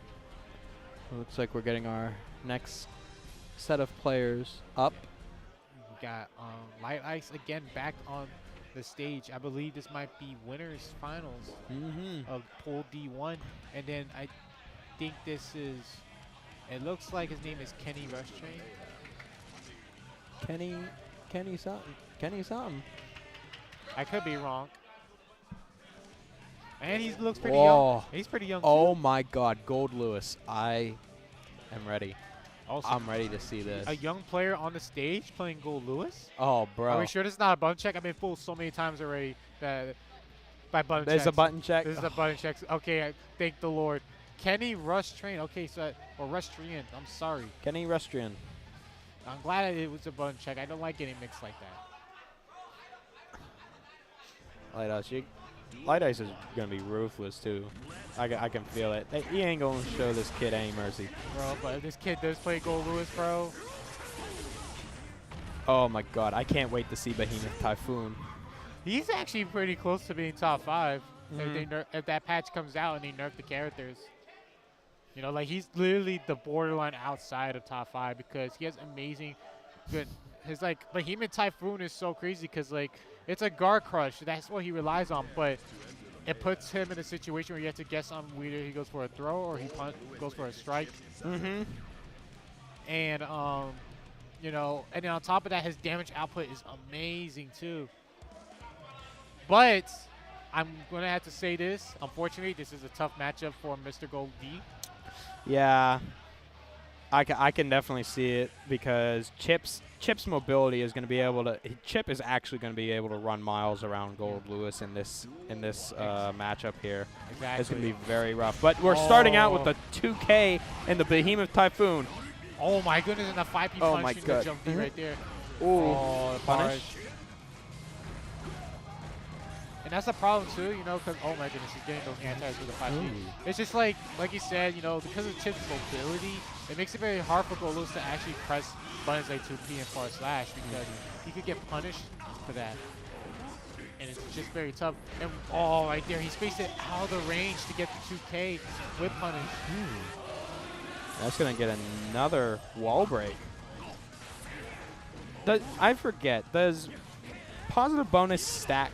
I don't believe it does. So when when you get he had positive bonus and then he broke the wall. So it does not stack. Yeah. So once you already have the positive bonus, you have it. When you break a wall, it does not stack. Eventually, that positive bonus you had earlier will go away. So you won't be getting any more bonus. I think that would be pretty cheap. If it did stack, it would be unfair. Oh my God, we got Air Lewis. Oh, Air Lewis is in RC. chat. Oh my God! Wow. And a close slash right there. Oh my God. He's putting his man in the coffin. Whew. Put him in a coffin. Oh my God, they call him the Undertaker. Got the covering the space. Yeah, he's using that jump H right there to try to catch him from jumping. Yep. Oh, and a hard knockdown right here. Bros be like, oh, I got my whole life ahead of me. Nah, you don't, bro. You got the Thunderbird coming your way. Oh my goodness. Oh my God, He Thunderbird is again. Pressured. Oh, he has to hold this wow. That's gonna be. Yeah, that's first round going to Kenny Rustrian. Bro, I did not expect the child to come on board. And bro, he's cooking. What is he cooking?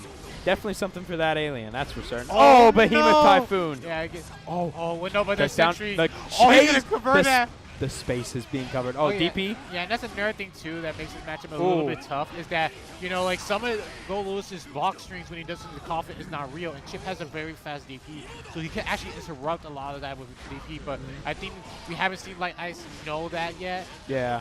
So I'm actually seeing that Kenny is actually keeping a lot of his block strings very tight. They're like, it's for the most part been hit in the Behemoth Typhoon, which is instant. Oh my God, wow. Yeah, but doesn't get much reward off of that. Wow. YRC, I agree. Oh. Good blocks by Kenny right there. JD. The Gold Lewis God button. Are you below me? You are now in trouble. Oh, nice air. He voiced the sentry now. Whoa. But he has to be very careful. Whiffs grab. Yep. That's going to be it. It's a very, very scary moment. I don't blame for Kenny. Like he's been stuck in that corner forever. He had to do something. Oh, we're going to start round. Yeah, he's using a lot of footsies. Oh my God, the footsies. 2P. That anti-air too. It's so crazy. I'm going to make this crouch button an anti-air. It's almost as crazy as like, oh, we're going to make Order Soul 2S overhead or 2 heavy slash overhead. Shout out to all our plus R players. Oh my God. Oh, getting the block string going. Oh man, but he was Typhoon. You gotta be very careful. Ooh. Oh no. Oh, he doesn't block the overhead, but I think he tried to go for. Was hoping to get that 50% bar so he could cancel it, but unfortunately he didn't build it in time. Oh my God. Speaking of the overhead, the fact that they bumped that overhead to make it much more faster, it's like crazy. Yeah. Like there was no need for that. Oh my God. That would have been crazy. That would have been actually insane if he caught him with that PC Behemoth touch. He immediately quick RC to that record right there. He was not having it. He did not want to get hit by that Behemoth Typhoon. Oh, JD. Whew. Oh yeah, so they're counting the JDs. I thought they were anyways. I heard 1, 2, JD. Wow, that's so unfortunate. He did not safely set up that sentry, and because of that, he got hit by the bar slash. And depending on when you attack Go Lewis. Oh, you get hit by overhead. Oh, mix time. Yeah. This might do it. It's not going to kill. No, yeah. Not now. He has very high health and high guts, so, he's still in this, but it's not really good for Kenny right now. Not looking good. Is he going to block it? No, he's going to block it. That would have been crazy if he got that off, though. Definitely is. Light Ice is strong. Down with the system. Yep. Oh, is that the first time we've seen a far slash? Yeah, that's the first time we see Kenny go for a far slash. That's crazy. I feel like Gold Lewis should be going for that a lot more often. Oh my God, see, there we go. Now he's using far slash. He's able to catch a lot more of Light Ice's distance shenanigans. 6P to catch whatever Light Ice was doing. Burst. Gonna get the neutral. Oh, you got hit Gold by the Lewis coming in. No. Oh no. First. Everything has gone terribly, terribly wrong. Oh, he was too heavy there. He wasn't able to complete the combo, but doesn't matter. Light Ice is still in a healthy lead. He's gonna get positive bonus too. Oh, JD. Oh no. No, he's gonna cancel it right there. Yep. And that's gonna be 2-1 for Light Ice. Playing absolutely amazingly. And the crowd is going loud for Light Ice right now. Mm-hmm. You know, his homies are cheering on for him. Always got to have that support. Taking a little breather on the pause screen. I agree. Yeah, sometimes you need that little extra breather. Sometimes you even need to go to character select. Here we go to round start Coffin, but immediately DPs yet. Light Ice has not been DPing a lot. Whoa. You know? Oh yeah, the 6P. It's so stubby. It's stubby and it doesn't really have a good hitbox. Like it's not even an actual anti-air either compared to other characters. It should be an overhead. It's just like not used as an anti-air. Ooh. It's definitely good for pressure. I can see that. Oh. Nope, we blocking that. Yeah. And that's going to be a, oh no, combo drop. Doesn't matter right here. He still has a very healthy lead. He's going to cancel his Rekkas right there. Caught him from trying to press. And that's what I'm saying right there earlier. You know, he could delay those Rekkas and then cancel it to a low and overhead and make you press a button and force you to try to take a situation. Jesus Christ, he avoided the whole behemoth right there. Bro, Behemoth Typhoon is in your local area. Oh man. Oh, Skyfish. Try and catch him lacking. Oh no, he tried for a Behemoth Typhoon again. It's not looking so good for Kenny right here. What a great poke from Light Ice. Light Ice is going to take that to the next wall. Across the screen. Hard knockdown. Safe jump with the JH. Oh no. Oh, burst bait. That's it. That's going to do it. No, the combo drop. Oh, that's it though. Yep. Not gonna. Yep. That's gonna be a set for Light Ice, taking it over Kenny Rustian. You know, he did pretty good for pretty good. He did very well for someone who looked so young. Definitely, you know, like that second game I think was very convincing off. I don't know if that was a winner's finals or not. It definitely looked like it was. If it was, you know, like he's still in it. He probably has to wait a few more matches depending on how fast the bracket is moving. And it's crazy to think that we got people so young staying in winners, you know? That is winner's side. I believe that was winner's side. I think it was winner's side. Crazy that we have such young new blood on the winner's side. It's great to see. Great to see. You know, they did make this game to make it easier for newer players to get into compared to Rev. So, you know, like a lot of players that you probably never seen before are now popping up more. You know, you still have some of the veterans playing the game, but then you got some of the new players that never played a Guilty Gear game. Now coming in and playing the game, you know, and they're making results. You know, like Umisho, for example, definitely a good example. Oh, you know, yeah. She did a tremendous job winning Evo. She's definitely a new player. And now she's like making results offline. She does good online as well, but now she's like coming out to more offline events. Umisho, absolutely great example of fresh young talent hitting the scene and dominating. Yep. Absolutely. And right now we're gonna wait for our next two opponents. Ooh, I like what I see. I know this man. I know his face. I know him from New York himself, Yurikov. Oh, it's not Yurikov. It looks like Yurikov though. It looks like. You know, I'm not gonna lie though. It did look like Yuri. Yeah. Wait, is it Yuri? I think that is Yuri. Yuri. That is Yuri. I think they got the names wrong. I think they got the names wrong because it looks Yuri. Because I definitely seen him wearing the hat. Yep, that's Yuri. Yuri's playing. I thought Yuri played Milia. So he actually does play Milia, but you know, Milia has a lot of matchups. You know. Yeah. Like Milia. Yeah, there we go. There so we go. it's Scamboni and Boo, but I think this is a button check right now. Yep. Because Scamboni, I know both of these players, I think. So Scamboni, I don't know if you heard of him. He, I think got top of a DreamHack. I think he's the Kai player. I could be wrong. And then actually, obviously, you know, Yurikov, very strong KOF player. He got top 8 winner side for this week playing. So he'll be playing tomorrow top 8. So Good like, stuff. Good stuff. So if this is actually Axel, this matchup sucks for Axel if this is going to be the pick. Mostly because Milia is very known for, you know, her mobility in the air. And Axel, you know, can't really stop that. A lot of his normals have huge amounts of recovery. So it makes it very hard for Axel to try to stop her movement in the air.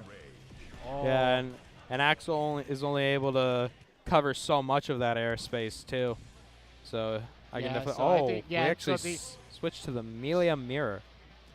So I definitely think they kind of got the name wrong here. Yeah. Because it definitely is Yuri. That is definitely Yurikov. Yeah, because Yurikov was playing in the pool D. He told me that. Mhm. So they probably will fix it later. But here we go. We're gonna start the match. All in the 6P. So Capoeira, the flower, that has a hitbox on it. It also gives her like an extra jump. Yep. So immediately using that mobility. Oh, wow. Yeah. The mix is going to be insane in this matchup. Uh-oh. First, yep. Yep. Throwing out the... I forget the name of that move. I'm just going to call it the hula hoop. Oh, we got 2K2D. Wow, the mix. Oh.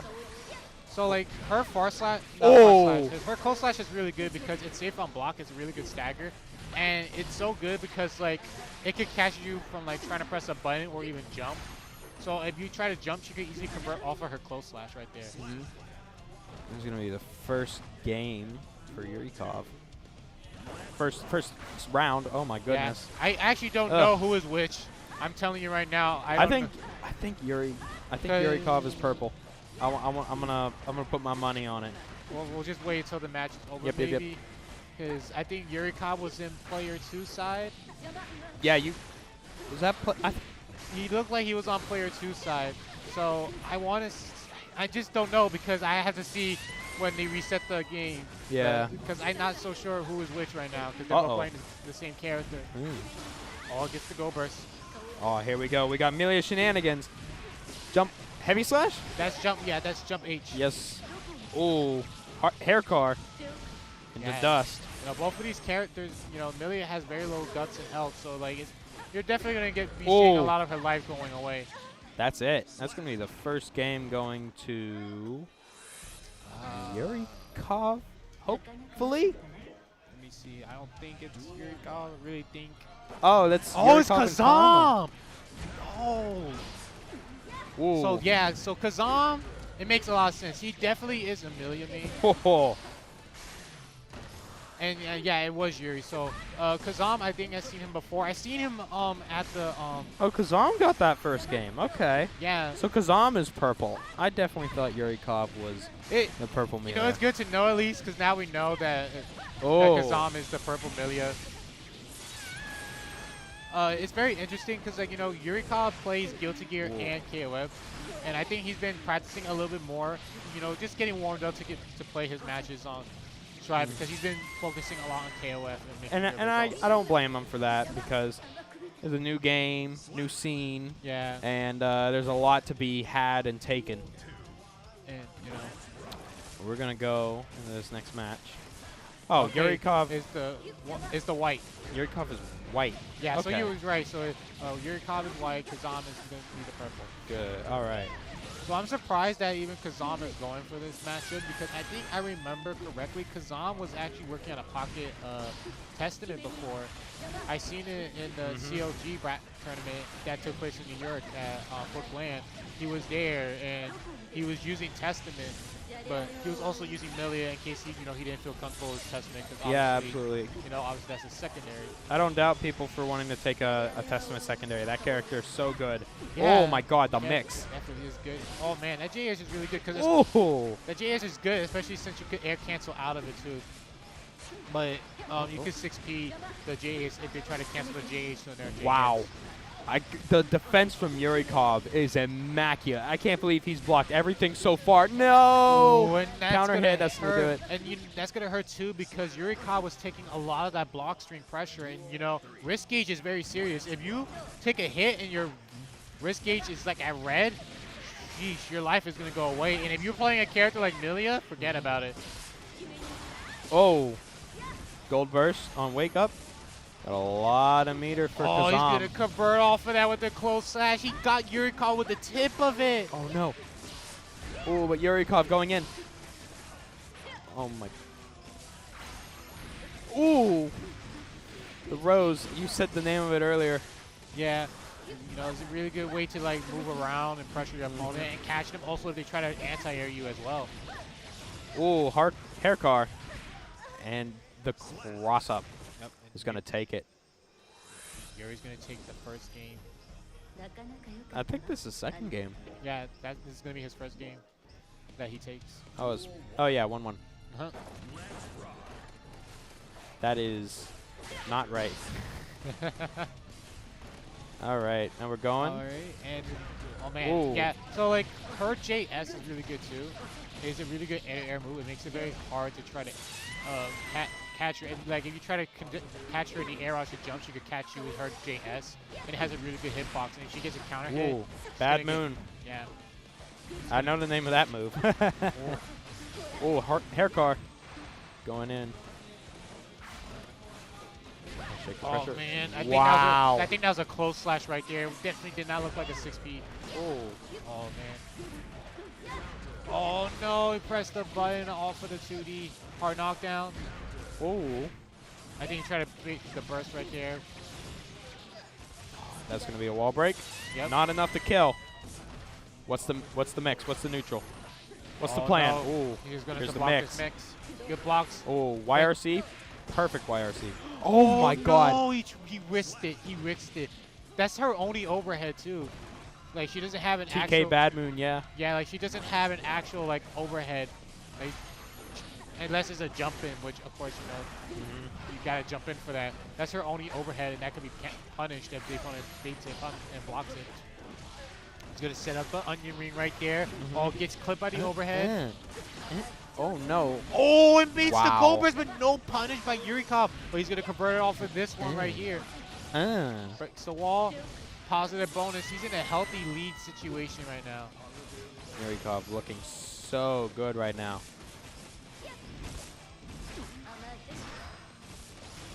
Oh, hair car. Oh, and the 6P is going to trade, and Yurikov's going to take game 3. He's up Is that? 2-1. No, wait. Is Yurikov purple or white? I'm getting mixed. Oh, here comes the testament. Yurikov was white. All right, Yurikov was white. Okay. So now we're going to see that pocket testament what we were talking about. All right, so, yeah, so. Now, if I'm being, as a testament player myself, I'm going to be honest. I haven't played the Melee matchup a lot. What do you feel about the matchup here? So mostly, like, Testament has an amazing anti-air. The 6P is just amazing. The hitbox on it hits very high, so you can really check Milia on the air depending on where she jumps. God, that blood looking like a Splatoon game. You know, every oh color, my God. every color she gets, her projectile changes the color. Ooh. Oh wow! What an anti-air 2K with Testament? He What world are we living in? And he got the stain too, so he was able to Oh almost my convert God! it. Oh, that's great. Wow, what a turnaround from Kazam. It's Kazam. Ooh. Ooh, the conversion doesn't set up. Oh no, that's not good. Can't be doing that. Yurikov gonna capitalize. Oh my God. Going in with the Testament burst. Keep the corner. Yeah. Perfect pressure here from Kazam. Oh no. Stain is gone. Block this mix. Oh my God, I'm gonna block this wacko mix. Oh no, you ain't. Oh, ooh, no. Wow. That's gonna do it. Gonna kill. He's gonna be at match point now.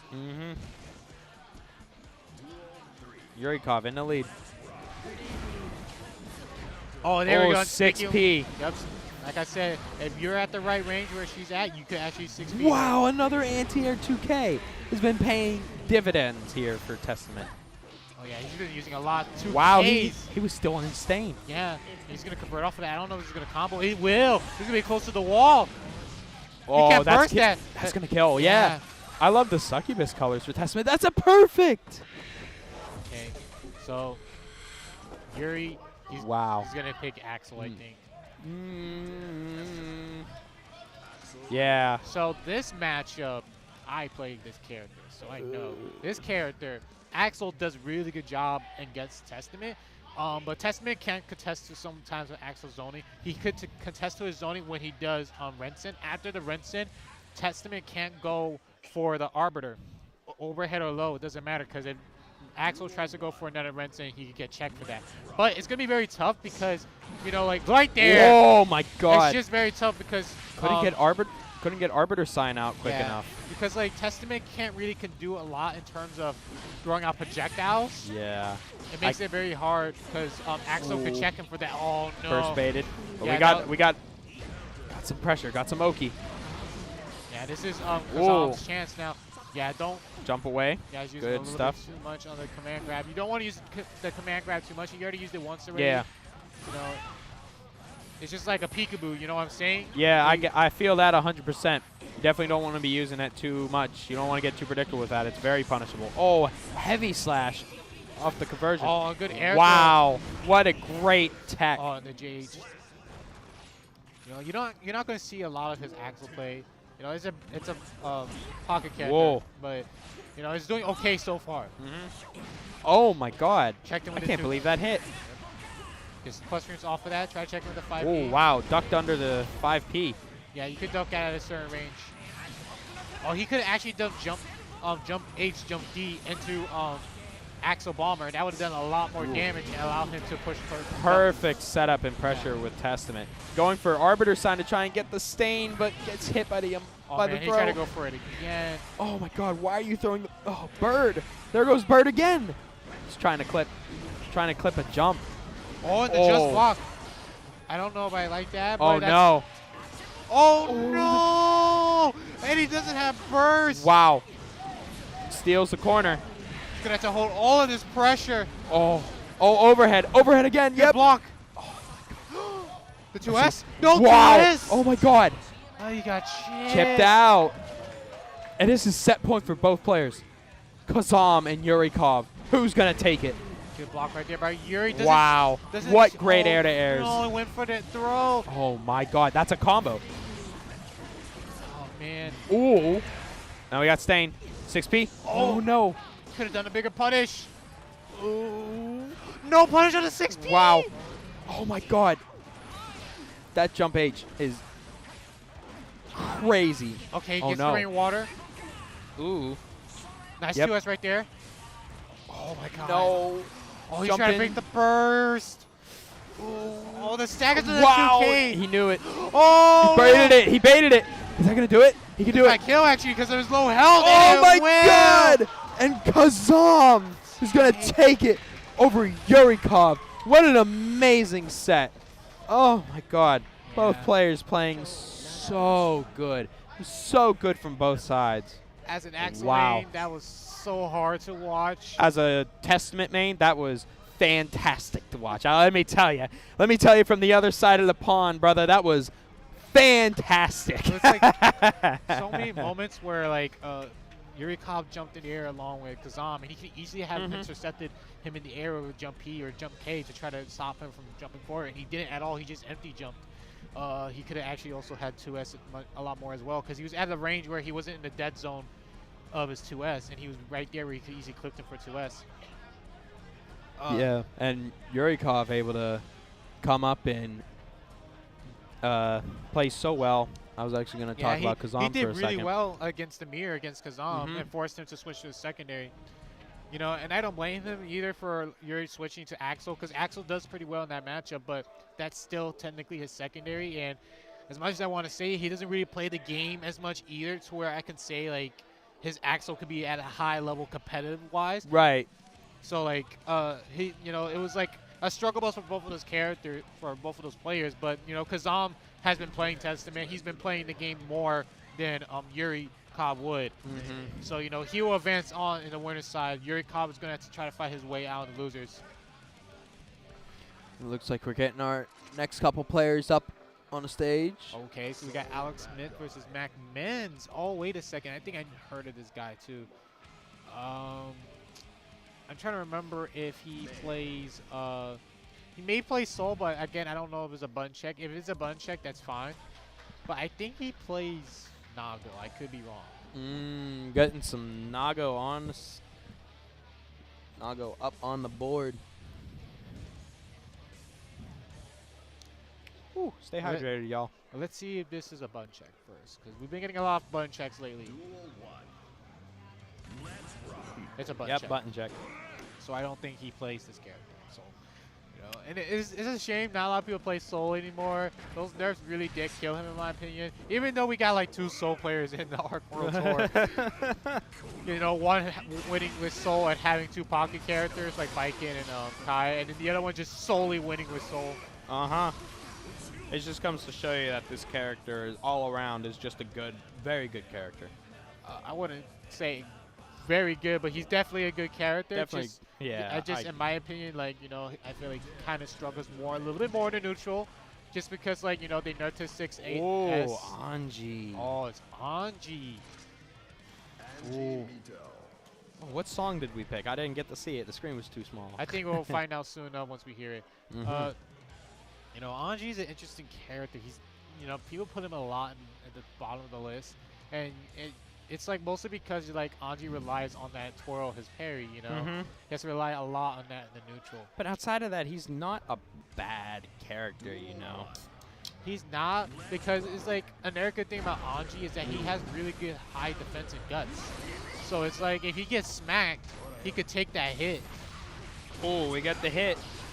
And also his damage output is really good, but you know his neutral is not the best gear. Like he still has like good buttons like that 2S, 5H. And then of course the God button that is. Oh my God! I can't believe I'm forgetting the name of that move.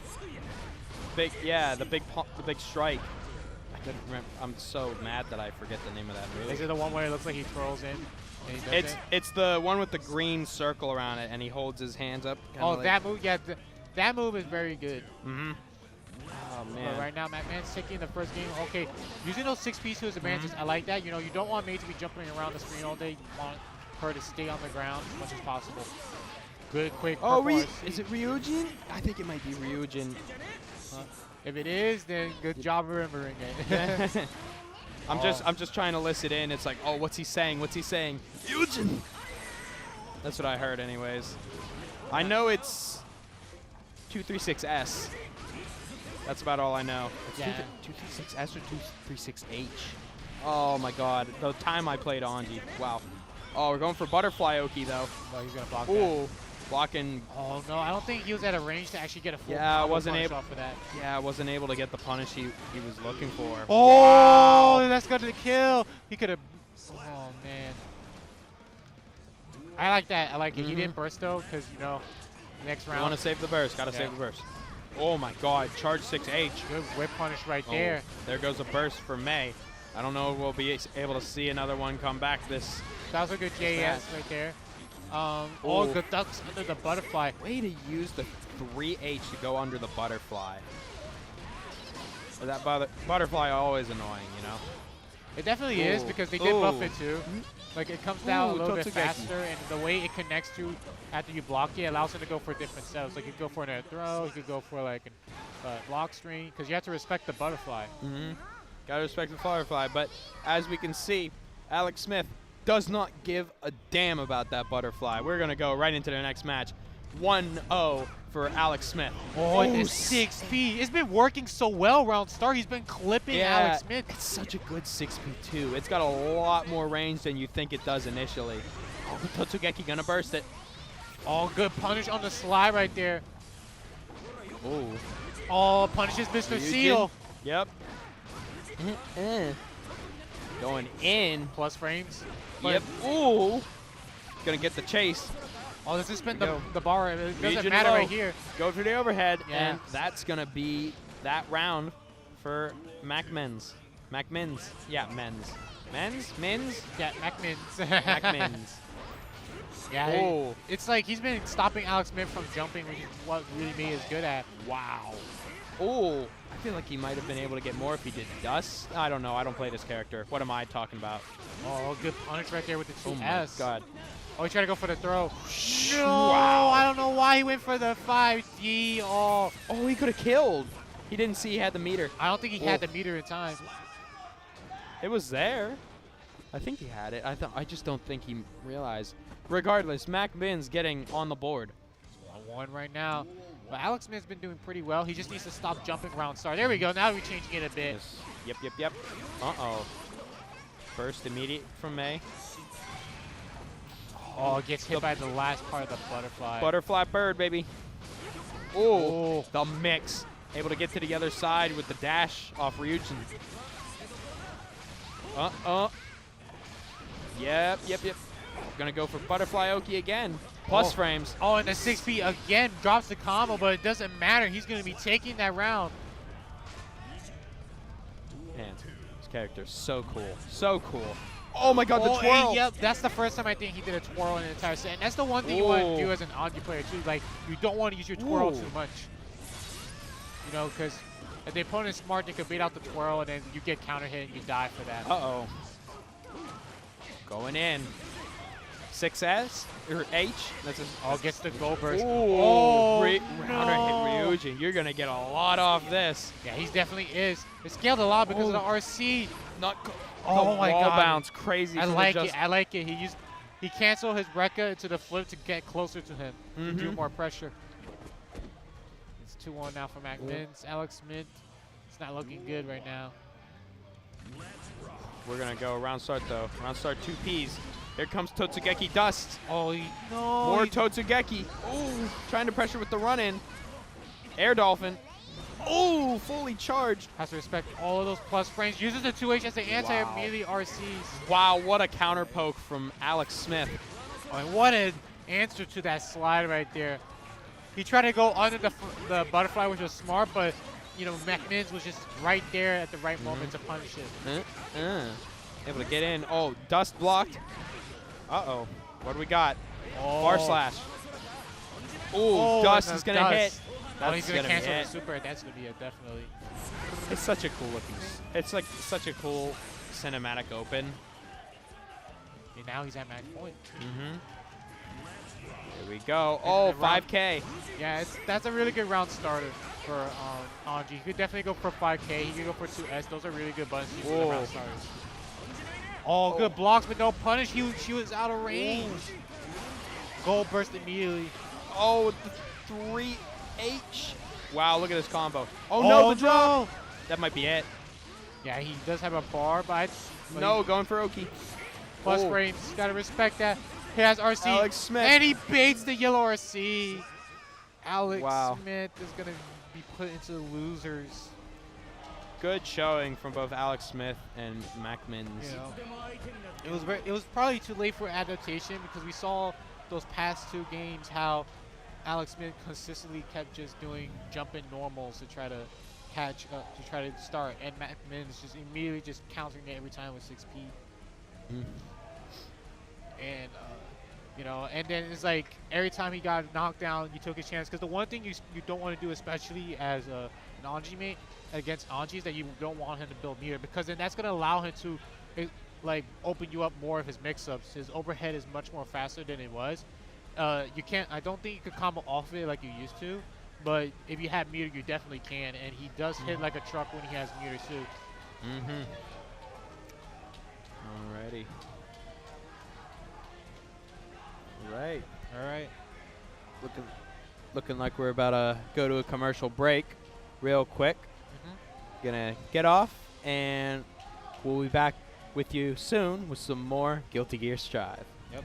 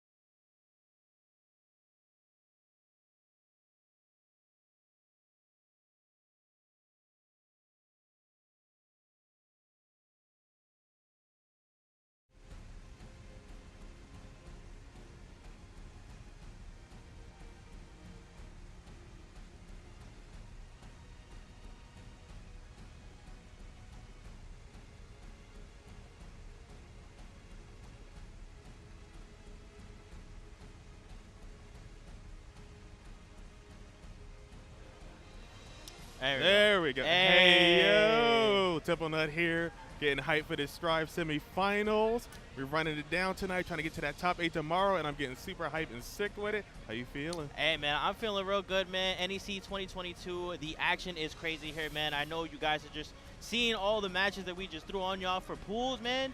Everything has been just absolutely crazy, man. All these games just literally just going down to the wire, man. And that was literally just pools actions. Now we about to get into the nitty-gritty part of it, outside of the pools, see who's going to get into top 8, and see who's not going to make it, man. We got nothing but hitters here, man, so I'm excited for how this tournament is going to play out, man. I'm just waiting to get this first game started so we can get it cracking. Yeah.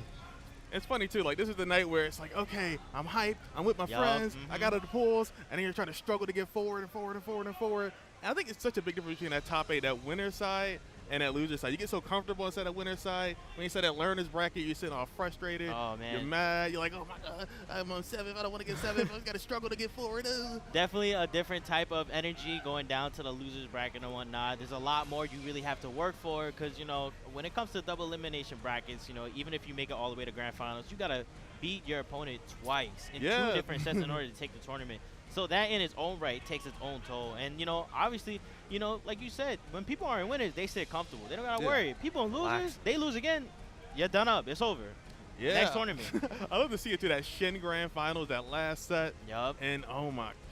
I saw a 6-0 comeback recently, too. It was just such the biggest blow-up.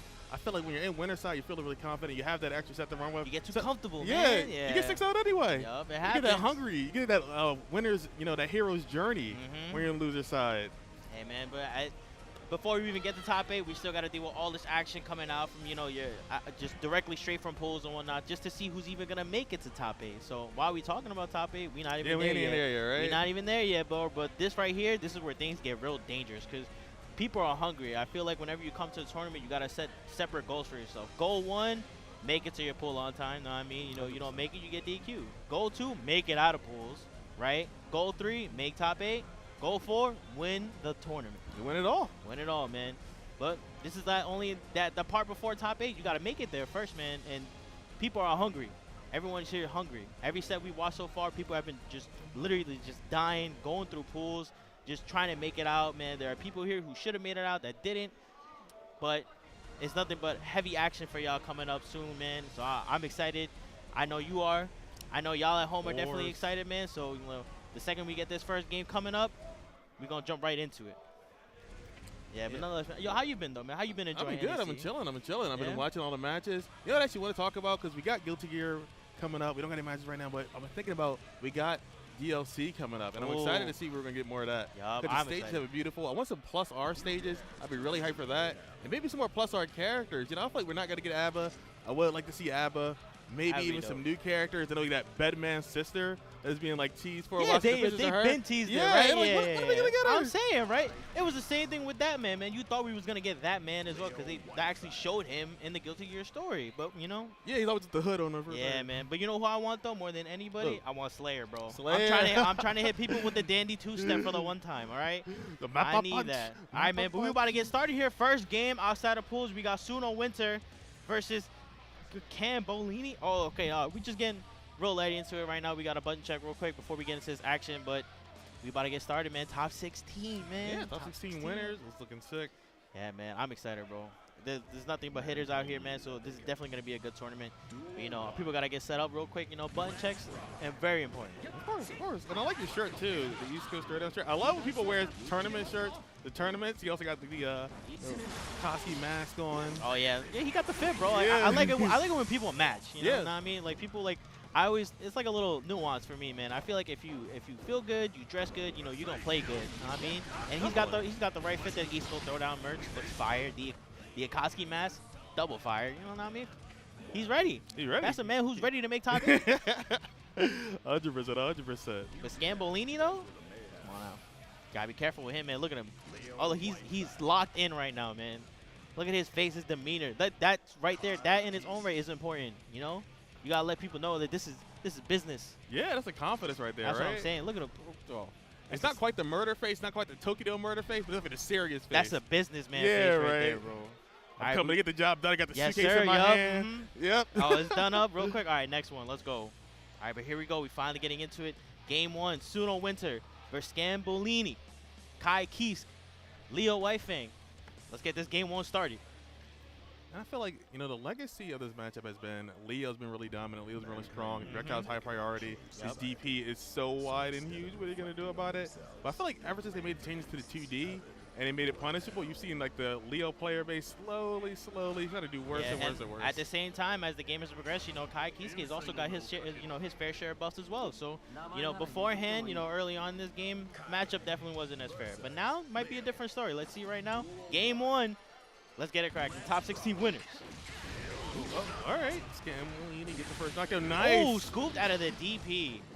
Oh, overhead. All right, immediate burst for the winner. Want to stay alive. Yeah, not trying to deal with all that nonsense from Leo in the corner, man. Definitely one of the scariest characters when you have to deal with him backed up against the wall. Especially, and I always appreciate that early burst. That way you can play more matches. You don't want to get steamrolled immediately. Have to go to the next match. Like, oh my, what happened? What I'm going to do? Very true. Oh, wow. Okay. Oh, the mix was not ready for the cross up there. Toes getting lit up.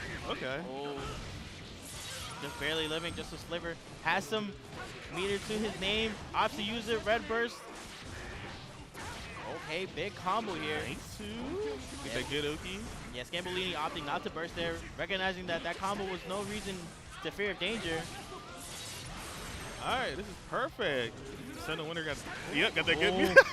Frame through that stun. It's 5 frames. What are you gonna do with 5 frames? Oh, what and a grab! What a turnaround! And you know, I appreciate Scambolini's, you know, patience to hold on to that burst. You know, at that point, you know, like it's too big of a risk to throw that burst out. Want her to hold it for this next round, but the big opening from Suno Winter immediately. Yeah, and then the instant burst from Scambolini, but the complete opening from Suno right after that. And this is the common thing in any fighting game, especially Strive, is slowly slipping away. Scambolini was looking so confident, so dominant at first. For real, right? And now it's just all going downhill. He still hasn't gotten a hit yet right now. Oh. Working on a perfect, and he got burst, Oh, and he got 50% meter, dipper. and I clipped your legs. What are you going to do about it? Them 7 golden letters looking crisp right now. Literally, the first 10 seconds was looking pretty crazy for Scambolini. But then out of nowhere, that complete composure from Suno Winter just came in and just completely dominated the remainder of that first game. Yeah, like a steamroll, then a steamroll in the exact opposite direction. Yup. Okay. Scambolini slowly edging forward. Nice, nice pickup. And the grab. Nice grab again. Scambolini having troubles finding himself to get out of the corner here. Blue RC. Oh, nice. What a challenge. But the burst to keep him in the corner. Oh, yeah, you got him. Oh, the burst bait. Big damage here. Still not enough. Barely living with the sliver here. Blue RC DP. Nice. All right, cross-up time. Oh. Got a gas. No punish, though. Oh, huge opportunity missed. Was able to dash through the DP, but was too far away to get the punish. Suno Winter recognizing that. Built the distance. Let me chuck some projectiles, taking that first round. Okay. All right, nice. Scambolini looking for that air dash. Finally got it. Has the corner control right now. I feel like this is the ideal spot with Leo. For real. And there's no burst. There's no burst right now for Suno, so he's got to eat all of this. Big damage coming for Scambolini right now. Okay. Slowly, just surely, just dragging him into the corner. Able to air dash out, though. Nice. Counter hit. Burns the RC to get the damage. Nice stuff. All right, but still, nonetheless, you know, Scambolini with the health lead and the meter advantage. Smart purple RC. And you see Suno Winter, they've been going for that slide a lot. They've been getting so much mileage out of that slide. They throw it out, wait for the best thing to happen. And, oh, you know, it's working out so far. Okay, wait. Okay. Winter fighting back. Oh, the bait on the grab. This should be the round. How unfortunate. Oh, so unfortunate. Scambolini was looking so good this entire round. But again, man, Suno Winter with that patience, the resilience to hold his ground and bring that all the way back. Immediate DP to burst. One thing I'm excited to see, these last player decisions that Scambolini's been making. The first round, it was the first match, it was the DP, and then the second time it was the throw. And they've had 50% meter each time. I wonder if they're going to start cycling super more often. I feel like they should at this point. You know, like you're in your third game, so you know something's got to change here. Yeah, take that risk. Nice. Good block. Good defense from Scambolini. All right, playing a good neutral GD. Oh, the DP still caught him on the cross-up. Scambolini, these trades are not working in their favor right now. Nice. All right. danger time potential for Scambolini. Oh, the DP still managed to catch Suno Winter because he pressed the button. Good block. Oh, stun dipper. This should be the round. Oh, nice. 5-frame slide. That move is just too good, bro. Stun dipper is just way too good. Oh, wow. The instant 5K to 2D. All right, yeah. Had to burst to get out of that scenario. Yep. Bad time. And an anti-air close. How unfortunate. Ooh, RTL to the wall. Big damage and gets the hard knockdown here. What's the setup? Oh, I don't think that's exactly what they were looking for there. Okay. Scambolini trying to make something happen here. DP is out. This should be the game. Scenario. Oh, there it is. The chase down with the 5K. Suno Winter moving on 3-0 over Scambolini. Yeah, that was really cool. Really dominant. I liked how they just used the stun dipper so much, right? They just forced it in mid-screen and just clipped the legs constantly. Every time, just call Scambolini, slipping. You got to be ready for that stun dipper. It's one of Kai's best moves and their entire repertoire of moves to use. And especially with RC available, come on now. Why wouldn't I not throw that move out? Yeah. I got some distance. I'm looking at you dashing back and forth, and I'm a stun dipper. And I'm going to catch you lacking on your legs. RC, big combo. And I feel like that was literally the tail of take. Because, Scambolini was playing pretty good. Yeah, definitely playing throughout well. certain scenarios. But when it came to those clutch moments, wasn't there. Suno Winter was. That's the result that we got here. 3-0 with the swiftness. Yeah, 3-0. Hopefully, sometimes it's like that. You got to get steamrolled in this game. This game definitely going to be really explosive, really chaotic.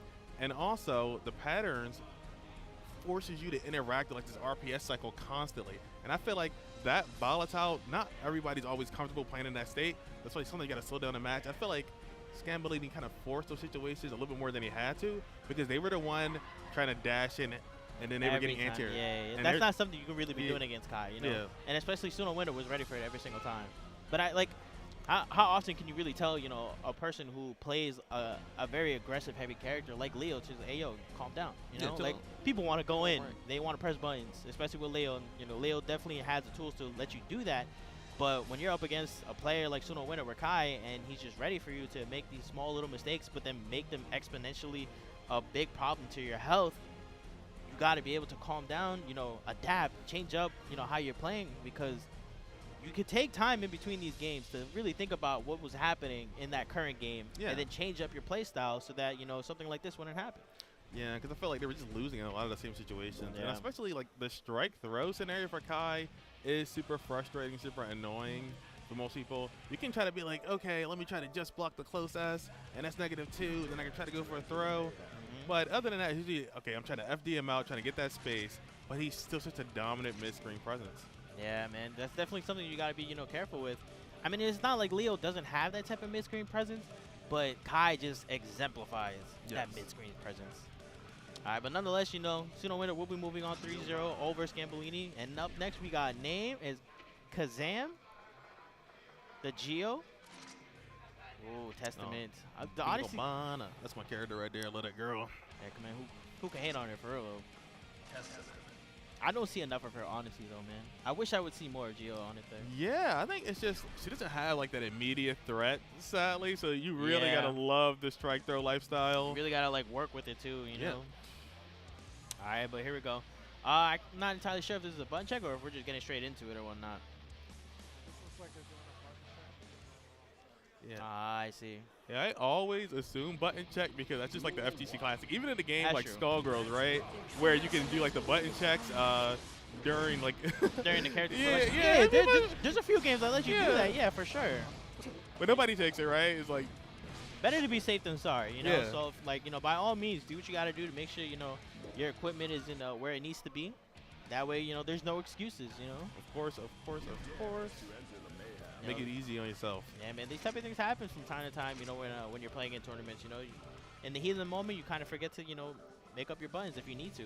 And then, tragedy strikes. Yeah, you want to be like, okay, I made it over here. I'm in top 16. What the button's wrong? What am I doing here? My button's wrong. Oh, man. Nobody wants to hear that on Twitter. Nobody wants to hear on Twitter. I didn't have my dots button. It's like, well, that sounds like a you problem, bro. But nonetheless, these guys here were ready. They made sure that their buttons were intact. And now we got this first game coming up. Name versus Kazam, Giovanni. Or Giovanna. I keep going full Italian with that name, man. Giovanna, Testament. You know what I do? I use the B. Biobana. All right, here we go. Game 1. Let's go. All right, so I've seen this matchup played a little before. You can use the drill to get in, but Testament normals can be really difficult and annoying to deal with. Once you have Curse on, It's definitely a problem one night, especially again like this whole mid-range game one night. Literally the second the match started, Kazam was already in there. Yeah. This is a great match for Testament just to move forward and go on. Especially because the Testament 6P, it'll beat you doing a drill, it'll beat you doing a flip kick. It'll just undermine a lot of your options. Perfect dominant round from Kazam. Your name get to play. For real. I feel like that was the first time the way this round started that name got to press a button. Again, just a rerun how this first round started. Name having a problem getting in. My goodness, this pressure from Kazam. Fast RC. Okay, nice. Person out.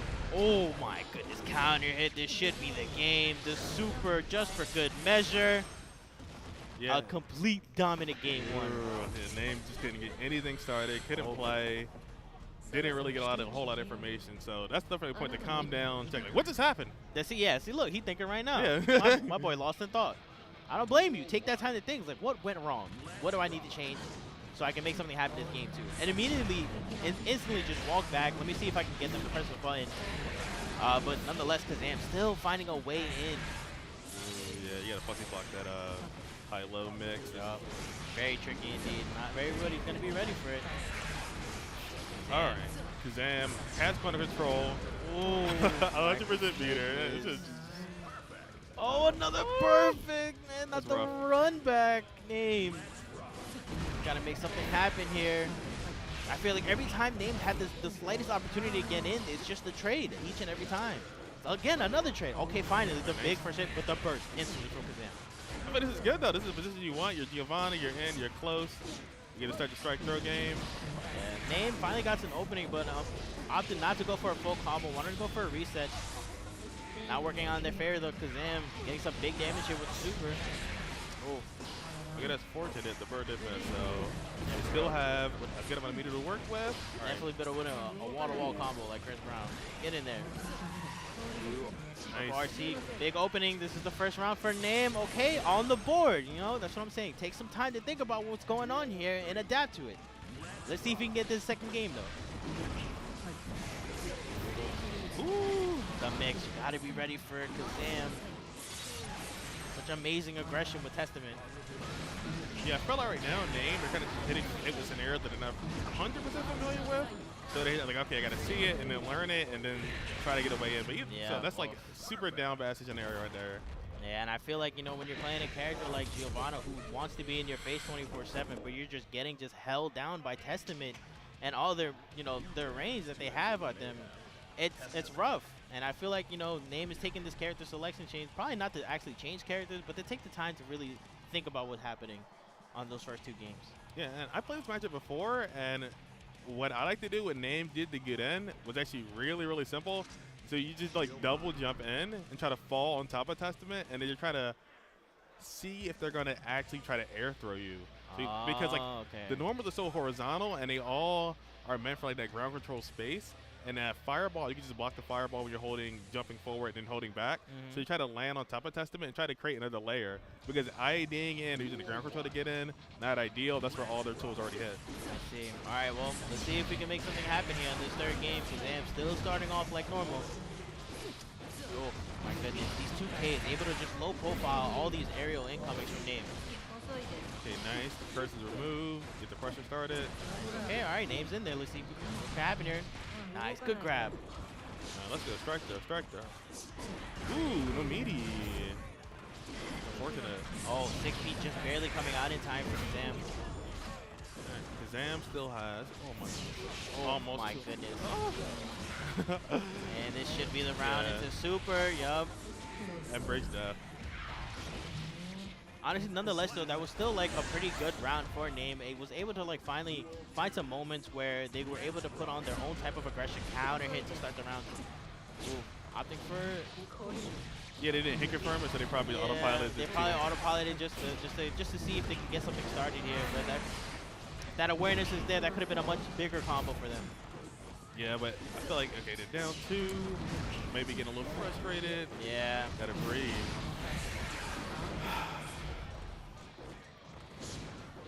All right, nice. Literally breathing right now, taking the time to compose themselves, not running in when they hit curves.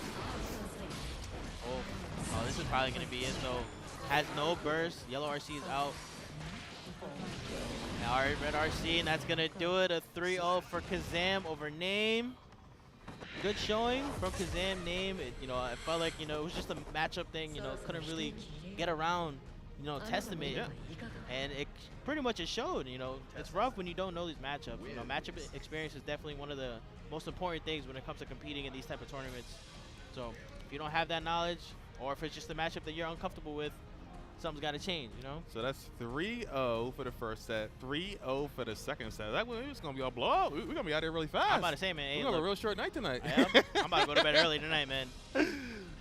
But seriously, though, like, I like the way that Name, they were try to get the momentum started. The problem is they didn't have any momentum, and when you're playing at your opponent's place and you're not dictating the pace in the match, it'd be kind of frustrating and annoying. Yeah. And you get bothered, and then it's getting worse, and then you're getting slowly steamrolled in. And the first 2 rounds, for the first 2 matches, were both perfect. So it's kind of like, honestly, that's hard. That that's a tough thing to swallow when literally you're just getting repeated the way game 1 was into game 2. But even though, like, with that second game, Name was able to take a round off and get something started. Wasn't enough, though, unfortunately, but we did see strides of Name pretty much able to show off that they can definitely do well. But Yeah, I feel like it was definitely. just more so, like, of a matchup thing than it was anything else. But, this is what happens, like, you get opened up in certain matchups. You got to go back, learn it, come back stronger. So I would not be surprised if we come back to another tournament and I see Name in the same position, but this time, coming out victorious. Yeah, I feel like for Guilty Gear in particular, you really have to have, like, somebody that you know for each and every matchup. With all the characters, you're like, okay, you get 2K, 2D, and you can apply pressure close S. But all the characters, the way they apply pressure, all different styles they apply pressure is so different. And the micro situations that can happen in the match are so just abundant. So you really have to be aware. Yeah, you definitely do, man. Especially because this cast is just ever expanding, right? So there's just going to be more matchups that you're going to have to learn as time goes on. So we'll see. Let's see if this is another button check. I would not be surprised if it was. Yep, button check indeed. All right, but while we wait for these guys to get ready, man, how's your experience been so far at NEC, bro? I've been enjoying it. I've been having fun.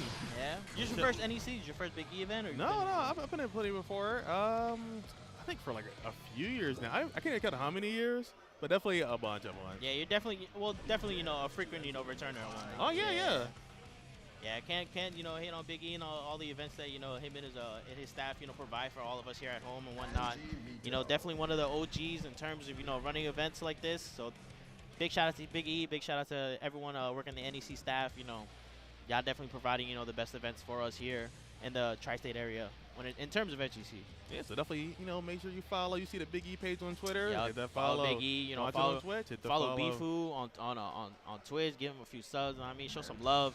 Especially tell us, here, bringing all this action for you. MacMens. I saw MacMens earlier playing in pools. Definitely a very aggressive Anji. Yeah, that's what everyone's saying. MacMen is the best Anji player in NA. All right, let's see. I want to see. I'm excited for it. Oh, nice. Good challenge, though, from Zippy. Coming in with the food arc. Oh, pressure. Ooh. Heavy pressure buttons. Oh, stun dipper interrupting. Wow, again, stun dipper. I'm telling you, man, you gotta be careful with that move. 5-frame low. 5-frame low. 5-frame low. You gotta be careful with that. All right, but Zippy though, hey man, MacMen's definitely, like you said, looking like one of the better Anjis of NA. But Zippy, no slouch here, taking off that first round. Still has burst to their name too. Yep. Zippy's still looking good, controlling the space well, kind of just blocking it out. And not even too worried about FD, just hooking in neutral. And okay, yeah, immediate DP. Okay, confidence. Good block. She's out to make sure that they don't take no punishments. Nice pickup. Ooh, DP again. Definitely not afraid to throw those out. Nice tag. Oh, this is big damage. Counter hit. This is big damage here. Oh my god. Didn't get enough meter to build up for a super. Nonetheless, though, MacMan's on their last legs. Yep, they have burst available. They have 50% meter to work with. This better be the mix of your life. Oh, 6P Ooh, after the yeah. purple RC. Had to burst. Oh, 6P after PRC from Zippy. Taking that first game over MacMen's. Good showing from both these people. I love watching, you know, like matchups that you don't really get to see often, man. Like, how often can you really see, you know, an Anji play up to this type of, you know, level and whatnot, right? MacMan's definitely putting in the work. Well, the Anji, you're not seeing it. The Anji's gone. Oh, my goodness. Damn. He said, I'm good. I'm good. Patch came out. We got a new character. Got a new character, man. Yeah. This, hey, man, this is some domestic violence right now, bro. Father son, what's going on here, bro? Oh my gosh, I love the Sin eye patch too. It's so dope. Yeah, I love it. You can I see, love like, the way they stitching designed in him. it, too. I love the way they designed him here. All right, let's see if this, you know, if this counter pick is worth it for MacMen's. All right, chilling, relaxing, nice. It's the first opening there. Big counter hit though from MacMen's. And already by the way MacMen's is playing, you already know why he picked this character. Yup, The big yup, buttons. yup. I was just about to say, I'm like, honestly, MacMen's picking Sin to make up for, you know, the range difference between Anji and Kai. Definitely makes sense to make that type of change. And, you know, obviously, clearly it's working right now, so. Yeah, 100%. Ooh, caught him backdashing. Forced to burn the burst. Yeah, that scenario is actually really dangerous. You cannot really backdash. Yeah. Because even still, he'll still get like a far ass and you'll still get ahead. You still get caught, yup. Nice. Good pickup. Oh, no. I think they tried to do DP or something right there.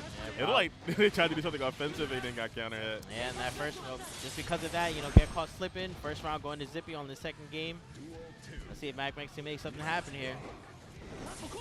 Like I said, this Sin pick is definitely working, but Zippy's just finding the better openings. Yeah, I like the opening. Okay, yes.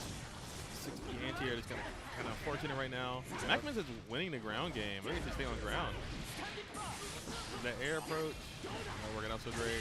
Yeah, I just think there's just certain moments where MacMen's is getting a little overzealous here, and then Zippy is just ready for the counters, you know? MacMen's finds these openings and then tries to push it really hard, but Zippy is just ready for it and gets the counter every time.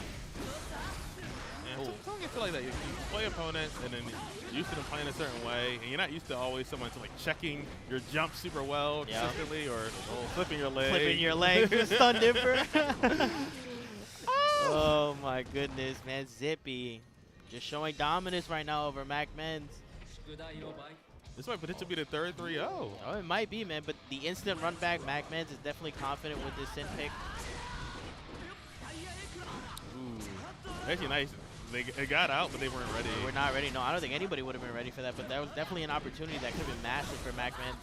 Nonetheless, still putting all this pressure in the corner here. Zippy, no meter, had to get out of this the hard way. All right, so MacMen's up pretty well right now. The mystery poking is working out. Oh, no punish on that, though. He had no meter. Oh, this is big. Nice. The burst. And that's sometimes, you know, that's the little victories. You know, you don't get all the damage you want, but you take that burst, and you have meter advantage right now. Yup. The wall. He's stun edge. Nice. Super in the gap. We love to see it. Oh, nice. Good block.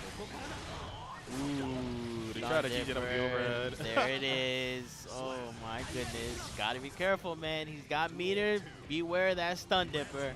I think this stream might be sponsored by something different. That's what it feels like. Low right key, now. man. Hey, man, I need Stun Dipper to pay for my, you know, my gas. Low key. Yo, pay your bills. Pay my bills. It'll wash your feet. It'll do it all for you. Yeah, I'm saying. Pay my taxes too. Oh my. All right. Nonetheless, MacMen's on their last, you know, pretty much on their last round in winner side. If Zippy can close this out, it'll be another 3-0. All right, we can get right there. Oh my goodness. Oh Ooh. no. Trying to get the massive punish with the full charge dust. MacMen's able to block it just in time though. Big damage. Huge. Oh, ooh, looks far away from the overhead. Yeah, these overheads not been working out for MacMen. Oh, Odds not to RC though. I feel like if they RC, they could have got a full combo to the wall and ended that round. Nice, there it is. Gonna hold on to the burst to the next round. Yep. All right, MacMen's not out of it just yet. It's close. they might not get burst this round. They might just Honestly, yeah, that's the scary part about them. That Zippy has burst on deck, but MacMen's nowhere near. Ooh, okay. Okay, Nice.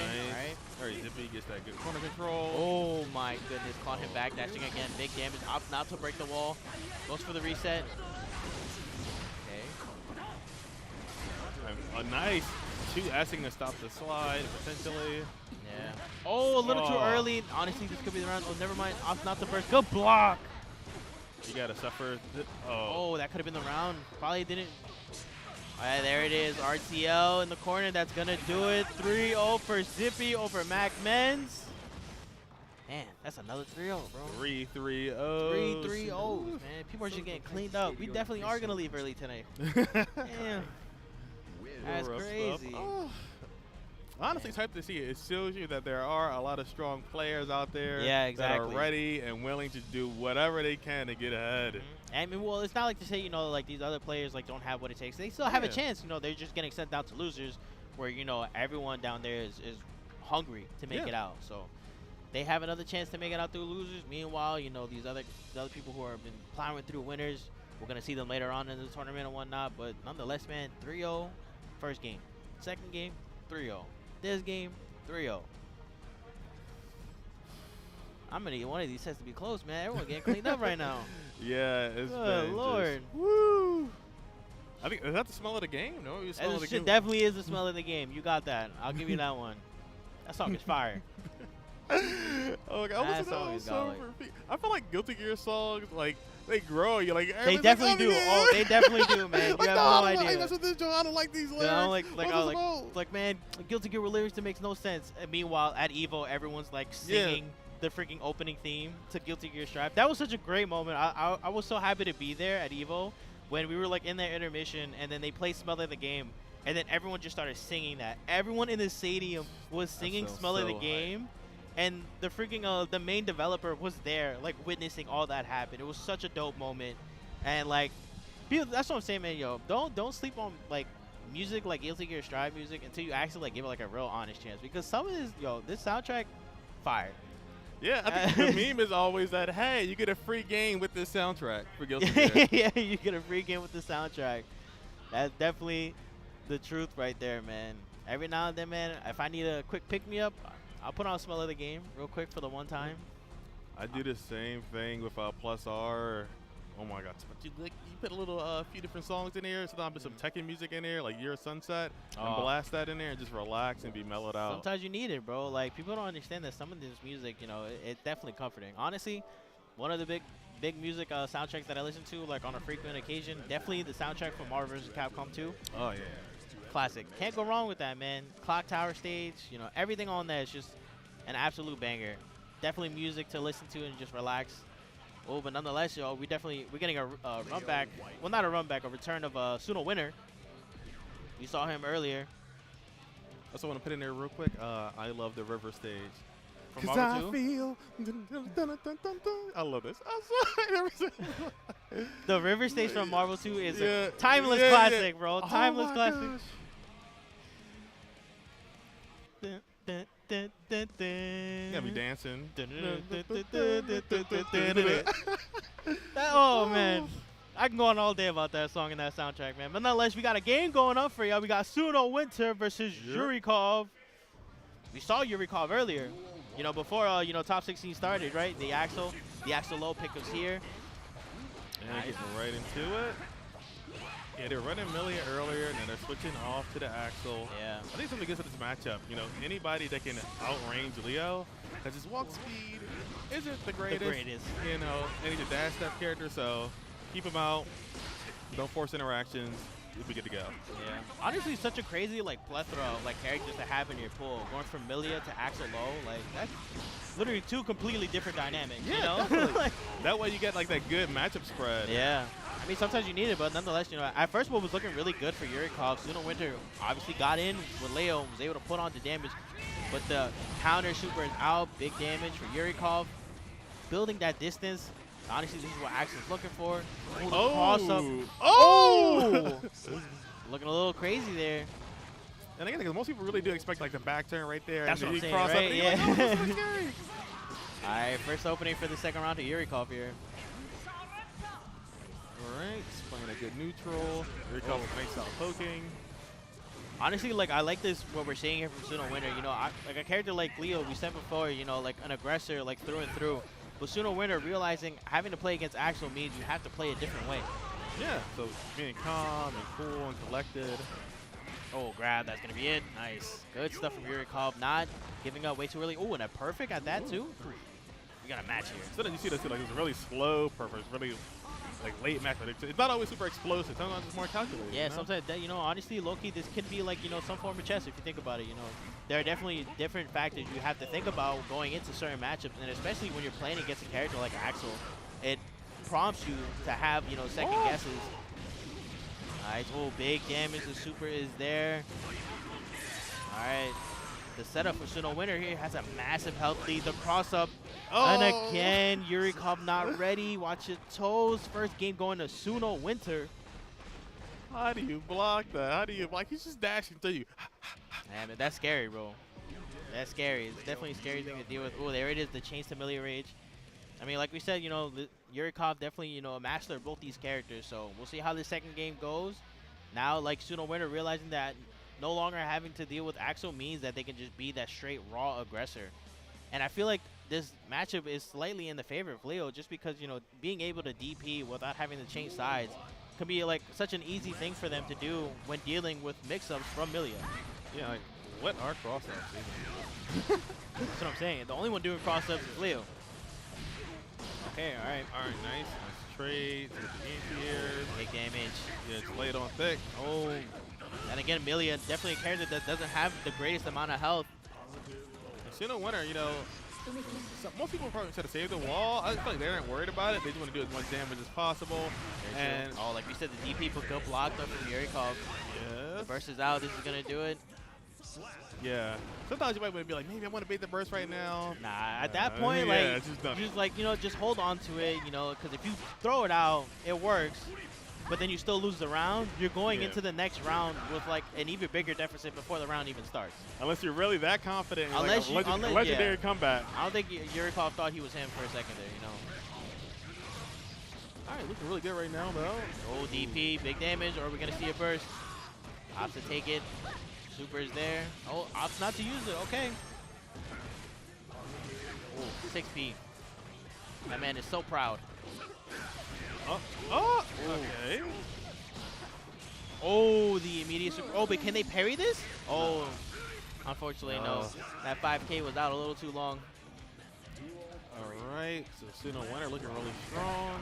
I felt like Yurikov has kind of not been dancing around, but they've been trying to like fly around, be really annoying. But they've been having a hard time. I feel like Suno Winner's been stopping a lot of their approaches. Just like that. Oh, 6P. Watch your dome. And then you get a mix of the cross-ups. Good block. I'm sure as a Milia player, you want to jump around, be the one calls on the high priority from the skies. Oh, But they're getting an opportunity. Versus out to keep Yurikov in the corner there. And sick anti. Oh, they didn't. Oh, follow it up with another dash S. Nice, good patience. Recognizing that Yurikov had no meter, so had no danger of, you know, having to do with the moon wheel. Also, Suno Winner is getting close to 50% meter right now. They've been walking forward so much, they've been passively gaining so much meter. Yep. There's the red RC there. Big damage. Just for your life. Oh, the defense wasn't there. Got mixed in the corner. Second game going to Suno Winner. Are we going to win this another 3-0, man? 4 3-0s? That'd be too sick. That'd be too sick. Honestly, this is the second one for Suno Winner. Remember, we saw him earlier today. Oh, rail start DP. It's so big. It's so wide. What are you going to do? The block. The burst is out. Didn't want to deal with any shenanigans for Suno Winner. That's what's so funny about Leo. Like, you block this crazy overhead, you block this crazy mix-up, and then he's plus. And then he's still plus, right? Like, come on now. Like, why? Like, for what? Good defense. Oh, but goes empty with the grab. Ooh, starting for the air throw, ends up missing it. All right, late burst. Out. Okay. Good grab. All right. Oh, but the return grab from Suno Winner. Ooh, was not ready for the block. The cross-up is there, and the combo is there for Suno on round point. Yurikov's got to make something change here if he wants to bring this on to another game. Yeah, I think the really good problem for Yurikov right now, I feel like they're brawling in a lot of these situations. Yeah. And you're not going to outbrawl Leo. He's just like really much better at it, has much higher damage. Yeah, but nonetheless, though, a good start from Yurikov, able to get some mix going on, taking about 60% of Suno Hunter as well. Oh, good defense, able to avoid the grab. It's gonna be big here. Has to meter the burn, baits the DP, can't get the follow-up. Nice. Let's get the positioning back. Oh, the mix. Plus, off the burst, doesn't want to do any of that in the corner. Good usage of LORC. Alright. The winner has, oh my gosh, they have burst. They're pretty close to 50% meter. Well, this could be it. Oh, wow, the fake out. Is this going to be the round? Never Oh, mind. they took the Off the corner. burst. Oh, no, I'm sure he didn't mean jumping jab, but they got it. No, caught him with the 6P. Oh my God, the most greediest of bursts in the world, but still making it work. Suno winner with another 3-0. It's funny we were talking about that earlier too. Suno winner was feeling the hero burst. They were like, hero I'm burst, that man. confident. I am him for real. I am the guy. I am that He guy. was indeed him there, man. Can't knock it, man. What a hero burst that was. Said, you know what? I'm going to burn this burst because I know I got this round. And that's exactly what he did. Caught him on the jumper with the 6P into the confirm. Good stuff from Suno winner. Going to move on again. Another 3-0. 4-3-0. Oh, we saw him earlier, though, right? So was that for top 8 or does he need one more? No, I think that was for top 8, right? Top 16. He played earlier. Yeah. At the start of top 16. Yeah. Won his first game. Yeah, it should be right. Yeah. That should be it, right? Let me see if I can pull up the bracket here. Give me a sec. Give me a few minutes. So I'm pretty sure that puts him in what, losers. The first round of losers. Who, Yurikov? No, Suno winner. That was losers? Yeah, that was losers. It said top 16 winners. That was no, they switched it. It was losers because Yurikov lost to I'm trying to remember who it was, but it was a Testament player. Oh, Kazam. Yeah. Yeah. That was so we started off with top 16 losers then, and not top 16 winners. The first 3 matches were winners, and then that 4th match was losers. Okay. I got it. Hey, let me see if I can just pull up the bracket here. That way, you know, we know, you know, going forward. That way, there's no confusion in between the remainder of this top 16 action here. Yeah, it's always, you know, good to check. I'm sure chat got the count too. Yeah, they definitely know for sure. All right, but we're about to get into this next game. We got Shine and Zinte. I'm sorry if I butchered your name. If I didn't, let's go. But the biking pick, I like it. All right, got Bacon on the screen, and we got from Shine. We got the Faust. Ooh. Again, another character that you don't get to really see as often, so, you know, I'm excited. It's funny, too. Faust has some pretty differing matchup charts that are pretty surprising. Like, he goes like 5-5 with Milia, and it's like the funniest matchup because it's literally, okay, she's a set play character, she's a set play demon, but his so 6P long, is yeah. so good. It's so good. And his little profiles are really strong, so it's just really annoying for her. It's pretty funny. Okay, no, you're going Axel, though. Axel versus Bacon.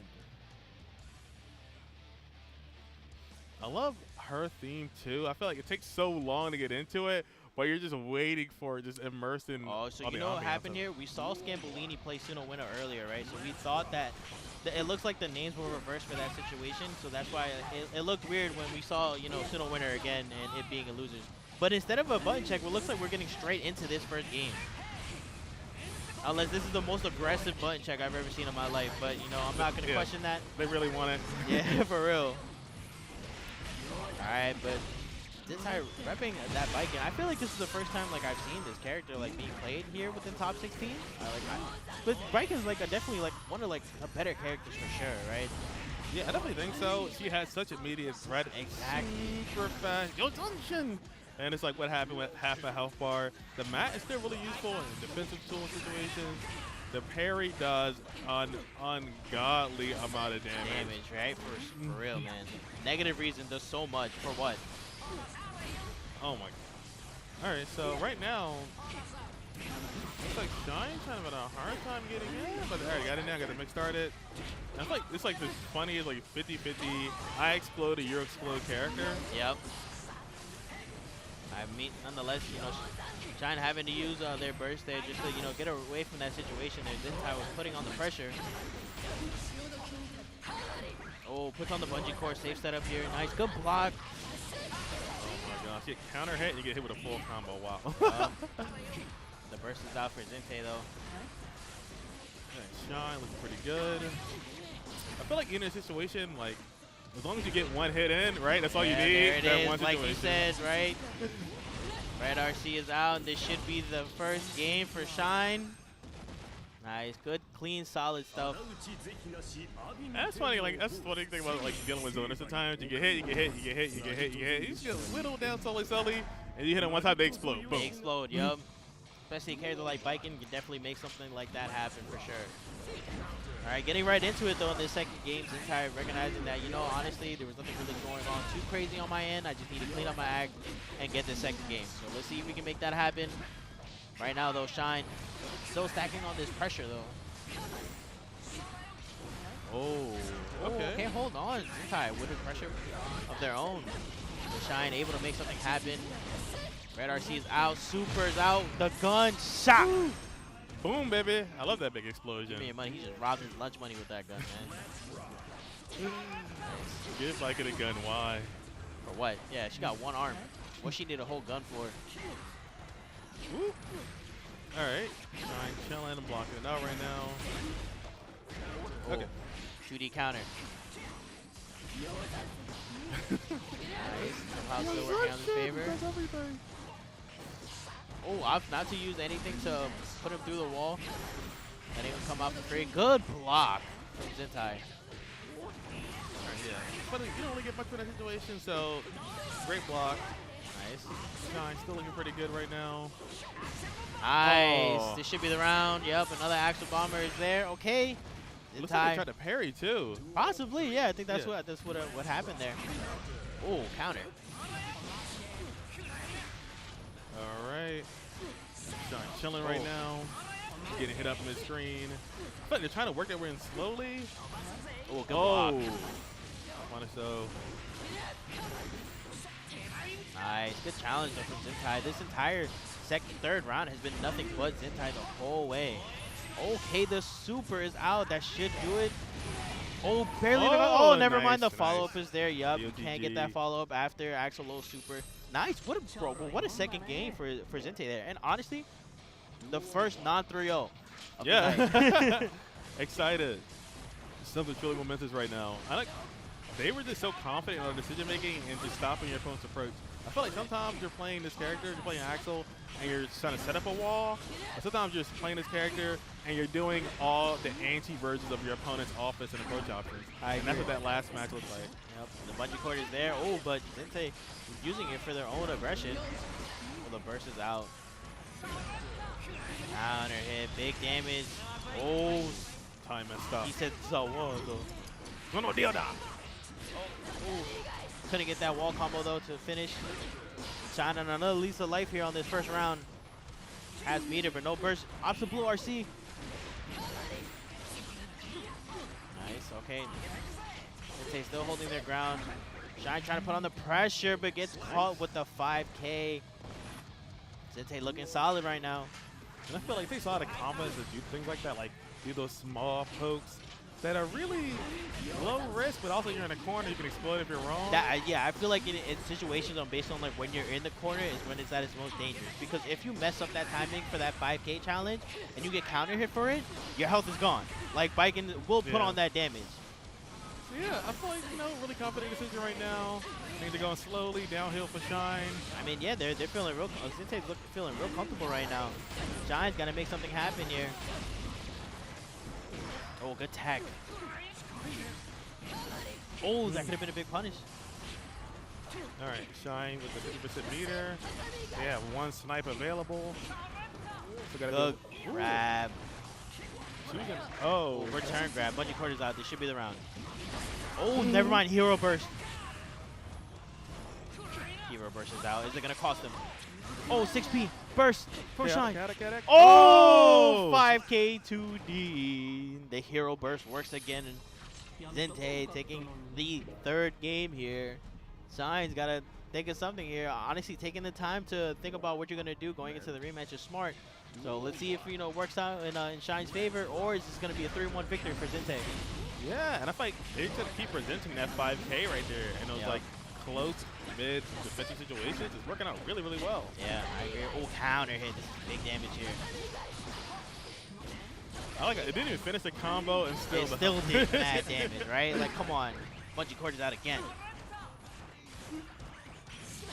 Oh, I like how they're actually staying so mobile with the bungee cord, right? I feel like most people are defensive and they want to block and try to let Viking do whatever and zip around. Yeah, but the chip damage was there. Shine gets the first round of this 4th game here. I don't think Zinte realized that their health was that low, but they had the meter to FD to keep himself alive. But nevertheless, gonna move on to this next round. So all that poking, Shine finally gets an opening, but Zinte with the instant burst. Ooh, throw it out, looking for the best. Yeah, recognize that, you know, they didn't get the right combo to make that super work in their favor. Looking just to get rid of it altogether. Oh my goodness, the pressure. Good defense though from Zinte.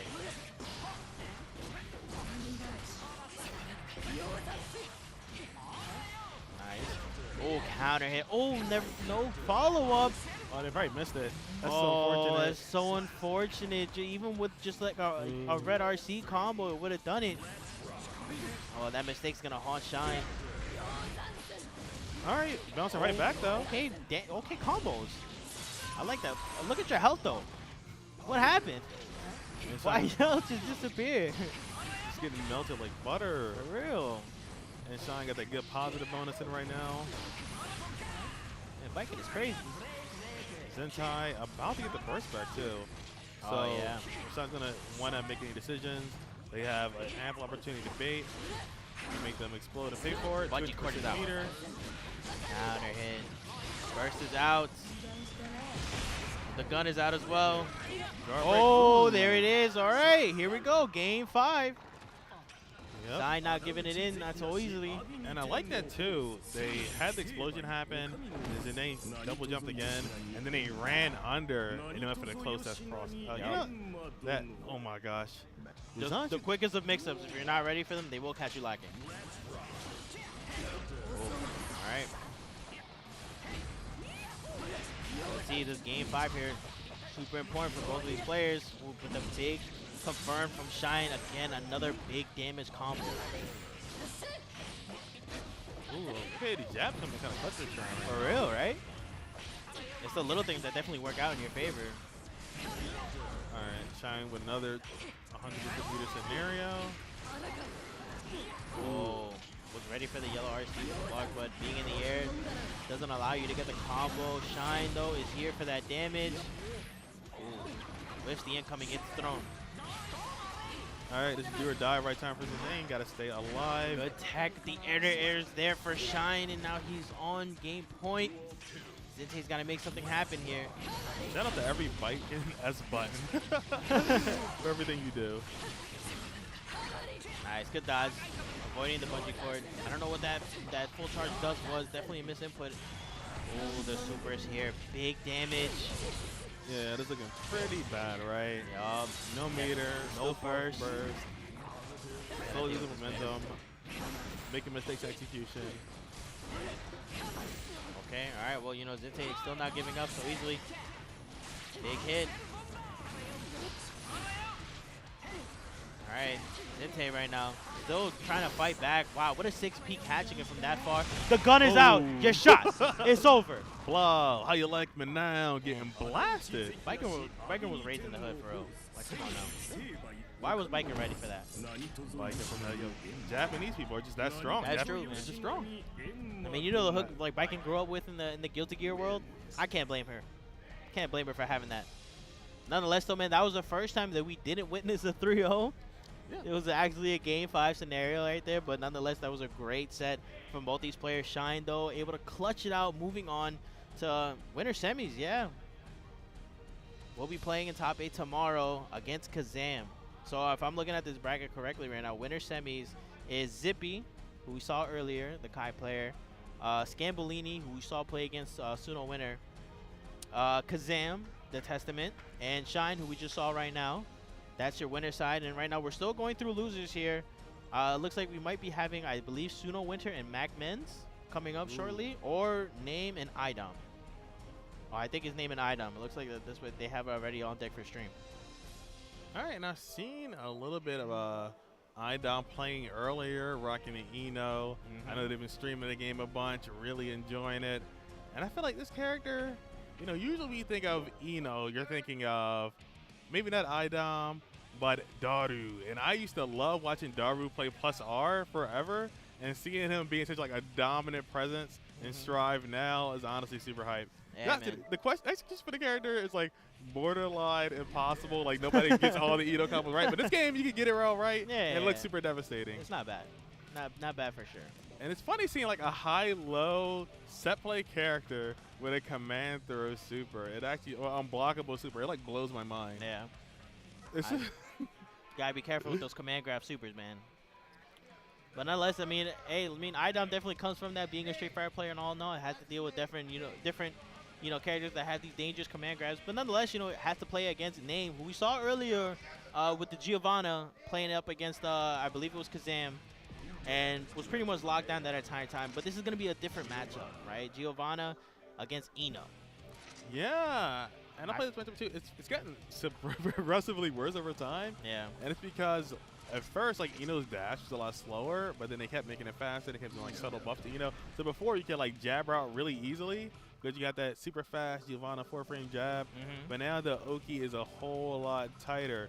So the RPS scenarios are kind of dangerous. I feel like you really got to understand how you're dealing with like stroke to big tree a lot of times. Yep. Especially 2D and 2K to really blow that up. Very dangerous moves indeed, man. Well, let's see what happens here. I mean, Giovanna no longer has to really deal with that range differential that Name was dealing with when playing against Kazam in that Testament.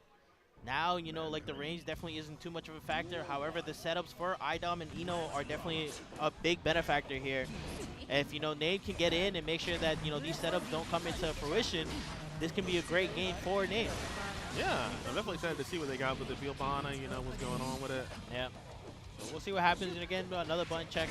Gotta make sure, your equipment's up to date, making sure nothing malfunctions on the way here. Of course. And, at Giovanna DP, it's a low profile, no real like full body invul. Yeah. But the damage conversions of it are super. Especially on counter hit too. Yeah. A character like Eno would explode, and I feel like DP would definitely be a great tool to use here because Eno like just normally through dashing already puts themselves in the air and wants to come down pressing the button. Yep. So if Name is there for those DPs, oh never mind, didn't even have to play Eno. I ain't doing it. Oh my goodness, never mind. A matchup that we thought was gonna happen just completely 180'd. Yeah, especially because I feel like not saying it 100% is, but they did see Name play a Testament player and lose to them. So maybe they think, maybe I should run the Testament. Maybe I should run the Testament too. We'll see what happens, man. I don't think Name was expecting this. They probably believed that they were gonna have to deal with the Eno, but instead having to deal with Sentinel losers. Honestly, that can definitely leave a sour taste in your mouth. Yeah, definitely do not want to get double jeopardy by the same character. Right?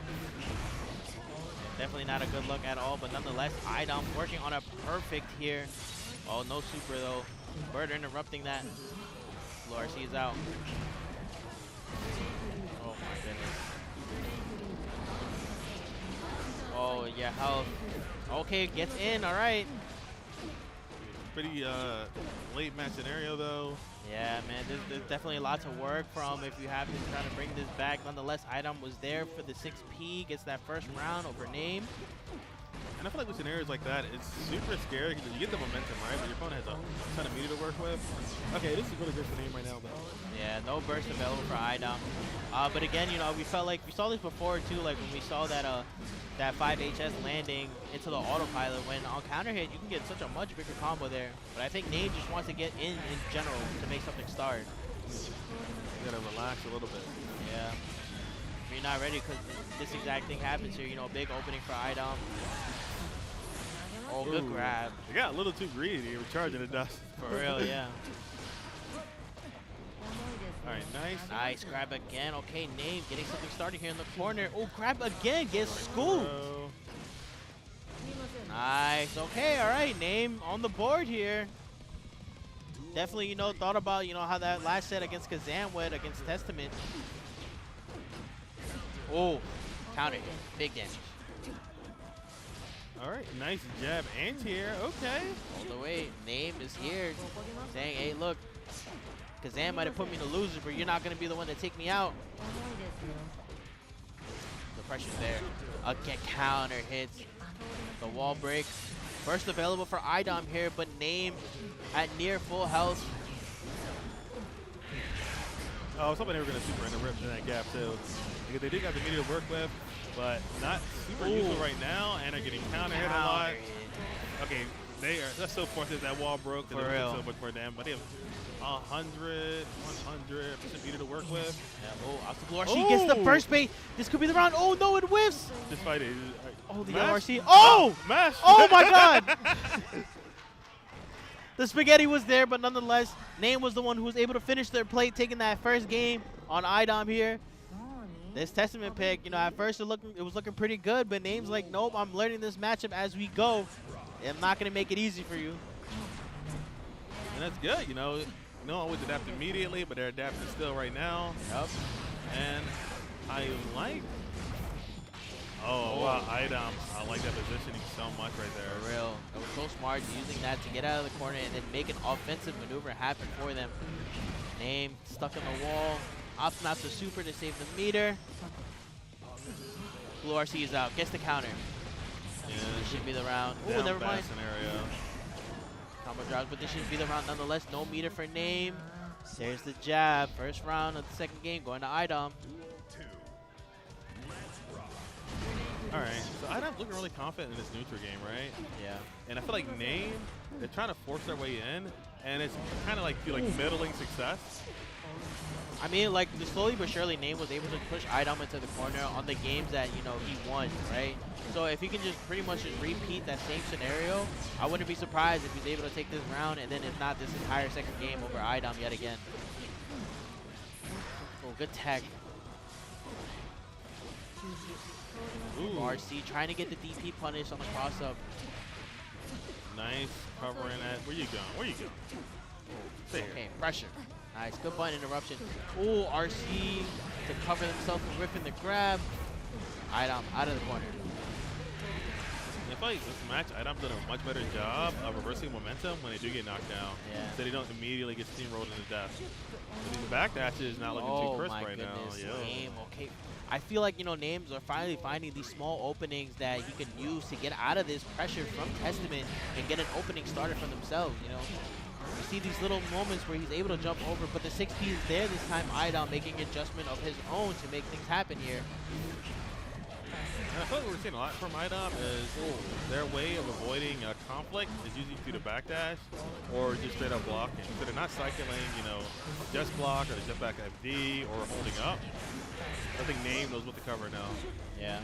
Nonetheless, though, the grab is there. RC, this should be the round. IDOM taking game 2. What a perfect at that, too. Yep, on 69 too, so that was like 30 seconds of a clean match. That's like all the characters, they don't all steamroll super fast. Sometimes it might be much later into the match, I've seen matches in this game where it might be like 40 seconds left, and then still a perfect. Yep. I mean, nonetheless, man, we're going to jump into this third game here. Name IDOM. See what happens. IDOM has been playing well, and so has Name. Name, honestly, we saw earlier, kind of got 3-0 there, but said, look, I'm still in this tournament. They're still trying to make something happen here. Winner of this goes into top 8 losers. Counter hit. The burst is out, though, from IDOM. So this top 8 losers set is going to be super sick, but you got to get it there. That's like, this is like where you're really hungry, right? This is like that rubber match where it decides the momentum of who's going to have that 2-1 lead. And right now, it's looking like Name with that big opening to get this first round. Looking clean. Again, like I said, this isn't like the same Name that we saw earlier in Winners. No, it's evolving, changing. Oh, empty grab. Okay, the mix is here. Oh, wow, look at the footsies. Oh, counter hit. I like that. IDOM was trying to put up a wall with like the 2K, and SSP. Okay, nice. Get off me. Oh, grab his whip. Does the burst immediately from Name. Trying to get away from any damage. Continuing on this pressure. Counter hit. No meter, though, to make something happen. And another counter hit item just getting caught lacking right now in the corner. All right. Idom going to set up the bird. Curse available. Pressure. It immediately. Pressure's out right now from Idom. Name. Ooh, trying to get out of the corner. That's a big drop though. So this is actually really good for Name right here. True. No burst available though. Oh, counter hit. Oh, finally gets they got it. Gets the optimal combo there. It was ready that time for that counter hit to land. Was ready to fully commit to that combo.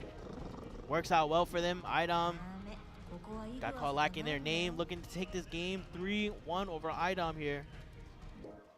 Oh, I've been to stay with the Testament though. I mean, like we said before, you know, definitely plays Eno. Definitely make something happen with that character. Doesn't want to deal with it though. Wants to stick with this matchup.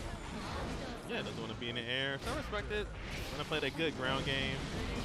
Now I see this character can control the space and be really frustrating to deal with. Yep. And play that mystery game constantly. Right now they're doing it right now. I6P. And that was a good recognition right there. They noticed that Name was getting in with a lot of IADs, particularly IAD 8. So they're starting to cover that with the 6P and set the defensive wall.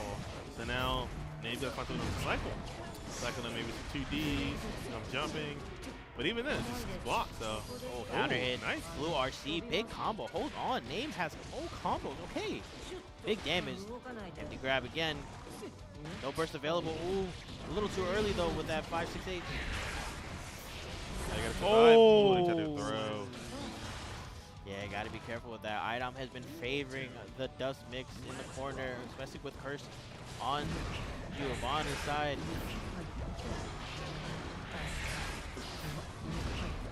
I like that. Oh, the anti-airs. Stay up the skies. Yeah, big damage for Idom. Finally playing their game. Good tech. Name still has burst available here. Gets the gold burst. This could be big for them. Oh, wow. Good backdash to avoid the oncoming offensive pressure from Name. Super. This is going to do a lot of damage here to the wall.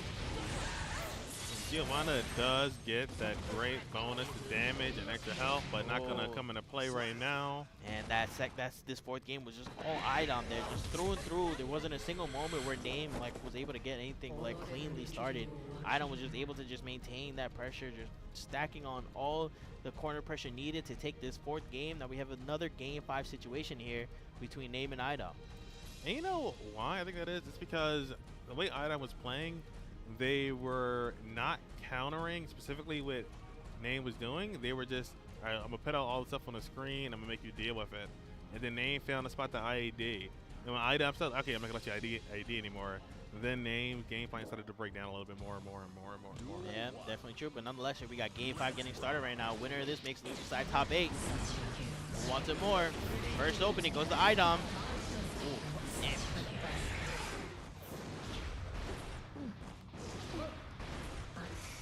Alright. Name trying to close this distance here. Oh, counter hit. This first thing, they try to use like the 2-8?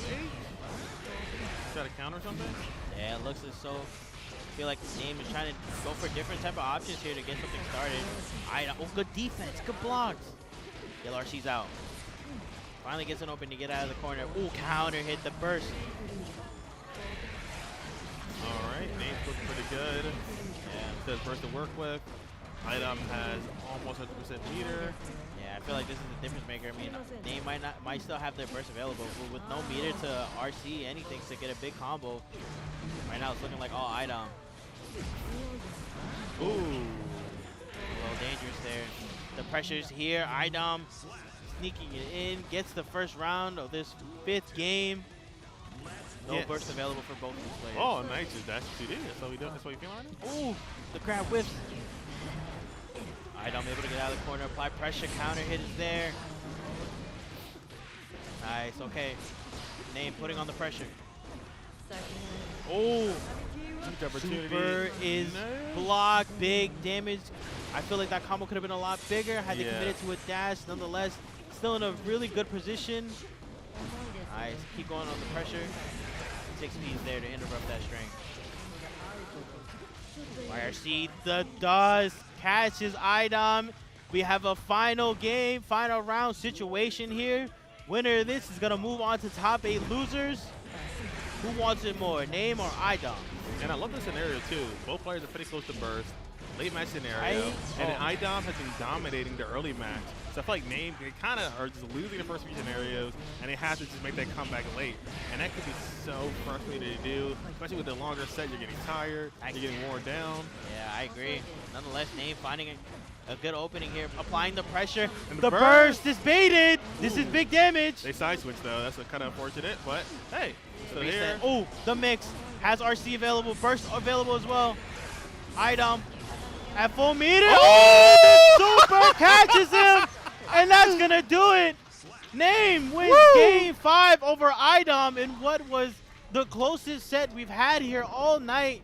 What a showing from Name, man. What able to pretty much just come back from a matchup that he played earlier in winners dominated by Kazam to have to deal with it again against IDOM, but was able to make the correct adaptations needed to deal with that matchup and take it game 5 over IDOM to play in top 8 tomorrow. Just flying through the sky, right? Just coming down like, wah! Just like, oh my gosh, I love it. This reminds me like that Honestly, big that was a Bruce Lee hero. energy, Yep, right? that was a big hero super if I've ever seen it. Just praying for the best, hoping for the best. I love it too. Like I love when Jubilators do that. Like, you just jump up into the sky and you just jump up super high in the air. Yep. It's like, what's he doing up there? What's going on Don't up worry, there? don't worry about what I'm doing, okay? Don't worry about it, because I'm about to foot dive like I'm playing my. Marvel right now with this super. Oh my goodness, what a way to end that game. Name moving on to play tomorrow in top 8 losers. IDOM out of this tournament at 9th.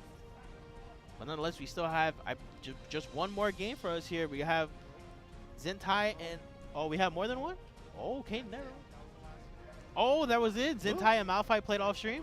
Oh, okay. Oh, so we're good. We're all done for now. We have our finalists here. I'm just trying to see when this 8 p.m. tomorrow. But so who won between Zentai and Malphite Thick? Oh, okay. So we're just waiting on the result for that. But that match was indeed played off stream. But the lineup for tomorrow for winner side top 8, we have Zippy and Scambolini. And the other side of winners is Kazam and Shine. And then in the loser side of things, we have Name against the winner of Zentai or Malphite Thick. We're still waiting on the result to be placed into the bracket. And then the other side of losers, we have Suno Winner and Mac Men's. But that's going to be it for us. You know, top 8 tomorrow is at 8 p.m. for Guilty Gear. So make sure y'all are here for that action, because what you saw here was just a teaser. Tomorrow, top 8 is going to be the OD thing. Everyone's going to be here, and y'all need to be there watching. This is only the beginning. It's only the beginning indeed, man. Hey, if you guys like what you heard, please give us a follow here. We have our Twitter ads here, man. Temple, was a pleasure hopping on the mic with you. And until next time, guys, we'll see y'all around. Peace. Later.